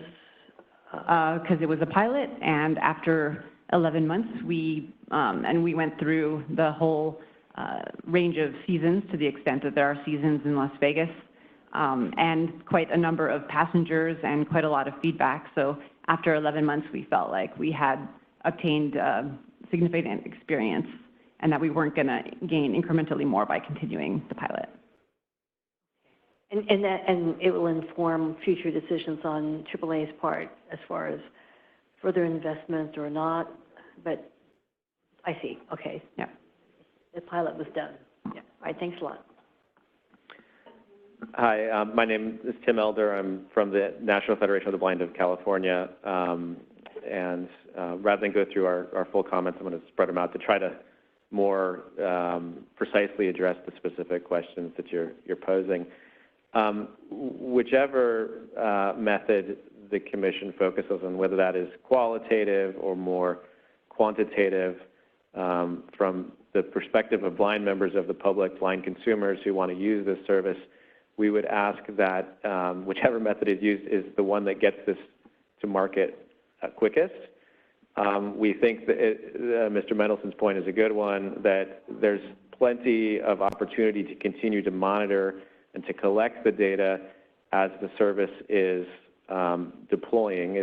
I'm sure it doesn't happen overnight, and it expands over time, and so there's going to be some opportunity to collect a lot of the quantitative and the data stuff as it is unfolding. And so we're very supportive of whatever makes this happen as quickly as possible, still recognizing that there's safety concerns. I think it's telling that very few blind people have been able to participate in any of the pilots that are currently on the road, unless you're so lucky to be an employee of Waymo or a friend of an employee at Waymo. I think there were something like 34 or 38 tests that were described, which we think is way too low. And so whatever we can do as well to ensure that those numbers increase, more members of the public, particularly those who are blind, have an opportunity to participate and test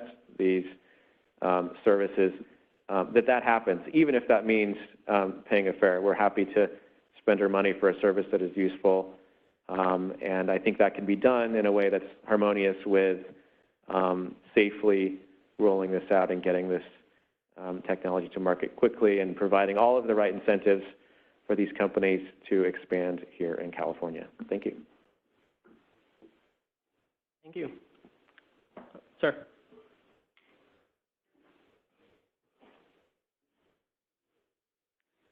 I'm going to give this another go. So Paul Escobar with the Silicon Valley Leadership Group. I lead our work in automated vehicles. I'll just make a couple of observations from the conversation we've heard overall today. The first is, and this is foundational from the industry perspective, participation is linked to a pathway to commercialization. And what that means is fair to driverless passenger service. Without this pathway, the engagement that you've seen to date is indicative of what you will see moving forward. And we've also heard that companies are looking at other states and expanding in other states like Arizona and Florida, where there is that pathway of commercialization to deploy. Another point I think it's helpful to highlight is, and Cruz had made this observation earlier, is comparing the permitting, the companies that have permits with the DMV and the companies that have engaged with the CPUC to date, just understanding that that's not an apples-to-apples comparison, that the companies that have secured permits with the DMV, not all of which are planning on engaging in transportation passenger services directly or indirectly, and so understanding that dynamic. The other is, you've heard, and we believe that the existing requirements within the pilots are sufficient to move forward with full deployment. And I'll just say that, I'll just also note that it's important to keep in mind that this is an emerging and competitive market. So on the data side, just keeping in consideration that dynamic, as the Commission did with the TNC, within the TNC discussion. I'd also like to just observe that the regulatory jurisdiction of AVs is shared with other agencies like DMV and NHTSA. And the DMV, as we have heard, has established a very high bar with their existing framework, and companies that are going to come before the Commission in order to secure a permit will already have to have gone through that process with the DMV. And the Commission had recognized this in the final decision that it had issued, noting that the California DMV regulates safe operations of AVs, whereas the Commission regulates passenger service by all common carriers. We believe the Commission should continue to look to and harmonize with the DMV when considering the broader issue of safety. Let's see. see here. Oh, and then it's sort of related to this, that the Commission has available to it already existing mechanisms for ensuring consumer safety, such as the Consumer Protection and Enforcement Division. A more general observation, and this is just a sort of a more general response to some of the conversation that I've heard today, is that AVs have to be viewed as part of the broader transportation ecosystem. We've heard, you've heard today industry's commitment to electrification, accessibility, and so forth, but AVs are not alone a silver bullet in this and have to be considered within the broader transportation ecosystem. And then, and that you won't see the kind of engagement that we need in order to move forward here without that pathway to commercialization. And so the last point I'll just make is, without a clear timeline for what that looks like, when will that happen, what are the steps that are needed, it'll be difficult for industry to confidently invest in the state, which I think you've heard from all of the companies that have given testimony today. So thank you for the opportunity to come back up and speak.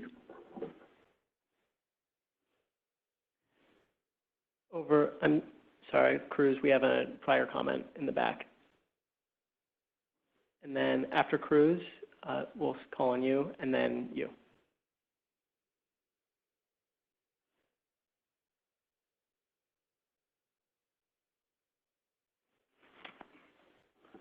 All right, thank you. Good afternoon. My name is Cesar Diaz, and I'm a Senior Government Relations Manager with Aurora. Just want to thank the Commissioner and staff for hosting this workshop. On behalf of Aurora, we thank you for addressing some of the policy challenges and opportunities that exist for autonomous vehicle industry. Aurora is a self-driving vehicle company with offices in San Francisco, Palo Alto, Bozeman, Montana, and Pittsburgh, Pennsylvania, not Pittsburgh, California. Our mission is to deliver the benefits of self-driving technology safely, quickly, and broadly. Our business model is focused on building the Aurora Driver, a platform that combines hardware, software, and data services that allows vehicles to move people and goods safely around the world. We are in the process of preparing our CPUC application for the AV Driver Passenger Service Pilot Permit, and again, look forward to working closely with CPUC staff and the DMV staff. With respect to several of the comments that have been mentioned earlier today, we agree with those in regards to the clear path to being able to charge for service, and some of the other comments that were mentioned in regards to the existing framework and its sufficiency that exists. So we look again forward to working with you as we enter this process, and thank you so much for your time.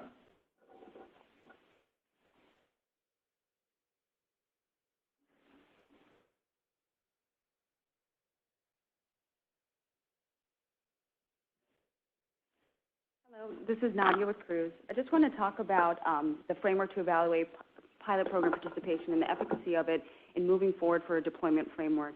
And the two important questions that we have here, as noted in the slide, is whether or not the Commission should be prescriptive and numeric in nature or more holistic. So I wanted to quickly touch on some of the challenges if it were to go with the former, some of the opportunities if it were to go on the more holistic approach, and perhaps some solutions on what metrics should be evaluated as certain gating requirements before individual parties can deploy for commercial services in California. So speaking on behalf of Cruz and some of the challenges that you might have on the prescriptive and numeric nature or evaluation of the pilot program participation, we boast over 1 million miles of autonomous miles driven here in California. And we also have over 5,200 autonomous miles driven before we reach a disengagement. And we're really proud of that work. But what that does say, if you think about it, the whole scope of the companies who are testing here in California, if you are going to create a prescriptive nature or metric for it, you may in fact be inadvertently picking winners and losers in this. And what we see in the transportation network company industry today is we have this two-party system where an Uber and Lyft are dominating, and what I've heard from the Commission historically is that you don't want to perpetuate that two-party system when it comes to autonomous vehicles, particularly when you want so many companies to render the benefits that they've outlined today and in the scope of this proceeding. When it comes to a holistic approach, for members of the Commission, we've been talking about harmonizing its rulemaking efforts with those of the DMV as well as NHTSA. So I wanted to point us real quickly to the U.S. DOT's automation principles, preparing for the future transportation of automated vehicles 3.0, wherein they really take to heart that holistic approach by saying, number one, automation technologies are new and rapidly evolving. The right approach to achieving safety improvement begins with a focus on removing unnecessary barriers and issuing voluntary guidance rather than regulations that could stifle innovation. They also note in that same report, in their efforts to modernize regulations, that the U.S. DOT will modernize or eliminate outdated regulations that unnecessarily impede the development of autonomous vehicles or that do not address critical safety needs. Wherever possible, the department will support the development of voluntary, consensus-based technical standards and approaches that are flexible and adaptable over time. And I think what this really speaks to is some of the best practices, if you will, that the Commission has in place when it comes to other areas in rulemakings. We see, for instance, in the rulemaking in which we're in, which is 12-12-011 on transportation network companies, AVs weren't addressed until track 8 of that proceeding. And that really signals to the fact that once a decision is issued, there are going to be various tracks, workshops, petitions for modifications potentially down the line, because this is going to be an iterative process. So issuing a decision to allow for commercial services doesn't mean that the Commission has stopped evaluating safety metrics, but instead it allows an opportunity within that decision to outline a framework, an iterative approach moving forward on how to evaluate some of the key learnings as the industry matures. In terms of some of the potential gating requirements that the Commission can consider prior to issuing a deployment, one of the great examples is what we have within the DMV's applications, both for driver and driverless permits, as it relates to applicant acknowledgments. And so as part of that application, we have to attest to what we're capable of doing within our operational design domains. We have to attest to driver training programs and others, as well as limitations in the ways in which we can provide a service. And so to the extent that there is an attestation, part of the application where it affirms our liability in moving forward and our commitment to safety, there are opportunities there. Finally, as we mentioned before, pilot program participation should be another gating requirement in order to proceed with the deployment framework. And then I'll quickly touch upon the fact that the Public Utilities Commission does have its Consumer Protection and Enforcement Division for bad actors in this space. And so historically, they have issued over 24 cease and desist to transportation network companies, one of them being $7.6 million to a party for accessibility data that wasn't issued.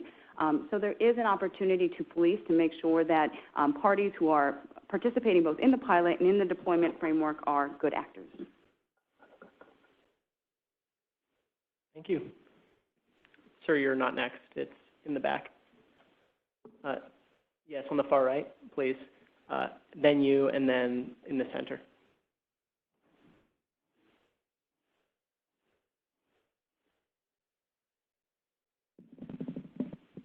Good afternoon, Commissioner and staff.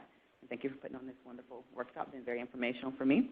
My name is Natasha Thomas, and I'm the Executive Director for Mothers Against Drunk Driving, Northern California region.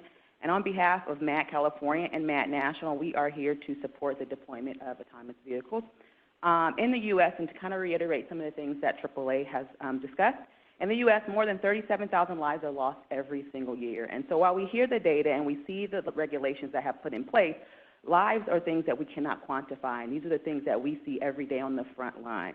More than 90% of those deaths that are caused every single year are due by some human error, and 1/3 of those, or over 1/3 of those, are due to impaired driving. And so we take our safety issues seriously. We want to stand behind autonomous vehicles because it's not something that we just want to get out there to develop, or I'm getting tongue-tied a little bit here. It's something we just want to put out in deployment, but we have looked at it at a national standpoint and know that it will help us with our problem and it will create a solution to our problem. Here in the state of California, over close to 1,100 lives are lost every single year. And when you look at our numbers nationally with NTSB, those numbers continue to stay stagnant. So we do not want to stand and continue to look for solutions, and we know that autonomous vehicle companies can provide those solutions for us.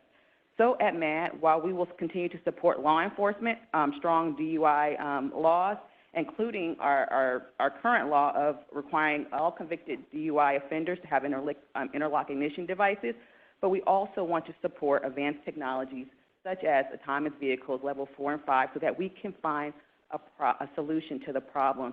And that number one problem is something that we cannot quantify, something that we cannot put money or time to, and that's saving lives. Thank you. Thank you. Next, standing in the back.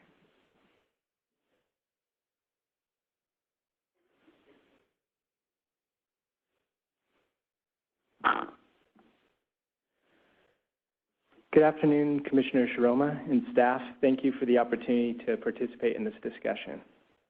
My name is Cameron Dimitri, Deputy Executive Director at TechNet, which represents the nation's leading technology companies, including a number of autonomous vehicles companies.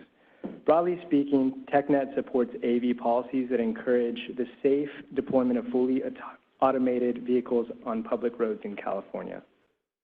We would like to echo the sentiments made by Paul Escobar of the Silicon Valley Leadership Group, and we appreciate the comprehensive comments that he did make. We appreciate the work that the PUC has done in regards to the AV pilot programs, but we continue to urge the PUC to establish a clear timeline, as reiterated by a number of our companies, so TechNet's member companies can move forward with their important investments in California. The development of autonomous vehicles will enable tremendous societal benefits, as we've heard, and providing companies with a clear process and timeline will provide for continued investments in California. Additionally, we believe the existing DMV regulations for deployment and remote operators provide a basis for the Commission to move forward with deployment pilots and urge the Commission to harmonize its approach with those regulations. Thank you again for the opportunity to share these comments. In the back center, then comments from the line, and you.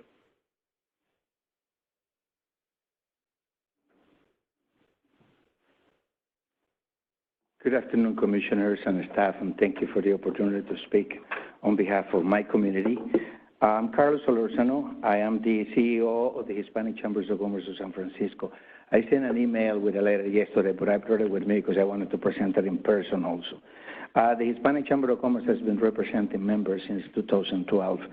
We have a really good year, as we were recognized as the Hispanic Chamber of the Year by the California Hispanic Chamber with the National Diversity and Inclusion for Equity. But on behalf of us, what we see is we need to here and urge you to consider to create the final rules for the autonomous vehicle ride sharing. You know, our community, our small business community has been under attack in a sense because, as everybody knows, for some minority, San Francisco is not really a small business friendly. So by doing this and by driving e-commerce and all that, we're losing businesses, we're closing businesses in the Mission District and in San Francisco in general. But with this opportunity, we can see a potential that our businesses can go back into it, not only participating with them, but also the business can provide a safe and reliable and convenient form of transportation. So the autonomous vehicle could also help the brick-and-mortar retailers succeed in providing an affordable transportation option. These services can be more affordable for the small businesses that we have, the shops that we have, will make it more accessible for them and to help them to grow the business. This commission has an opportunity to create a safe transportation alternative. It has a huge potential in creating opportunities for the business we represent. So we encourage you, for the Small Board of Directors, we represent over 900 small businesses and over 5,000 small businesses in the Bay Area. We encourage you to act urgently and create final rules for autonomous vehicle ride sharing in California. Thank you very much for the opportunity, and I would like to just give you in person the letter. Should be for everybody. Thank you. Next, we have, I believe, 2 comments on the line.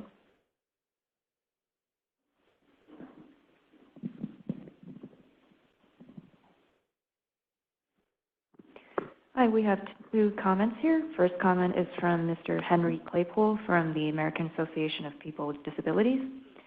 Assuming there are no ADA compliant self-driving vehicle, wheelchair accessible vehicles available on the market over the next few years for deployment, the Commission should ensure that the drivers of any manually driven wheelchair accessible vehicles used in a commercial AV service are properly trained in the securement of wheelchairs and proper passenger restraint for AVs with a driver. We have a second comment from Ms. Anne Marie Lewis from Auto Alliance. We would like to echo remarks made by Cruz. The CPUC should consider a holistic approach that is aligned with federal safety standards and the DMV's current program, which is very robust. Prescriptive methods are proven inaccurate and misleading in many cases and is not the appropriate approach in this case. The bottom line is that industry needs a pathway to deployment from a regulatory perspective. We urge the CPUC to create a deployment framework as quickly as possible to ensure automakers to plan accordingly and get AVs on the road. As we heard earlier, companies are already starting to look to neighboring states with regulatory frameworks that allow deployment. There is a huge opportunity for California to be a leader and to provide safety, economic, and societal benefits of AVs to Californians.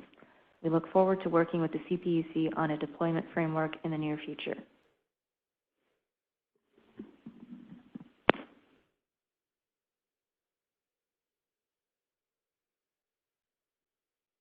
Hi, Jana Smith with the City of Los Angeles Department of Transportation.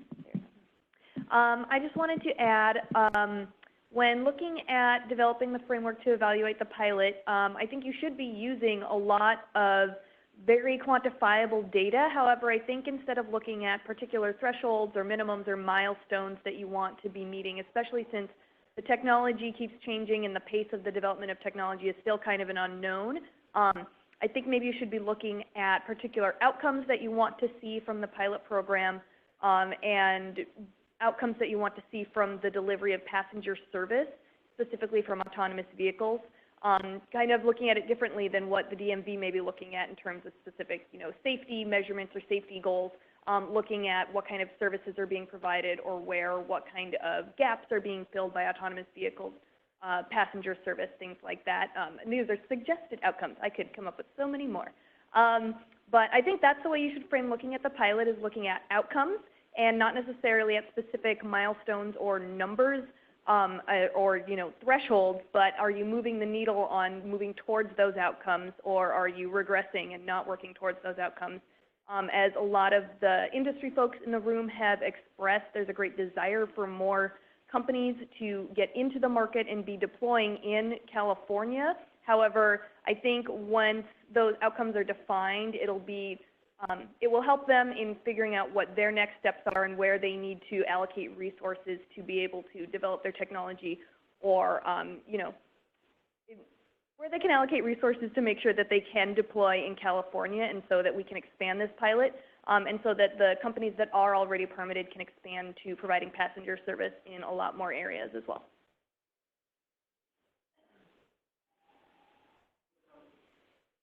Please.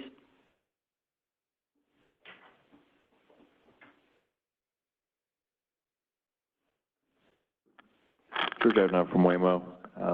Just appreciate all the comments provided, and we'd echo many of the prior points made around deployment and the urgency around deployment. I think early on in the DMV's regulatory process, when companies were speaking about the risk of out-of-state investment if a framework weren't completed, and when I'm speaking about early on, I mean 2013, when the DMV's regulatory process began, I think it may have seemed to a lot of stakeholders that that was just simply bluster. But for a company like Waymo working on this technology for the last 10 years, it's a very true and significant business blocker to not be able to advance your technology to the next level. When we completed our first driverless trip, the first in the world for a passenger in Austin, Texas, in October 2015, there was no California framework for driverless operation. When we commenced driverless testing in Arizona in October 2017, there was no completed California framework for driverless operation. I think looking back to the progress the state has made in the last year of completing regulations that took years to be developed for deployment, I think we find the state actually finally has that process built on the substantive public record that has been developed. And I think, as you've heard today, there's a substantial base of existing regulations from both the DMV's frameworks, the TCP regulations, in combination that we think is a sufficient basis to proceed ahead and provide companies with some type of pathway. I think that the pilot, ultimately, from Waymo's perspective, has provided quite a lot of helpful data to the Commission, but I can say that it has not provided any lessons learned to Waymo in terms of value, in terms of what a passenger service will look like in California. Understanding what passenger sentiments might look like for trip service in terms of gauging what cost sensitivities might exist for California passengers, true trip demand in a true commercial service can only be tested with a commercial service, which is why when we began our service in Arizona, we began as an unpaid pilot. That unpaid pilot from 2017 became a paid pilot. And that paid pilot became a paid commercial service, which is Waymo 1 that I mentioned earlier today. That's a sequence of development on the ride-hailing side that we think is parallel to development on the technological side. But we think this key next step in developing a framework to advance the progress that the companies are talking about will also begin to develop and advance the record that many of the other parties here are seeking today in terms of understanding how the technology is developing, understanding how very few trip miles today in things like pilot passenger service from the 60,000 miles we've reported in 1 month pales in comparison to the 1.4 million miles Waymo drove last year in California reported to the DMV. They were self-driven. And that's true. Pilot passenger service right now is a fraction of what overall testing looks like in the state, and it has some substantial limitations. We only had 55 of our vehicles complete pilot test trips out of more than 100 vehicles overall that are doing testing in the state of California. So understanding where to invest your resources and whether it's really investing them out of the state, which has been Waymo's continued focus to invest in our commercial service in Arizona, or understanding and testing consumer sentiment, testing reactions, testing last mile transit, testing all of the different capabilities that many of the different groups here have discussed today, both with cities, with partners, with transit entities, with consumers, with accessibility organizations, has been critical to understanding how that will develop further. And we can't begin to understand how the technology will continue to develop in California until there's a step to actually testing real-life commercial uses of this technology here. So in closing, we hope the Commission would proceed with a path forward and really align with the path laid out by the DMV last year, as well as many of the other federal stakeholders and regulatory frameworks described here today. A good example of this, ultimately, is the federal government's approach, which back in 2013 did not envision driverless technology. In 2016, the Obama administration created a framework for Level 4 operation that's nationwide. That's the framework under which the vehicle safety self-assessments provided to the state of California and other states resides today. But it hasn't stopped the federal government from continuing to look at regulatory frameworks going forward. And as some of the other companies mentioned here today, those are continuing. Those developments and those regulatory changes may happen in the next 5, 6, 7, 8, 9 years. But the baseline of what's required from a requirements perspective, from safety standards, from overall obligations perspectives, and from enforcement and defects investigation perspectives are all in place today. And we believe that the joint authority between the DMV and the PUC, when paired with the federal authority in this place, really provides a good measure of ensuring the companies really stay the right course going forward when they obtain these permits.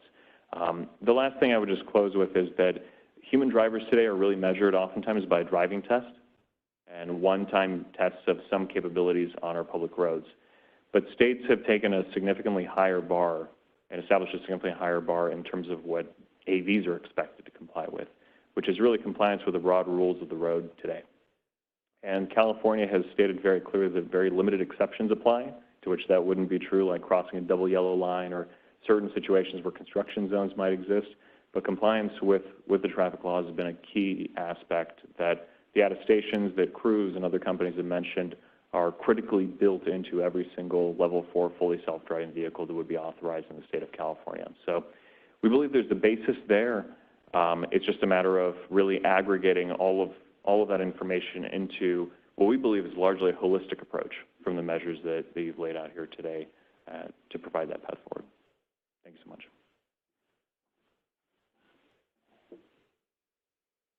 Any comments from the table?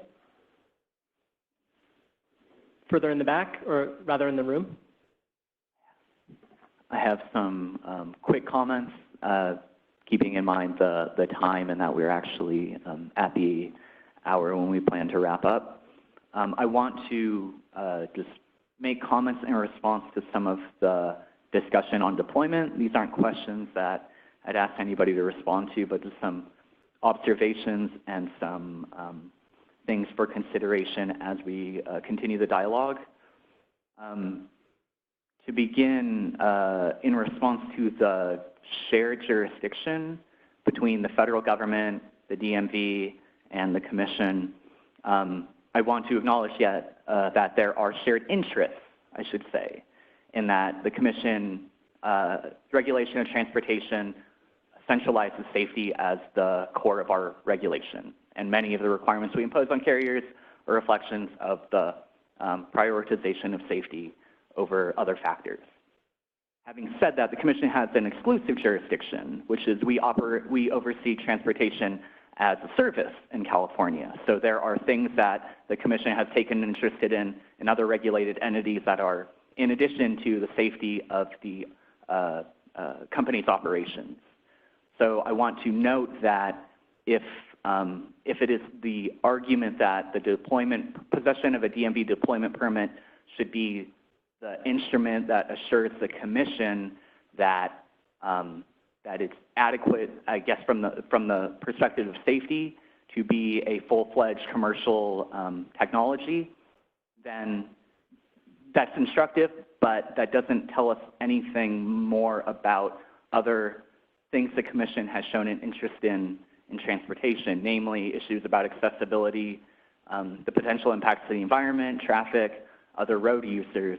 So one thought that came to mind is, to what extent do stakeholders in AV passenger service think that the Commission should prioritize addressing these other issues in addition to safety from the outset?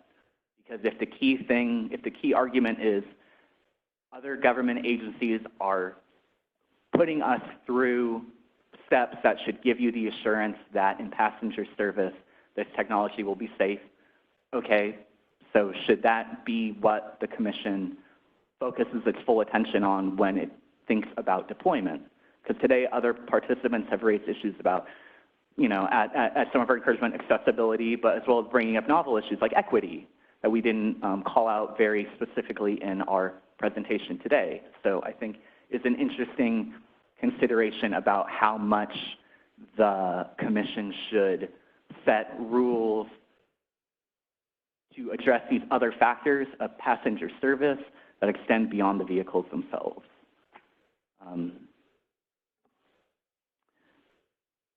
I do want to respond to the one comment from a specific company.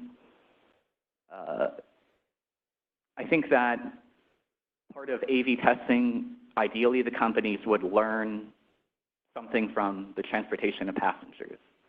We've heard at least from one company that hasn't been instructive. I don't know to what extent to carry that same position over to any of the other entities in testing. But I want to make it clear that the Commission imposed data requirements so the government could learn about the technology, not so that the companies could learn more about themselves.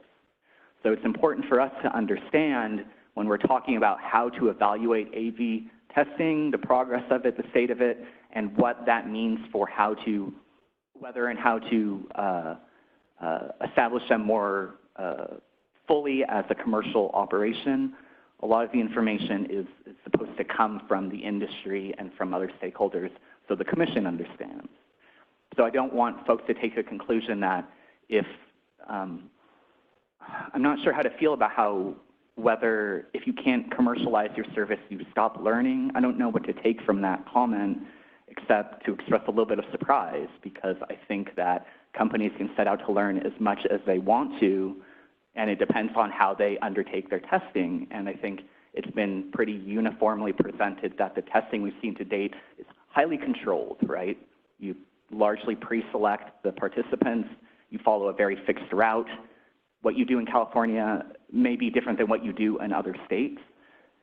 And it is, I guess, at the company's discretion to decide how you structure your testing. If you want to make it closed, then that's the approach that many have taken.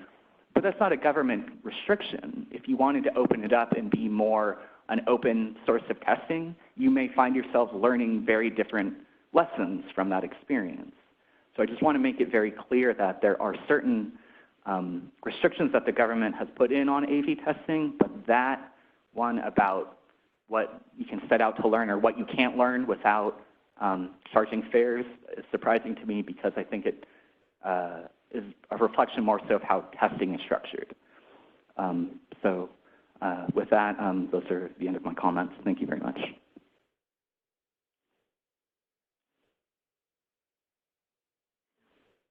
Are these closing remarks time? Oh, no. Or is there more? I thought you were ready to speak. We have a few more. Okay. Sorry, I lost track of where we are on the agenda. Got it. So now we're discussing next steps.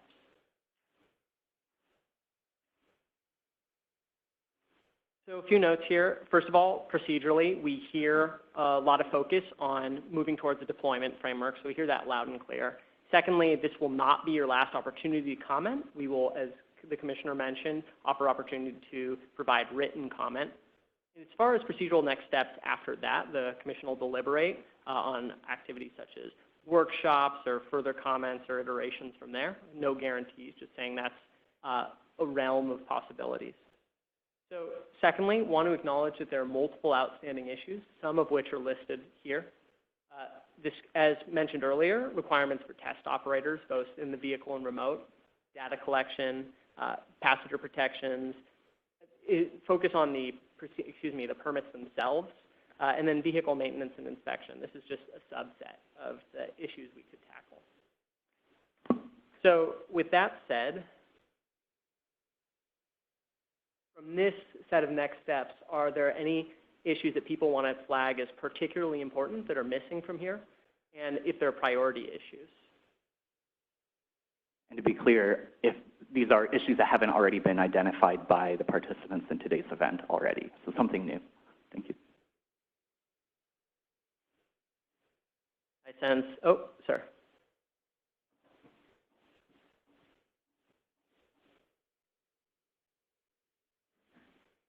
Thank you, Commissioners, staff members. My name is Mark Ruberg. I'm with the San Francisco Taxi Workers Alliance. I'm not sure if these comments particularly fit here, but I wasn't sure where they fit, and I think they do have to do with issues that have not been addressed, or perhaps have not been addressed in the fashion that I would like to address them.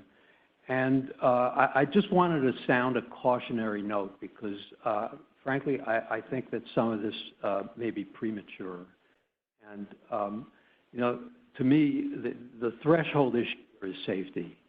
And no doubt that at some point, you know, there are tremendous potential safety benefits to AVs, but I'm just not sure we're there yet.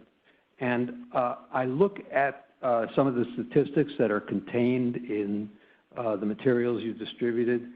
3.6 million autonomous miles have been driven in California on public roads. Well, the New York City taxi fleet puts on about 3 million miles a day.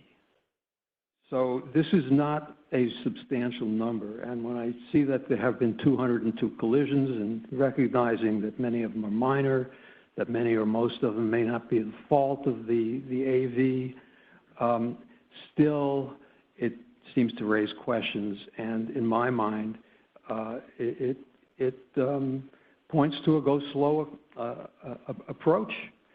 And the other thing that I wanted to point out is that the issues that you have identified, which you know, need to be addressed, such as accessibility, congestion, and so forth, you know, are really important. But there are a number of other issues that AVs raise that are beyond the purview of this commission and of the DMV. Mention a few: vehicle ownership, street design, land use, cybersecurity. Somebody mentioned insurance, labor issues. And for that reason, if you do reach the point of deployment, I think it has to be contained, you know, until the society at large can really take a close look and deal with some of this stuff. We now have TNCs on the roads in California by the hundreds of thousands, and nobody quite knows what to do with the problems that they are causing. And you don't want, it's not a matter of the horse getting out of the barn, it's a matter of the herd getting out of the corral. So I would urge you to take a deliberative, go slow approach. Limited deployment was something that I heard mentioned, and I think that might be a very good idea. And you know, just to make sure that you're not, you know, stepping out into something that you really can't get a grasp on. And I've heard, you know, some of the comments here about what other states are doing, and this sort of implication that, boy, if California isn't there first, we're going to lose out. No, these decisions have to be made on the basis of, what's good for the state of California, for the people of California, and not worry about what other people are doing. So those are my comments, and thank you. Thank you. At this point, would like to open discussion to members of the public, especially who might not be parties, but at this point, any general wrap-up comments from any of the members, anyone in this audience. However, given that we are pushing time on this meeting, I would ask that any comment be limited to 2 or 3 minutes.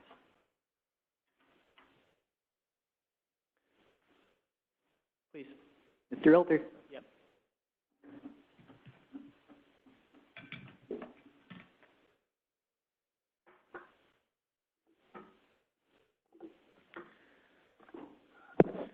Hi, Tim Elder from National Federation of the Blind of California. We're the California affiliate of the national organization, which is National Federation of the Blind.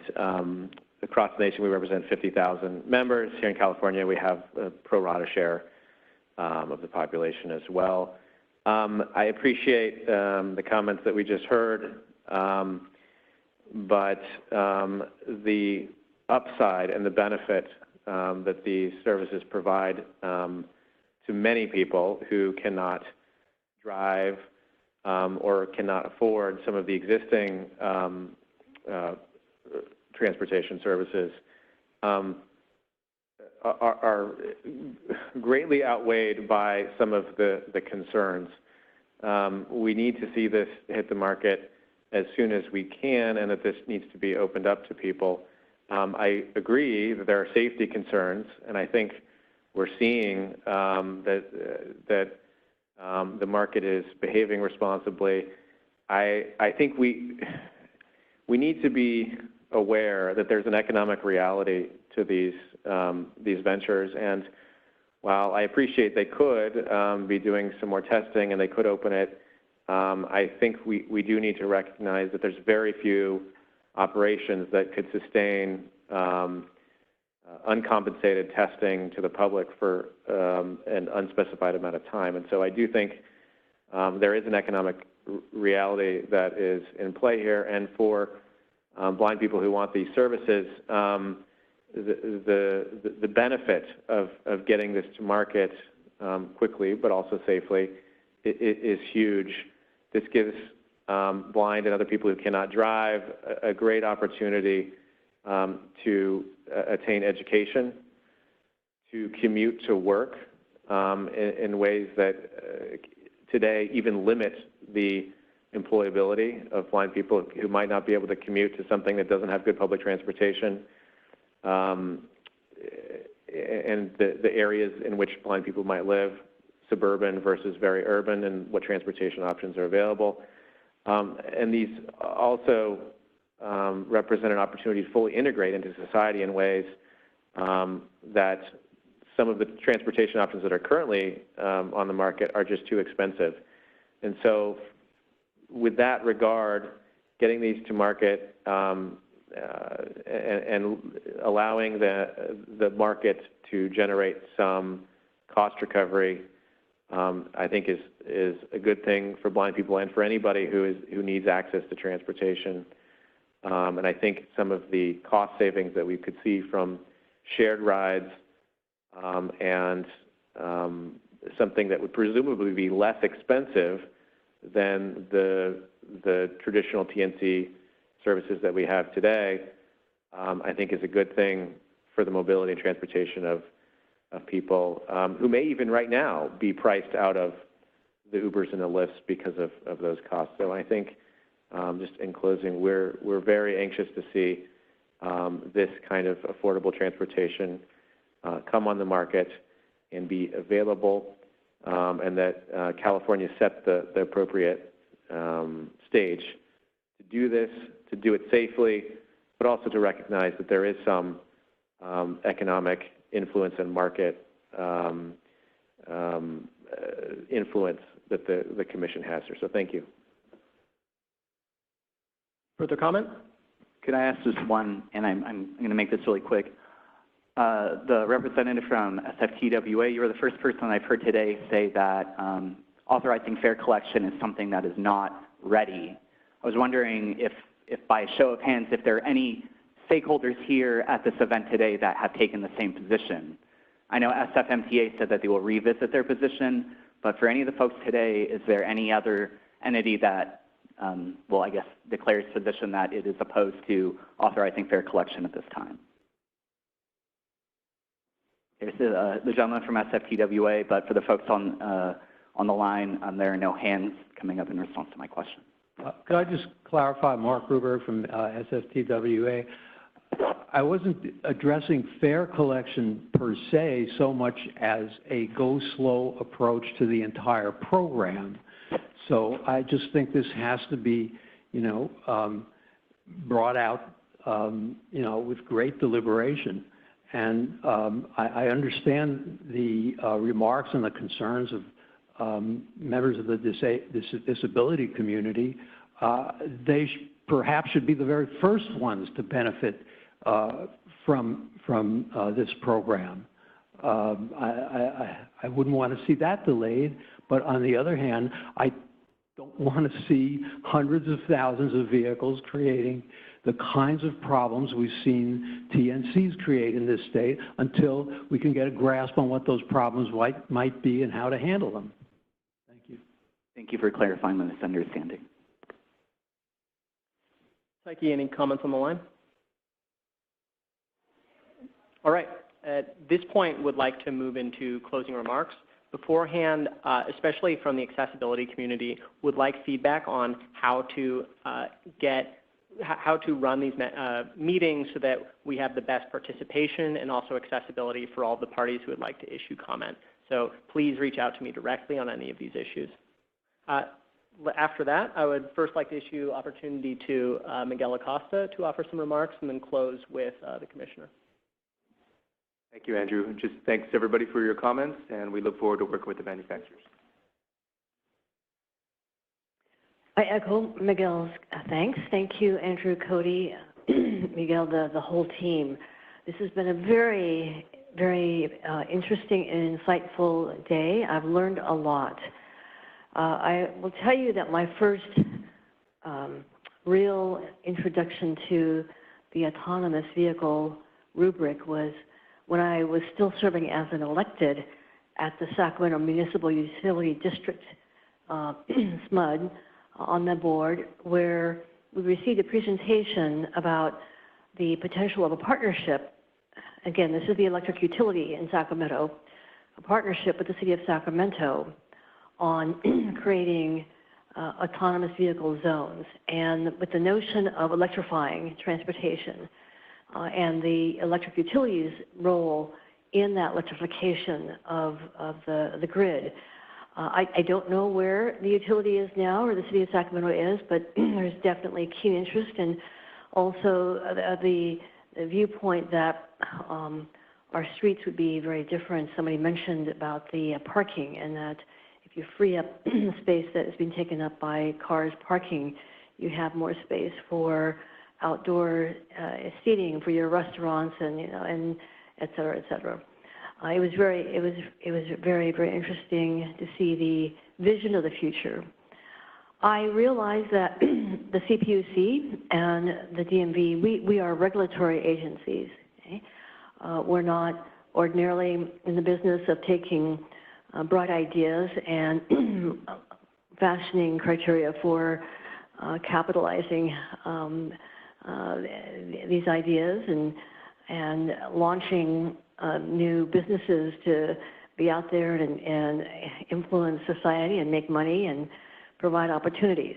However, having said that, that is what is before us, and so it's a very, I think, exciting path forward for the CPUC, and insofar as the CPUC has an opportunity to provide policies on what this new future will look like for California. And there are many other departments who are, and agencies and folks who are interested in the autonomous vehicle arena, and we will surely be hearing from them and reaching out to them in terms of sister agencies and what it means for the future of transportation, of jobs, of the economy, and access. So I know that's a broad brush description without saying, okay, here are the 3 steps you will take to launch. That is something the team will be figuring out, and some more to follow. Thank you very much for your time today. Thank you. Thanks all. Goodbye. This workshop is adjourned.